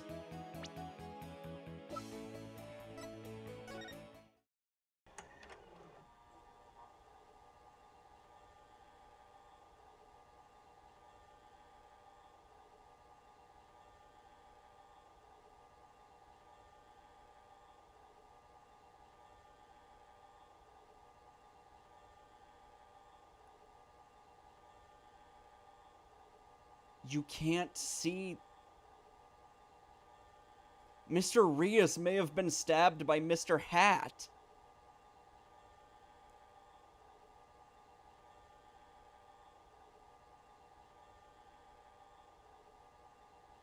All Mr. Rias would have to do... Oh my god. He fucking tricked Betty into killing him.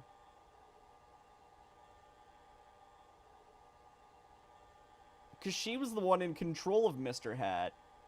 Oh no, she probably didn't know it was even a real sword. Oh fuck. That is messed up. Well, figured it out. Yes, I think you'd better. Please tell the court more about your alibi.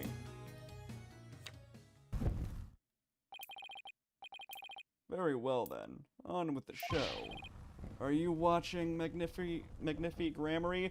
Ah! Put that out! You can just light a fire in a court! What the fuck? The time has finally come for my magic to snuff out your precious pedigree. Yeah, that's a funny use of the spray bottle.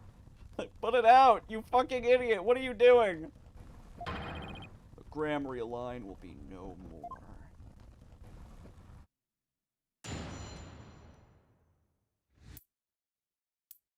I see fire inside a mountain. Ah, The Hobbit. What a stupid fucking franchise. I was at the TV station at the time of the Penrose performance. I was busy working on another TV program. I could spare no time for the magic show. Do ask my staff if you doubt my claim. Well, yeah, I'm not really talking about the Hobbit books. It doesn't seem like something that would translate well to a live-action adaptation.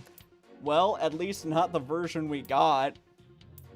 It was so weird, because, like, it was so much more sanitized than Lord of the Rings. Not talking about the book anymore. I didn't read any of the books. Although we did own them. My dad owned, like, Lord of the Rings and Hobbit. But, like, the Lord of the Rings Peter Jackson movies were, like, pretty violent.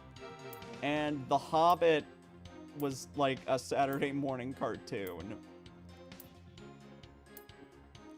And there it is, a simple and perfect alibi.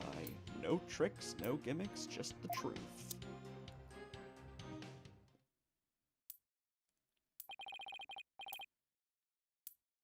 Do you understand now, perhaps? I did not grace the theater with my presence until after the incident. Tolkien fans hate the movies to death. Depends on the Tolkien fan. Gael, as far as I can tell, really loves the movies, and he's a huge Lord of the Rings fan. I'd imagine that if I, like, asked him, though, he'd probably go all autistic and be like, well, it's good, but there's this and this and this. Meh, meh, meh. I feel like that's probably what he would say. But, like, the Lord of the Rings movie trilogy, like, even though the movies are real fucking long, you can only fit so much story on the screen. Also, the stranger is not Gandalf. Rings of Power Season 2 is gonna be so funny when it comes out.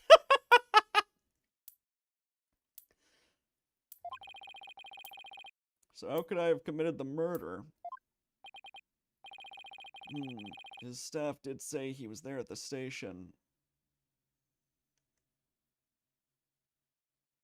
Well, yeah, depicting everything isn't possible.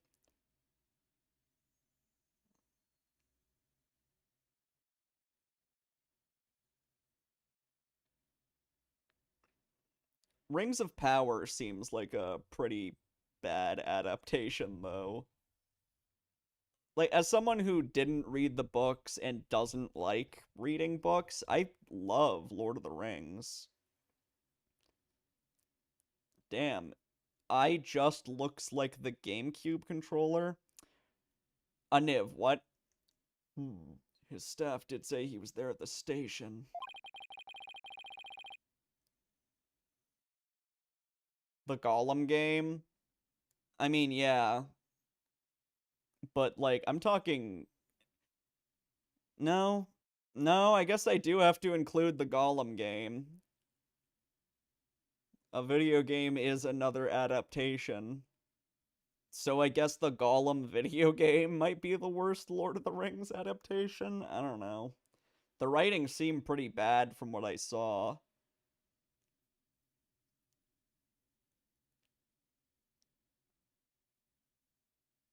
Oh yeah, I love the original Lord of the Rings trilogy. They're like the only example of long movies that I can like watch and like not feel the length. So it sure does sound like a rock solid alibi. But that can't be right. Good night, November. If Mr. Rettins is the killer, he'd have to have been at the theater. There's gotta be a hole somewhere in his story. I assure you, there are no holes on Mr. Rias's stage. No tricks, no gimmicks. True magic doesn't need trap doors to escape through. Do enjoy my show to the fullest, and my real alibi.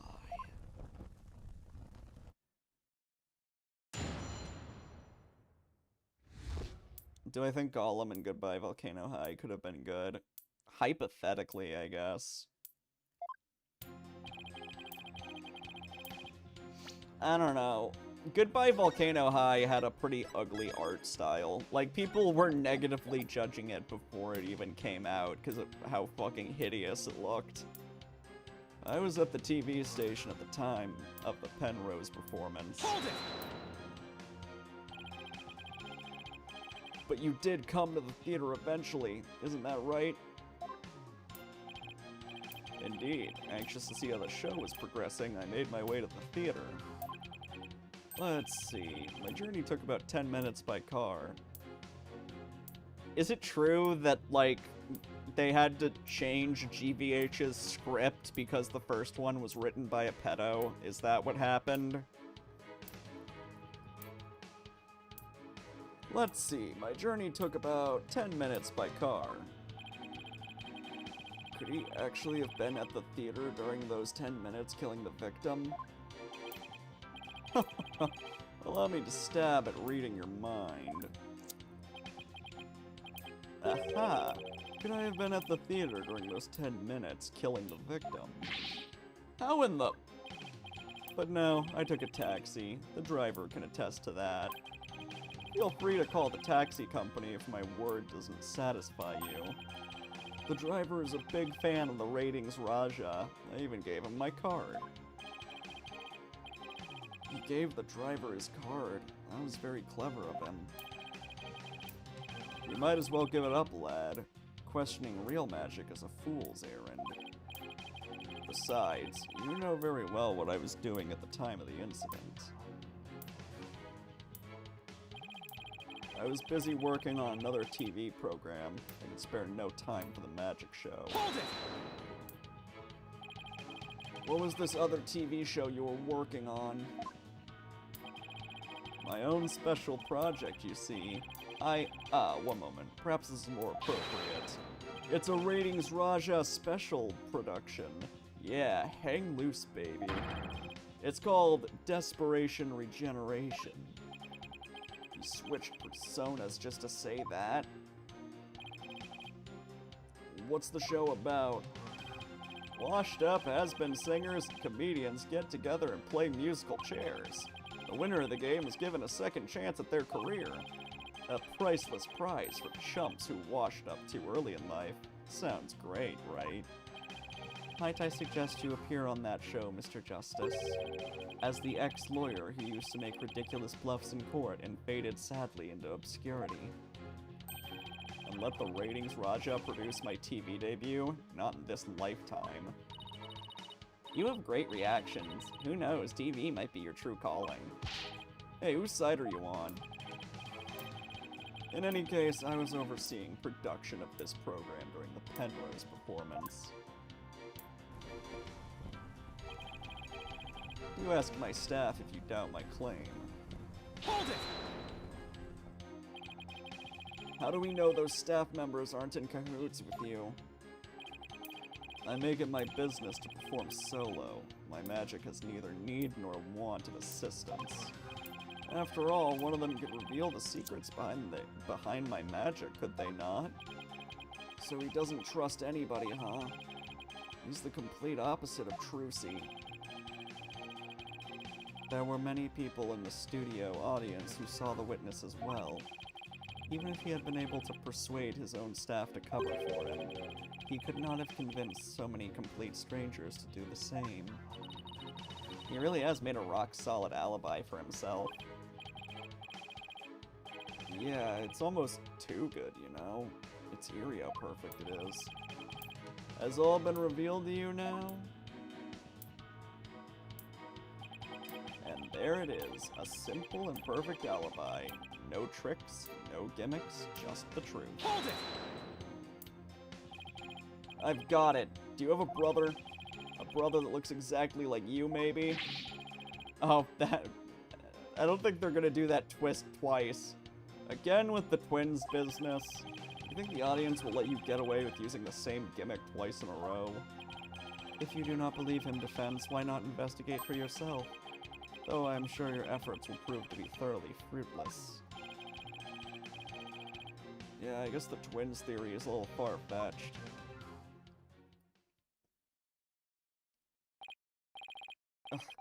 His alibi really is airtight.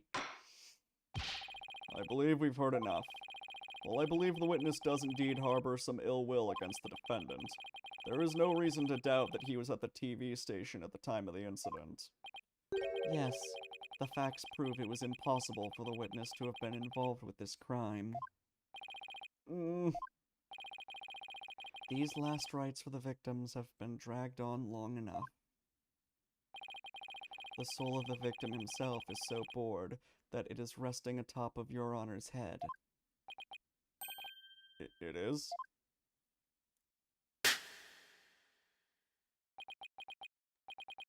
The time has come. Let us punish the sinner and guide the victim's soul to the Twilight Realm. Apollo, Trucy will be thrown in prison and will be out of a job. But if you catch tasty fishies, will you sell me some at a good price?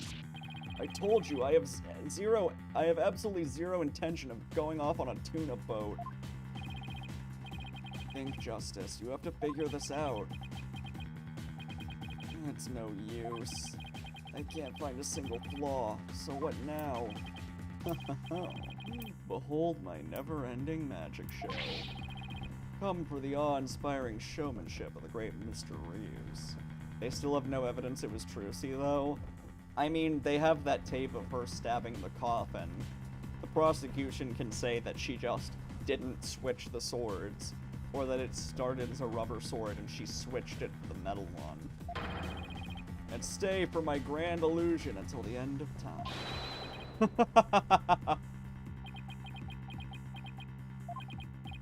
Wait, is he saying that we're still trapped in some sort of illusion of his? That's what professional magicians do. They make their audience see something that isn't really there. In other words, you make us see illusions, right? We call it misdirection. While we keep you busy believing one thing, we're busy making something else happen. What we say is there really isn't, and what we say isn't there actually is.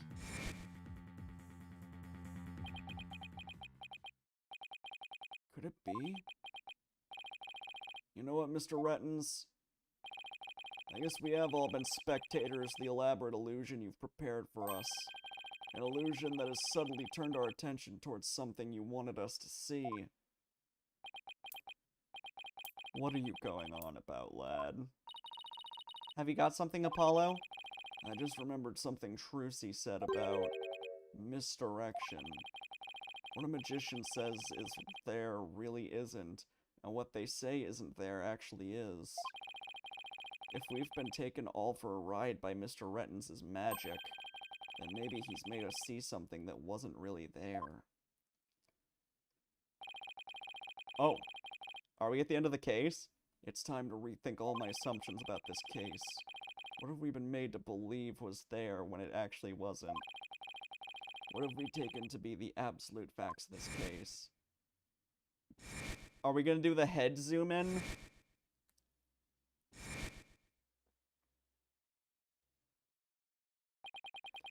If I reevaluate the validity of all of these things, then just maybe.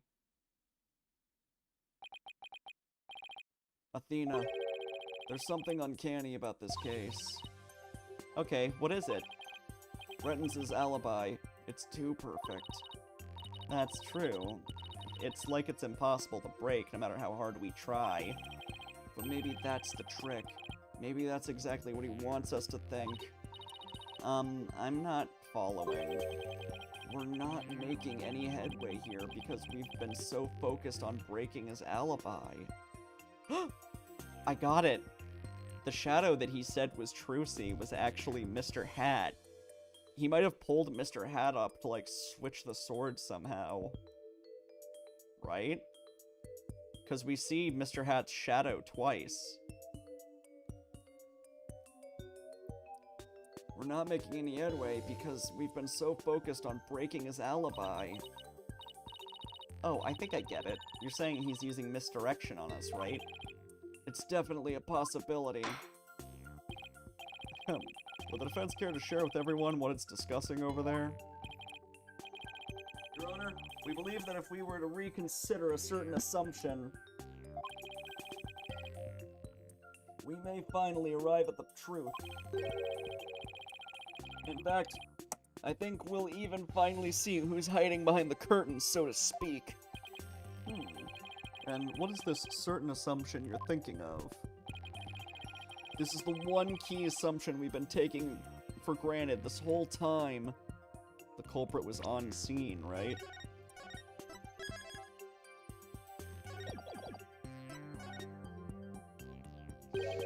What if the culprit was somewhere other than the theater at the time of the crime? What if there was some way to commit the murder without actually being there? I figured that out like an hour ago. If that were the case, then Mr. Rettens' perfect alibi would become irrelevant. I guess I can't really blame them. You can't predict how long it's gonna take for the player to realize something. Objection! How could one person stab another to death with a sword without physically being there? Furthermore, we all saw what appears to be the culprit's shadow in the footage. Objection! It's Mr. Hat's shadow. But couldn't we just as easily assume that the shadow does not belong to the culprit? Well, if it's not the culprit, then whose is it? I'm not 100% sure yet, but I'm pretty sure I'm on the right track. We've all seen something that looks like this shadowy shape before, Your Honor. During the magic show itself. In that case, please point it out in the show footage for us. This is the thing that looks suspiciously similar to the shadowy figure of the culprit.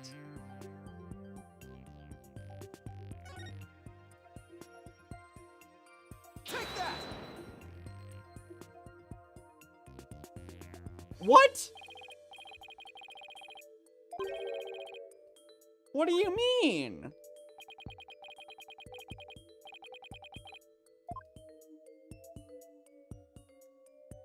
Flip through the footage. What do you mean? That is it, isn't it?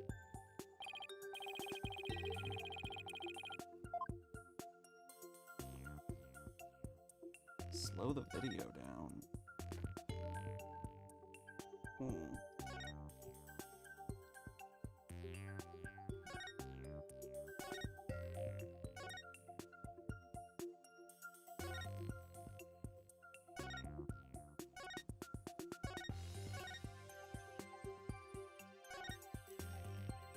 Oh, his shadow. Maybe. Hold on.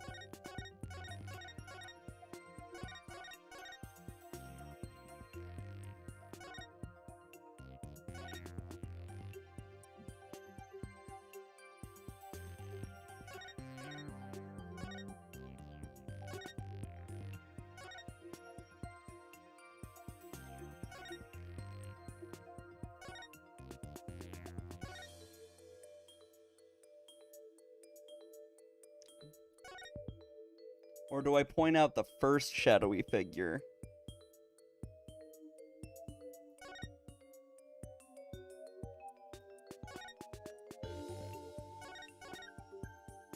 Yeah, I think this is what it actually wanted me to point out, that the shadowy figure shows up twice. Take that!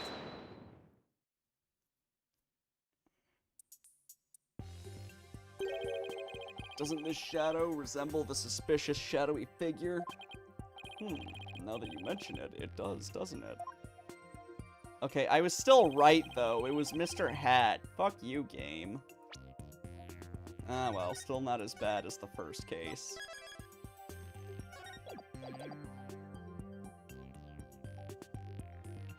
Miss Wright, could you identify this shadow for the court? Let's see. I believe that's Mr. Hat's shadow. It's from when he's being pulled up from the stage to the catwalk overhead by wire. Then could this shadow that's shown later in the footage be Mr. Hat, too? No, that's not possible. After Mr. Hat was pulled up to the catwalk, he stayed up there. In other words, the second shadow is from some other figure being pulled up. What, the victim's body? Some other figure? I'm afraid you'll need to be more specific than that, Mr. Justice. He's right, we've come this far. I'll just have to figure it out from the clues I have on hand. What is the second shadow shown in the footage?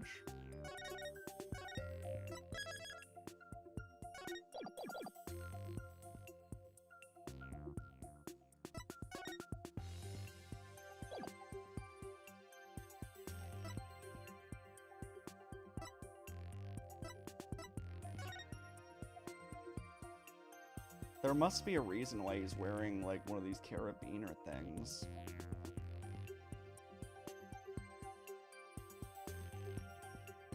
I'm thinking maybe the victim's corpse. Take that! Yeah, that's it. I was wondering when we were gonna figure out when the victim's corpse got moved. If we consider what was happening on the... Oh. Oh! Do you remember when we went backstage, there was a cushion for Mr. Hat? What if, when the victim fell, he wasn't dead yet, just pretending to be dead for the prank?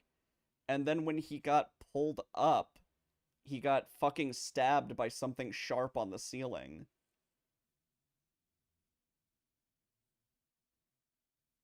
That's like all he would have to do. Just put a sharp object where the fucking rope goes.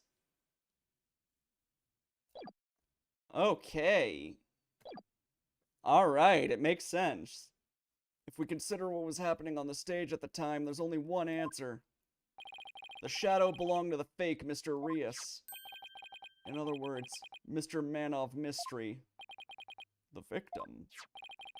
Please take a look at the prank plan script. Mr. Mystery was to pretend to be dead and then fly up into the air after that. Isn't that right, Mr. Rettins? Indeed. And what of it? I contend that that's exactly what happened. The victim was wearing a stunt harness around his waist. It was most likely attached to a stunt wire so that he could be pulled up into the air. So you're suggesting that after pretending to be dead in the coffin, the victim flew up into the air just as the prank script says? Exactly. We just couldn't see him go flying up because the dragon was blocking our view. The metal sword may have been up there. And that last trick, ladies and gentlemen, is the true piece de resistance of the culprit's murderous magic show. Oh, he's sweating! He's sweating! We've got his ass! Don't tell me, you've got it all figured out? Yes, I think so. If we can just look beyond Mr. Rettins' last bit of misdirection, we should finally be able to see the real truth. The victim must have been pulled up to the catwalk just like Mr. Hat. And hit the cushioning up there with considerable force. I just have to figure out what else happened up there at the time. Are you ready to elaborate, Mr. Justice? Yes, Your Honor, I'm ready. In that case, please answer me this. Why did the culprit make the victim fly up into the air like that? To murder him. That was the real murder. Just why did the culprit of the victim fly up after he appeared in the coffin? And how did the victim actually die, when he was only pretending to be dead in the coffin? If we can figure out how these two questions relate, the answer should become clear. Could it be? Mr. Mystery must have thought he was still just part of a prank when he appeared on stage. He probably didn't suspect a thing. He got pulled into the air when the dragon fell. The dragon must have been, like, attached to him. It was like a weight. It pulled him up. Oh, that makes sense. He probably didn't suspect a thing as he was being pulled into the air. Bad commercial timing? I'll wait. Okay, I'm back. Any PBs yet? We're not speed running a Niv. Who the fuck would speed run Ace Attorney? You'd just be saving time in, like, a menu. 1 minute left? Alright, we'll give X a little bit of time. Wait until, like, 4:02 or something.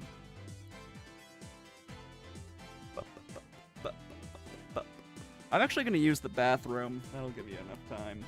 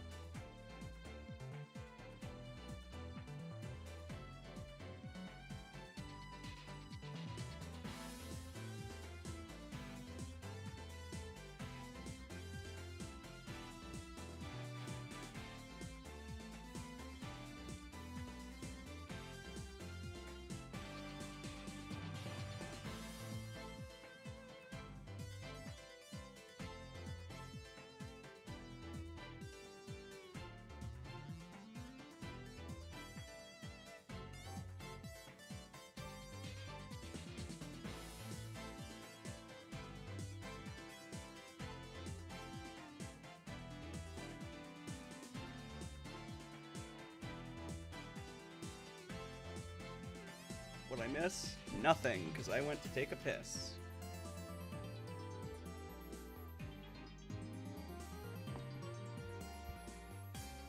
Beautiful piss timing. Well, that, and I noticed you saying that you got an inconvenient ad placement. So I just waited, and then I just happened to have to pee. After Mr. Wright was called backstage, and just as the set piece fell. You're welcome. I don't want you to miss, like, the climax of the fucking case. But the culprit had already planted the real murder weapon in a cushion in the catwalk. It was probably a knife or a blade of some sort. What? You mean... Yes, it really was a magical murder. A Niv? Oh, boy!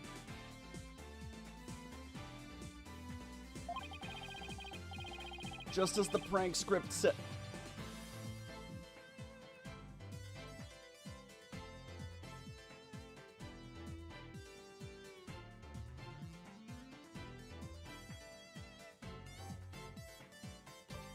Just as the prank script said... hold on. Let me just...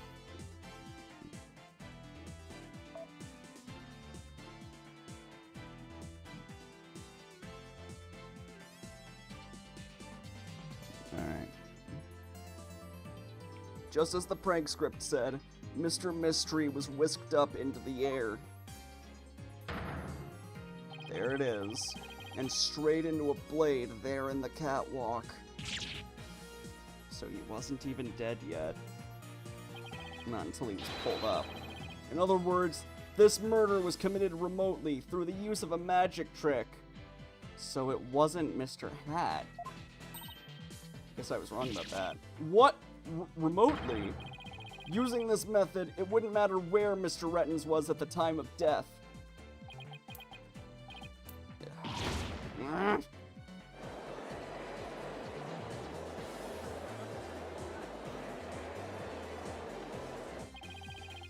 But how exactly does it work, Mr. Justice?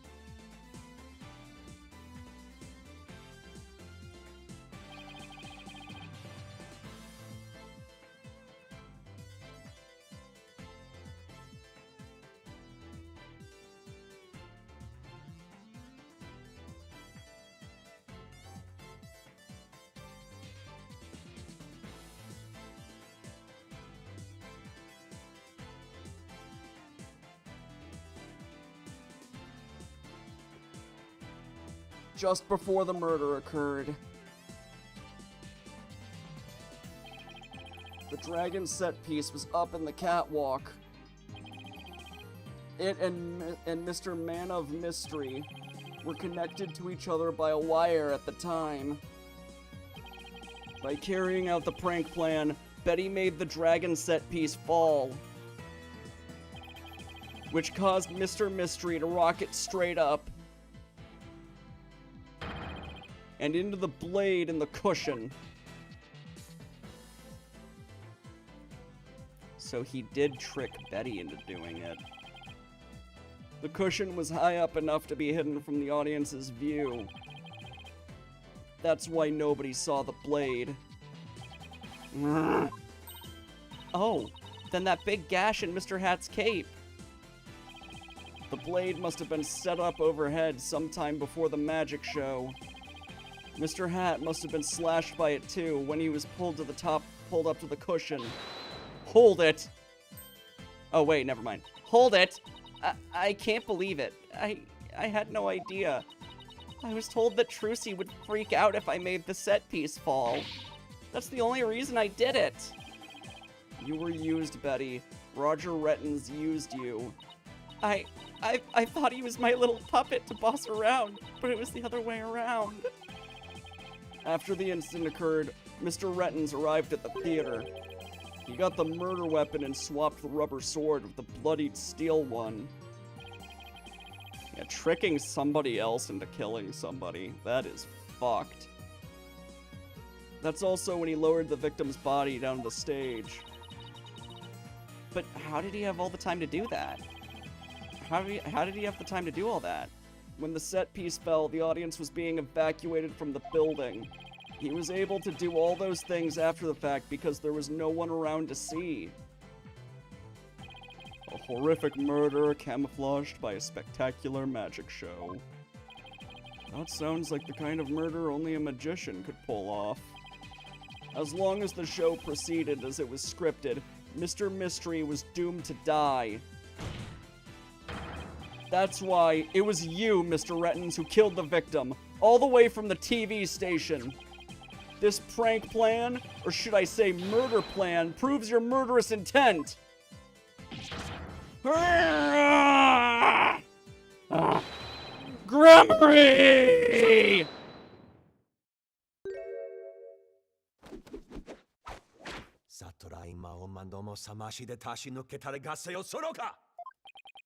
Enough.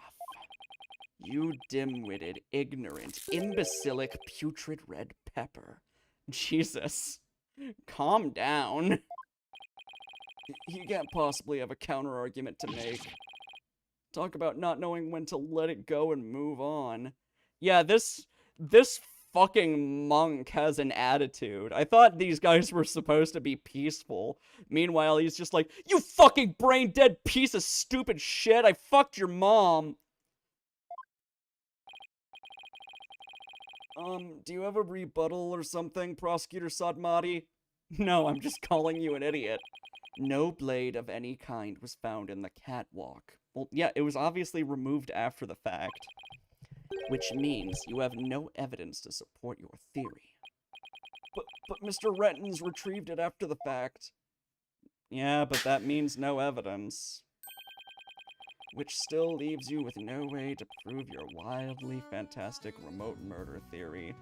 Yeah, I figured he was gonna say this eventually. We don't know. We don't have any proof of it. That's the biggest issue. But without proof, does it not make more sense to believe that the murder was committed there on the stage? That's where the blood-stained sword was found, after all. That is a very good point, as the only person who could have committed the crime there on that stage. Trucy Wright remains the prime suspect.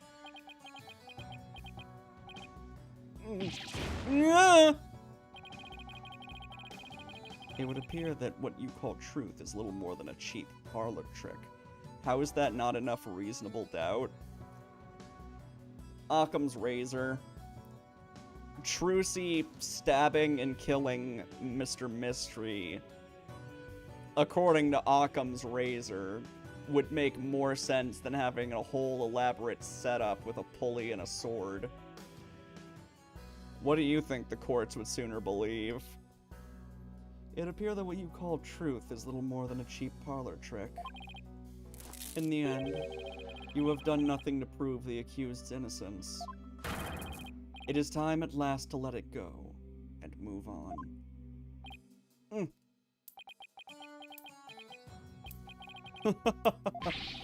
Are you seeing this, Magnifi Grammary? My magic is exacting punishment on your granddaughter. The Grammary name is done for. What a fucking way to respond to being fired, Jesus. Apollo, we need to hit them with a decisive piece of evidence here.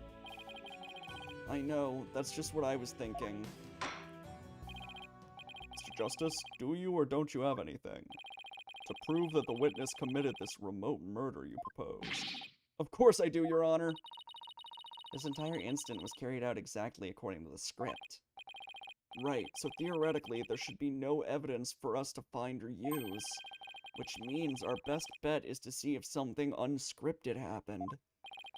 There's gotta be something Rettins couldn't have foreseen. Mr. Hat being on the wrong side was one.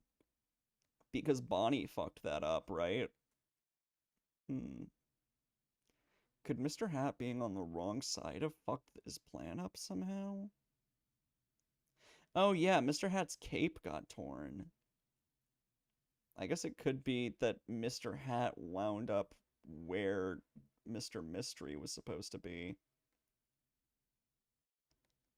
Unless that wasn't a fuck up. No, it does seem to be a fuck up. I have no reason to think Bonnie did that intentionally. But it's something that, like, he wouldn't have known could have happened, right? That's, like, the only thing that happened in the show I can think of that wasn't supposed to. Bonnie accidentally putting the puppet in the wrong place. And once I find it, that's how I'll expose his murderous trick. Get ready, Mr. Rettins, because I'm about to reveal the secret to your magic. There are no tricks or gimmicks here, just some good old-fashioned logic. Yay! We're at the end! Oh, whoops. I meant to save.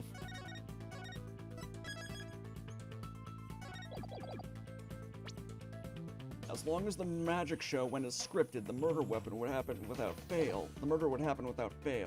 Everything in this case was carefully planned so that no evidence would be left behind. Still, one thing that definitely wasn't in the plan. What part of the magic show wasn't part of the original script?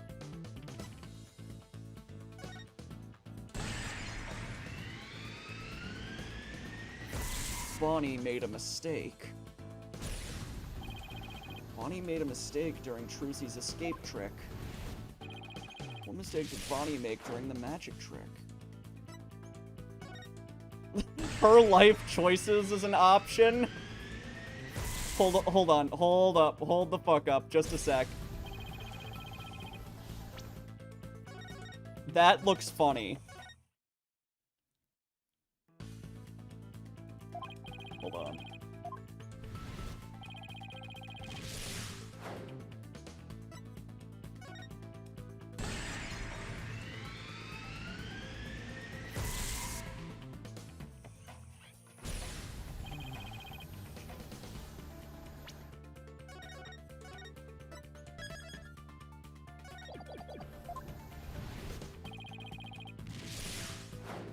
Her life choices. No, I should never say a person's life choices are a mistake. I'm sure she can be a great magician someday if she works hard at it. Good luck, Bonnie. Anyway, getting back to the case. Aw, I was hoping the dialogue was gonna be funnier than that. Ah, well. Anyway, back to solving the murder. Implying she isn't great already. She is pretty adorable.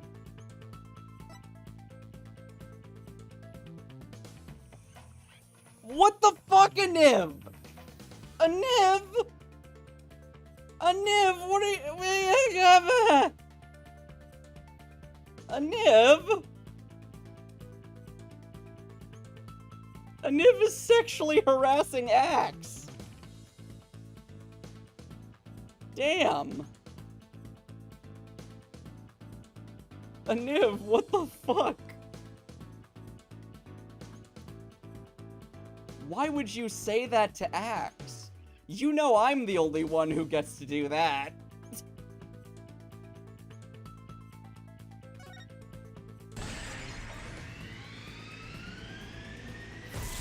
Mr. Hat was placed in the wrong spot. Because Bonnie placed Mr. Hat to the right of the coffin instead of the left. What? What?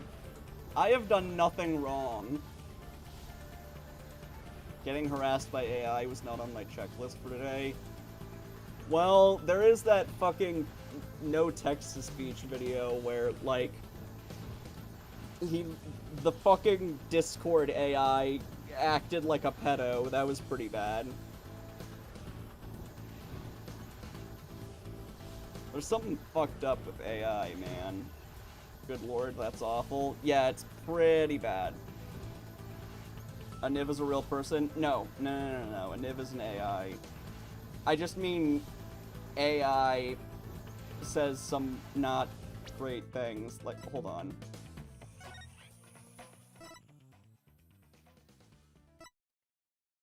If a Niv was a real person, I would have fucking banned him for that. Hold on.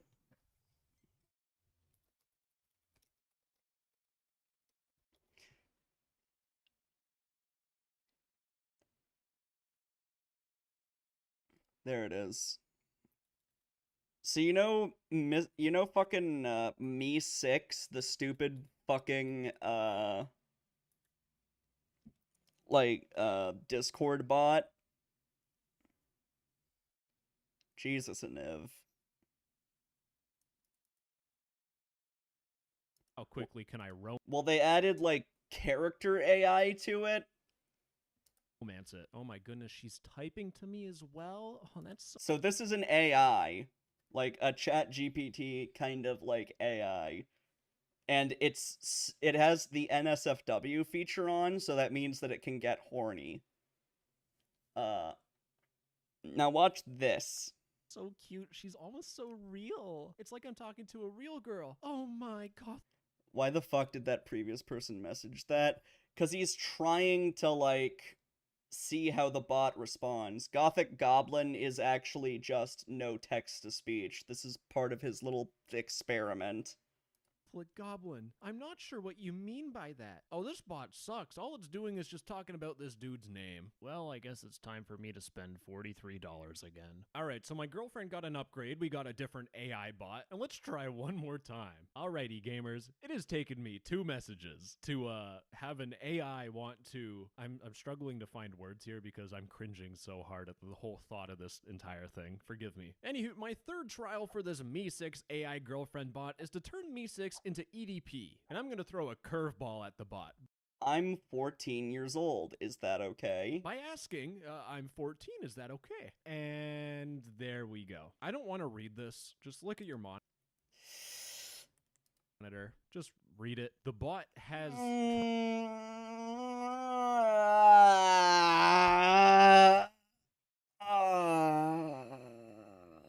That bot wants a cupcake. Don't say W, femboy! Jesus! Oh, you meant to say what the fuck? I was about to say, why did you say W?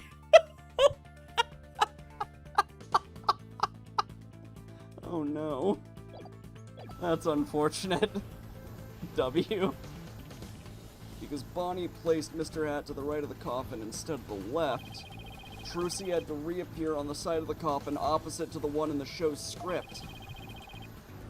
But the culprit didn't know that when he first arrived at the theater, which means he was bound to make a slip-up when he tampered with the crime scene. Which part of the culprit's cover-up attempt was affected by Trucy's new position?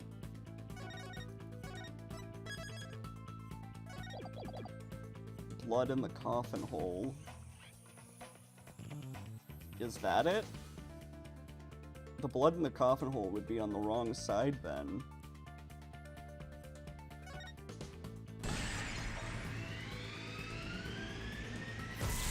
Blood was on the wrong side of the coffin. Thinking Trucy had appeared on the left, the culprit must have put blood in the left hole. But the blood was eventually discovered in the right hole during the police investigation. If the killer had originally put the blood on the left side, that means he must have tampered with the scene again after... Oh! That's right! The side of the coffin that looks like it has a dragon plushie in it. Oh, that was supposed to face the audience! That's it! That would make sense, because in the show, she's fighting, like, the fucking guy, and the evil magician turns into a dragon. That makes sense! He must have tampered with the scene again afterwards to make it line up with the fact. Yeah, he flipped the coffin. To make the crime scene consistent with the facts, he had to have...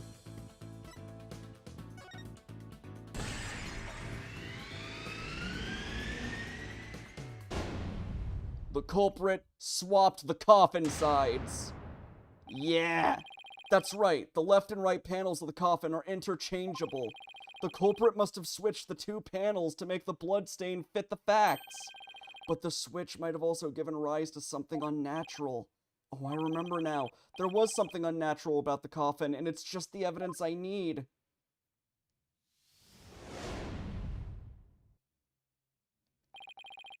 Sorry, Mr. Rettins, but I have some very conclusive proof of your guilt. Let's fucking go, dude. Let's see this sick breakdown. Another bluff, is it? There's no way you have anything of the kind. My magic is real, no. No, there are tricks and gimmicks to it, just like any other illusion. What? After the murder, you switched the left and right panels of the coffin, didn't you? Good. And because you did, you left behind something very unnatural for us to find. This proves that Roger Rettins tampered with the crime scene after the murder took place.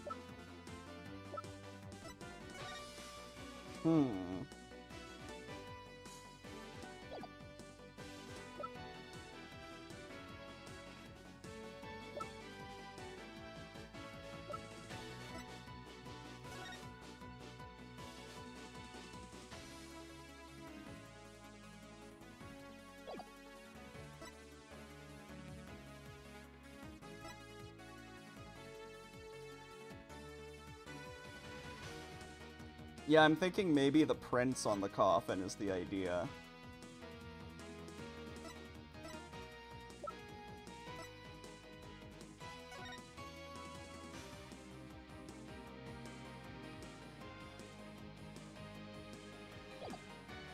That's gotta be it. Take that! The fingerprinting results. What about the fingerprints is unnatural? Let's take a look at the prints the victim left inside the coffin, shall we? If the victim was facing forward in the... Oh! Oh, I forgot about that! I forgot that his... Right! The fingerprints were swapped around! Oh, that makes sense. If the victim was facing forward in the coffin, his prints should have looked like this. Okay, maybe I was wrong about the dragon plushie thing. However, what we found was... they were facing the opposite direction. It's quite unnatural for the prints to be facing this way, wouldn't you agree? It is It is strange, isn't it? But how did they get this way? They got this way because the culprit thought the magic show had gone according to script. The culprit thought Mr. Hat would be on the left side of the coffin, and that Miss Wright would also pop up to the left of the coffin as per the show's script. He then assumed she had thrust the sword into the hole on the left side of the coffin. That's why he put blood in the left hole when he was trying to cover up his crime. But sometime after leaving the bloodstain, the culprit must have realized his mistake. He found out that due to Bonnie's mistake, Mr. Hat was to the right of the coffin. So because Bonnie fucked up, we managed to catch this. Damn, Bonnie. Thank you. He found out that due to Bonnie's mistake, Mr. Hat was to the right of the coffin. And that despite the script, Miss Wright had thrust the sword into the hole on the right. In short, the hole with the blood on it was on the side opposite the one Trucy used. Yay, Bonnie!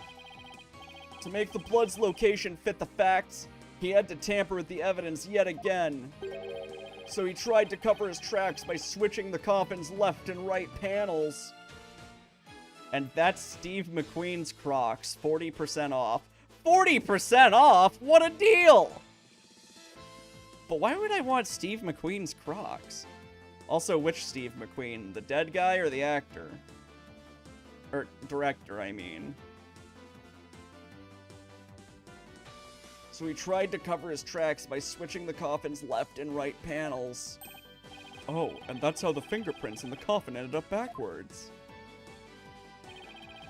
Because the culprit switched the two side panels around. The two side panels around. The prints ended up facing the opposite direction. But instead of going to all that trouble with the panels, why didn't the culprit just wipe the blood away and redo it on the other side?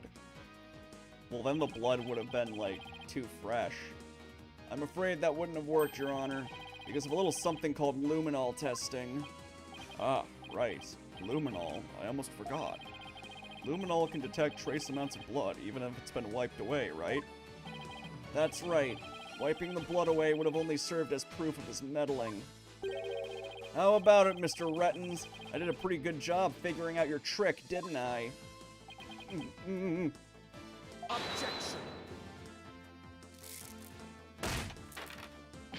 Trucy Wright could have done the same just as easily. You have no proof that it was this witness who tampered with the evidence. Objection! Ah, but I do have proof. What? A person who was in the magic show would never have made the mistake of putting the blood on the wrong side. Least of all Miss Wright, who surely would have remembered she was on the other side. Oh my, you're absolutely right. Why, you impudent! I'm sure you've realized by now, Prosecutor Sadmati, that your claim that Miss Wright is the culprit just doesn't hold up. She would be accused or most certainly bound for hell. Really? Miss Wright and I? Because I'd think you're the one with the ticket there for trying to convict an innocent girl.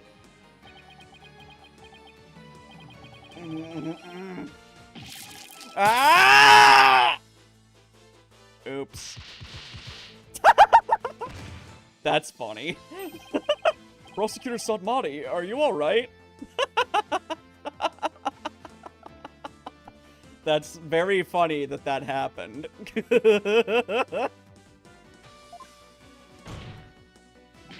As for the true culprit, he is someone who knew how the show was supposed to go but didn't actually see it, and someone who had the chance to tamper with the crime scene after the incident.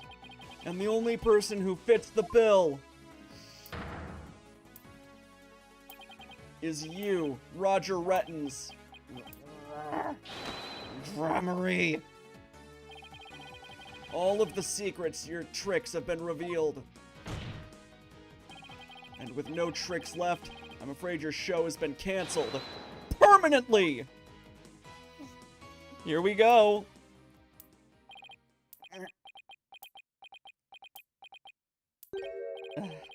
All of my secrets have been revealed, you say.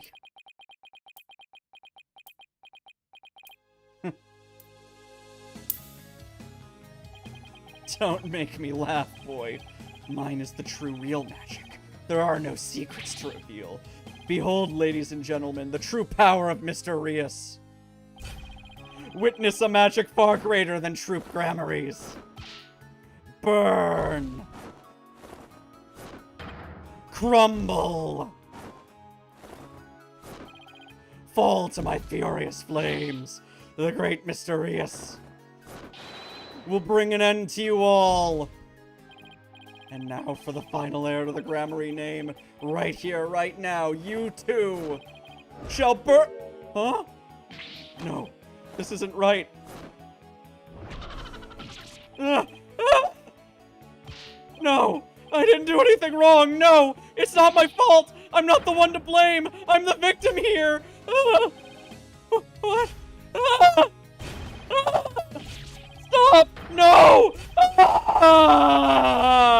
Curse you, Grammarly! Good night. Rad. And that's that. Curse those Grammarys! It's all because of them. Even now they wound me. Curse them all to the abyss! What a way to respond to being fired. Do you really hate us that much? Does your hatred run that deep? Deep enough to kill an innocent man? You're damn right. You have no idea what humiliation I had to suffer. Your grandfather, Magnifi Grammarly, kicked me out after I got hurt practicing my magic. He said I was too unskilled, that I would mess up on stage. He threw me out of the troupe just because he was worried about his own reputation.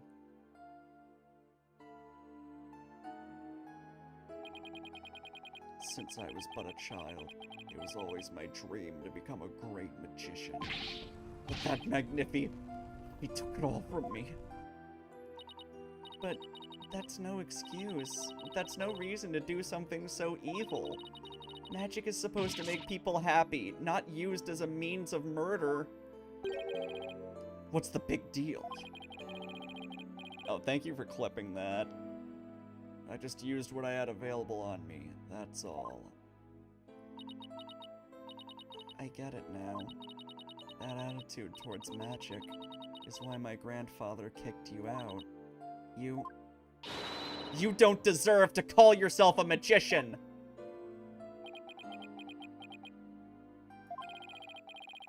Don't deserve? I don't know about that. After all, you were completely taken in by my magic, were you not? If not for that lawyer over there, you would be on your way to prison as we speak. You're right. I didn't see through your tricks. You see? So in the end, Troop Grammarly was defeated by the great Mr. Rias. Oh, fucking cope, dude. Cope, cope, cope, cope, cope, cope. Pussy, pussy, pussy. Coping pussy. You're not the first to lecture me from on high, Trucy Wright. You don't deserve to call yourself a magician either, you naive greenhorn.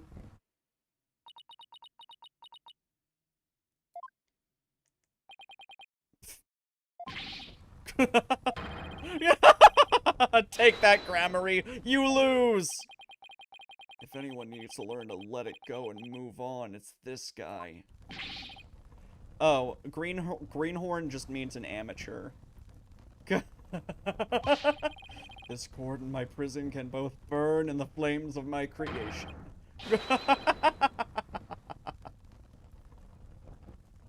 Hold on.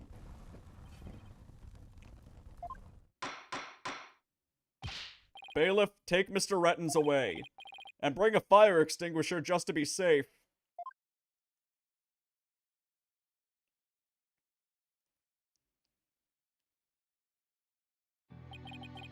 It looks like we've reached the end. I feel as though I've been watching a grand magic show. It was close, but we just barely made it through somehow. Huh? Why does Trucy look so down? Miss Wright? Yes, Your Honor? I'm about to announce my verdict. Could I see that wonderful smile of yours? That smile of a true entertainer, as I do? Yes, Your Honor. Now then, this court finds the defendant, Trucy Wright, not guilty. Yay!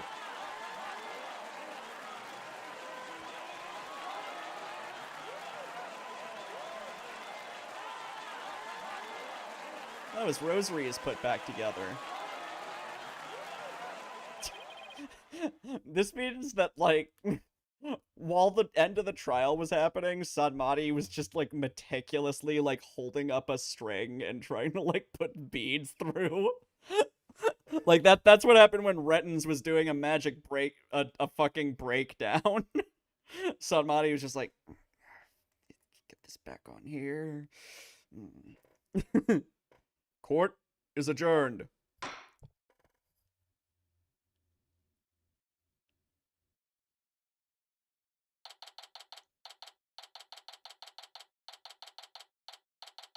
What a good case. I liked that one. Thank you for everything, Polly.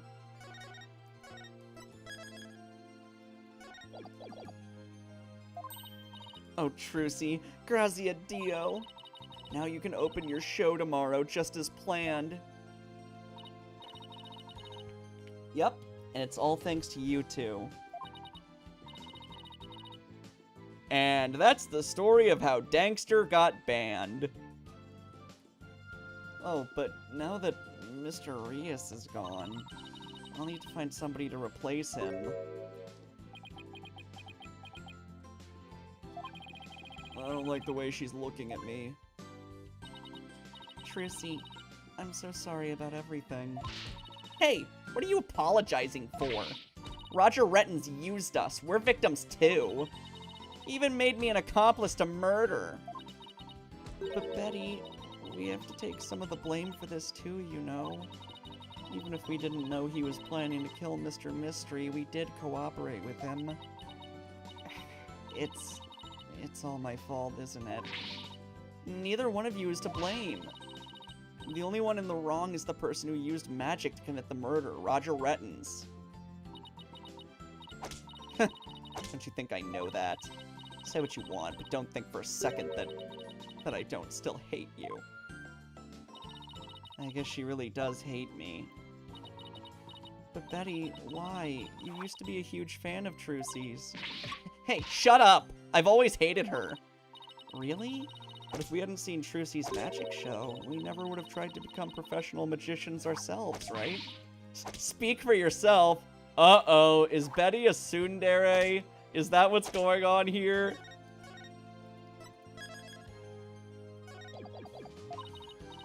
But Betty, you still have her autograph from that— just shut up!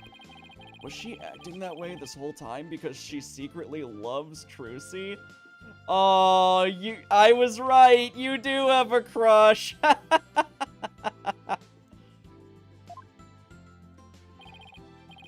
Trucy. I never knew that being the best could be so tough.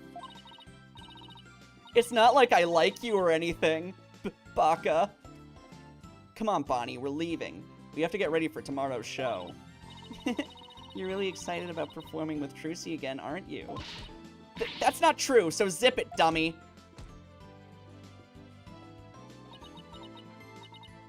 Polly, do you think I'm really a naive greenhorn? Huh? No way, she's not. After all, you were completely taken in by my magic, were you not? If not for that lawyer over there, you would be on your way to prison as we speak. You're right. I didn't see through your tricks. You see, so in the end, Troop Gramarye was defeated by the great Mr. Rias. You're not fit to lecture me from on high, Trucy Wright. You don't deserve to call yourself a magician, you naive greenhorn. Trucy, don't tell me you're taking what Miss Retton said to heart. Well, maybe a little. I didn't see through his tricks, and I let myself be taken in by his magic. I can't trust myself anymore. Maybe he was right to call me a greenhorn. You shouldn't take stock in his words. He doesn't even know the first thing about you. I'm probably gonna have to show her something, like a piece of evidence to disprove it. Huh? You're a wonderful Gramarye magician. You should be proud of yourself. Thank you, Apollo. But what makes you say that? I know you're a wonderful Gramarye magician because of this. Oh, right. Right. Take that! We should return this to her anyway. My grandfather's notebook? The Gramarye Creed. A true entertainer always keeps a smile on their face. When you performed your magic trick in court today, you showed the world your dedication to your troop's creed. Even through all the Shut the fuck up, phone! Even through all the jeering, you kept a smile on your face and won the crowd over. You are everything Magnifi could have hoped for in an heir. You're a great magician, Trucy. A great magician? Me? You really are. That's why you don't have to worry about you don't have to worry about Retton said. Oh, Polly, thank you. Still, I couldn't have done it without you. I would have lost my nerve if I had been up there, if I had been alone up there. But I was able to keep on smiling because of you. Me? I remembered what you said to me in the detention center. After all, you're sure you swapped the swords, right? Yes, I remember doing it. Then I just know it wasn't your fault, Trucy. But how can you say that? We don't have any proof it wasn't me. I mean, I know you're a great lawyer, Polly, but I believe in you, Trucy. And I believe in your skill as a professional magician. So I'm going to prove your innocence. Don't worry, you're going to be fine. Your words were what kept me going. Apollo, thank you from the bottom of my heart. Now, I can be everything I was meant to be. Trucy's real smile is the best. I'm so glad I could help make that happen. Emma? I'm really sorry, Trucy, for everything. You were doing your job, Emma. Settle down. But why? Well, I wasn't able to convince Hey, your mouth isn't... You're not talking, you're eating. Look at that mouth.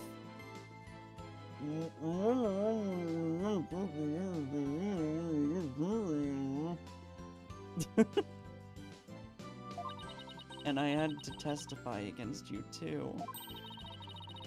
You have nothing to apologize for. You were just doing your job. You're too kind. Yeah, way nicer than Maggie. Who, like, when Gumshoe was just doing his job, which happened to include incriminating her, she was like, that stupid jerk, I never want to see him again. Yeah. Trucy's chill. Oh, whoops. Oh, I don't know about... Huh? Is something wrong, Emma? Oh. Oh, Sudmati. Prosecutor Sudmati, what are you doing here? Detective Sky. Yes? I require your forensics expertise in order to close this case. Come, let us go. Wait, Prosecutor Sudmati! The trial is over, Mr. Justice. You and I are strangers once more, with no further need to interact. Strangers, have you really forgotten all about me? What?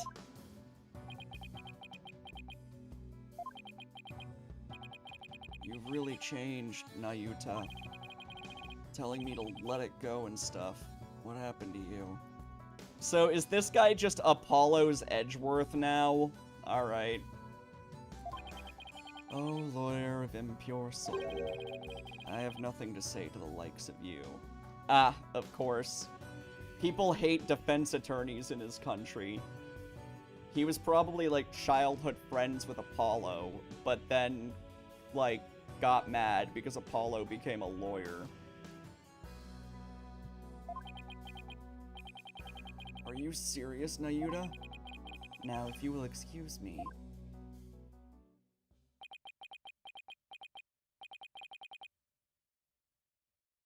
So Apollo is Kurine, then? Either that or Sadmati isn't actually Kurine. Or maybe he was in America for a little bit. There he goes. What was that all about, Apollo? How do you know Prosecutor Sadmati? He's not even gonna tell us, is he? Let's just say we're old acquaintances. Fuck you! Tell us! Oh, they always have to do this. Do you remember how fucking long it took for Phoenix Wright to tell his backstory with Edgeworth in the first game? He always kept writing it off every time Maya asked. It's so exhausting. Fuck, we're gonna have to wait until, like, case 5 to find out. Blech. Acquaintances? It seemed like something more than that. Yeah, well, You don't like to talk about your past, do you? Because you always change the subject. Yeah, and Athena had a relationship with Simon Blackwell, and Mia had a relationship with Godot. Yeah. Oh, and Franziska von Karma had a relation with Miles Edgeworth. Yeah. They all just have connections with each other. It's like a big web. You're right, Aniv. What's funny is I think Aniv might be, like, copying Das right now, because Das says LMFAO, like, all the time. Because you always change the subject. I guess I'll have to talk about it someday. Aniv is secretly Das. You know what? I wouldn't be surprised. Hey, who introduced me to Aniv, by the way? Someone told me about Aniv. I think it was Das? I'm pretty sure it was Das who, like, told me about Aniv. I think we're getting to the bottom of our own mystery here.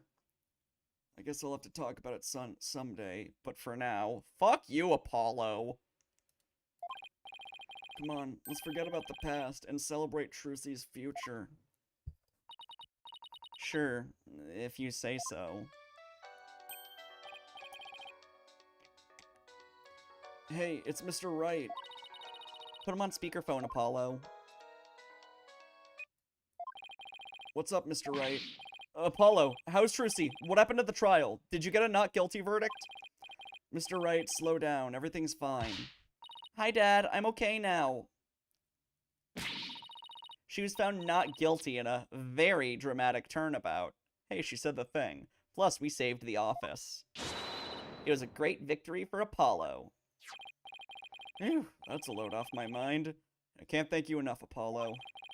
Now I know I can trust you to hold down the fort anytime. Me? Really? Yes, you. You're a real full-fledged lawyer now in my eyes. A full-fledged lawyer? I still can't wrap my mind around it. Thank goodness you were there to take care of everything. And thank you, Apollo. No need to go that far, boss. Especially not in front of everyone. I don't know what the longest watch-along he's done is. If Adam really likes something, he'll watch it a lot. Like, didn't he finish The Curse in, like, 2 sessions? I saw he gave it a 9 on IMDb, so I'm assuming he's done watching it. Oh, and by the way, I won't be able to make it to tomorrow's show, so I was hoping you could go. You'll do that for me, won't you? Of course, I wouldn't miss it for the world. Full-fledged. So Dad asked you to come to tomorrow's show, huh? As my assistant, right? No, he just asked me to go cheer you on. Okay, then... My buds are dying. Alright. Okay, then. Okay. Then I'll be sure to save you the best seat in the house, Polly. Yeah, I want to play as Phoenix Wright again. I want to do more, like... Ah, you want him to watch a super long show. Got it. I mean, it would have to make it onto his watch list, which requires him to have an interest in it to begin with. Hold on.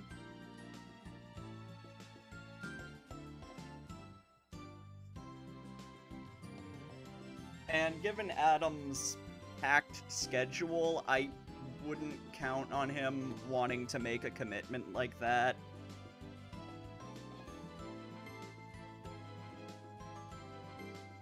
That cunt? Whatever. The best seat in the house. I really appreciate the thought, but... Good, then it's settled. Huh? Oh. Are we getting another magic show?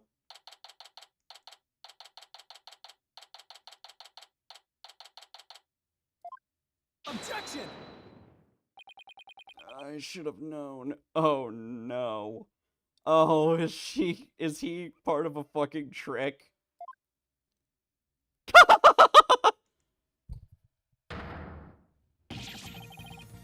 This is what she meant! Magical girl Trucy Wright will now perform her greatest illusion yet. There are no tricks or gimmicks here, ladies and gentlemen. This is real magic. Wait a minute, you're kidding, right? There is a trick or a gimmick, right? I'm too young to die! Now then, Mr. Hat, you know what to do with that sword. No, wait, stop! No! Ah!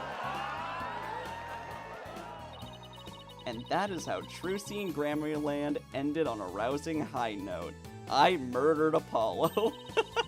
With a big round of applause and Polly's ear-splitting screams. What kind of an ending is that?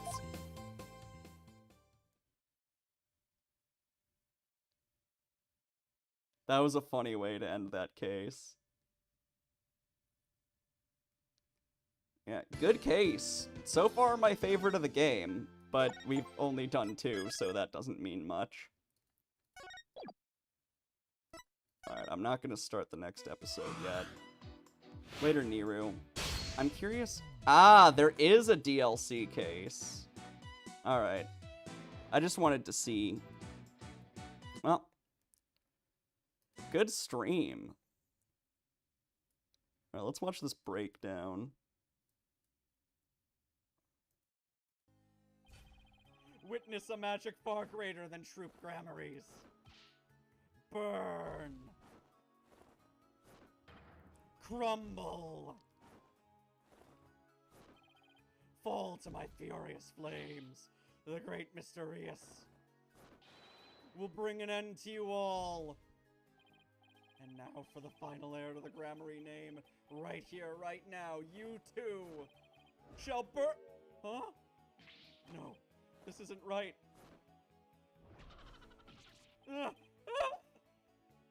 No, I didn't do anything wrong. No, it's not my fault. I'm not the one to blame. I'm the victim here. What? Stop! No! Curse you, Grammary! Well, the microphone picked up more than a lot of other breakdowns. It's still fucked up a little bit. It's just every time I, like, voice over the, like, breakdowns, I end up peaking the mic. I wonder if, like, reducing the gain would help with that.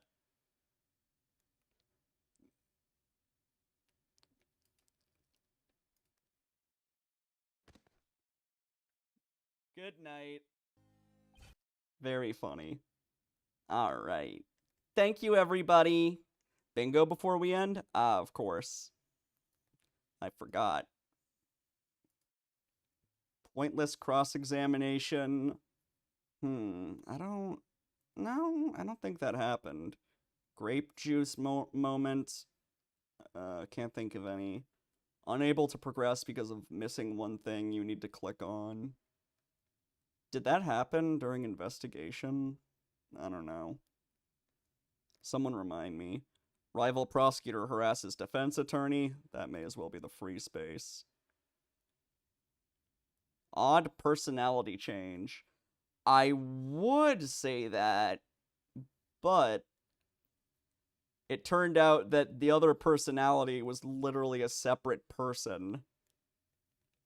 Like, Bonnie wasn't two-faced. She just had a sister who's a bitch.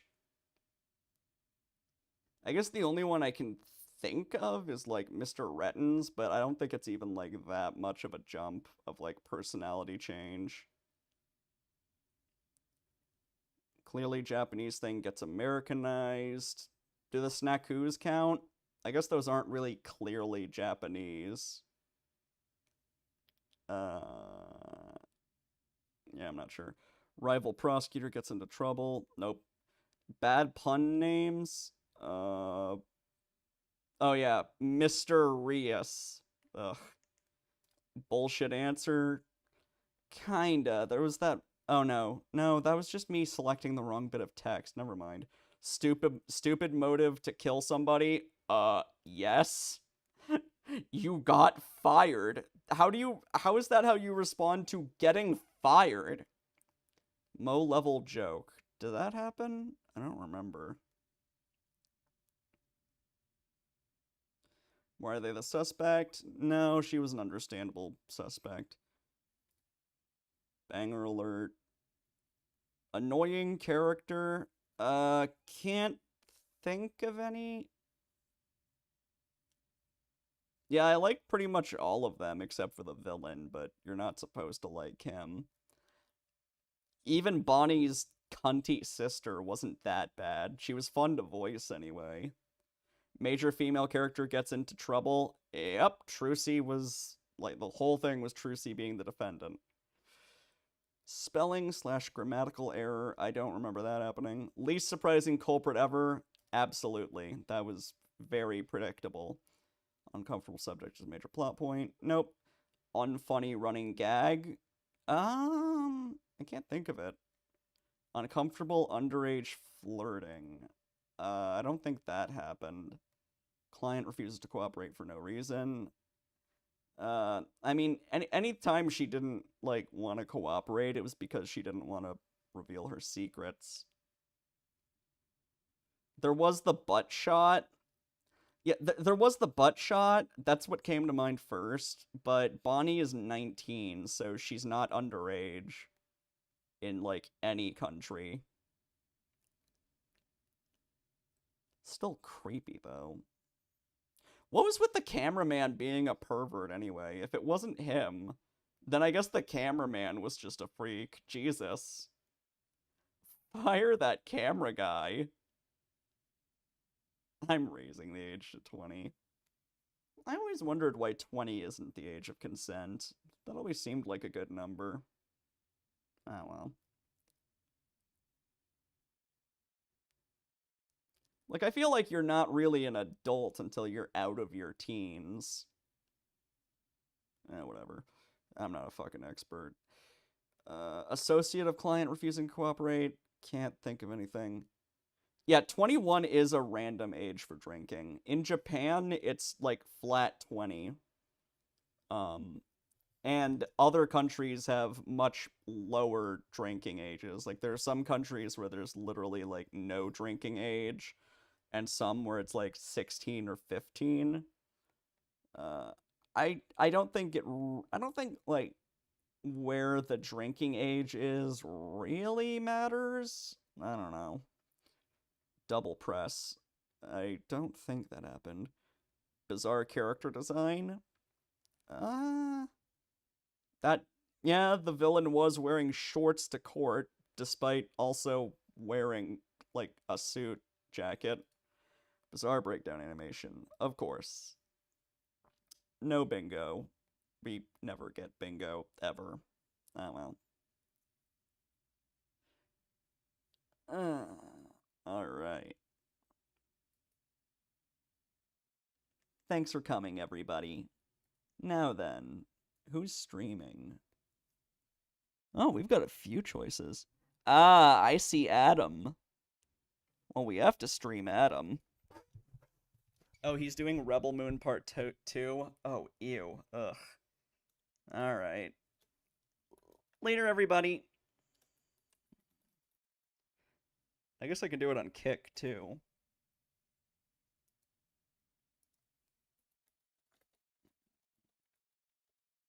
Ugh. Kick doesn't work. Good night, Electrica.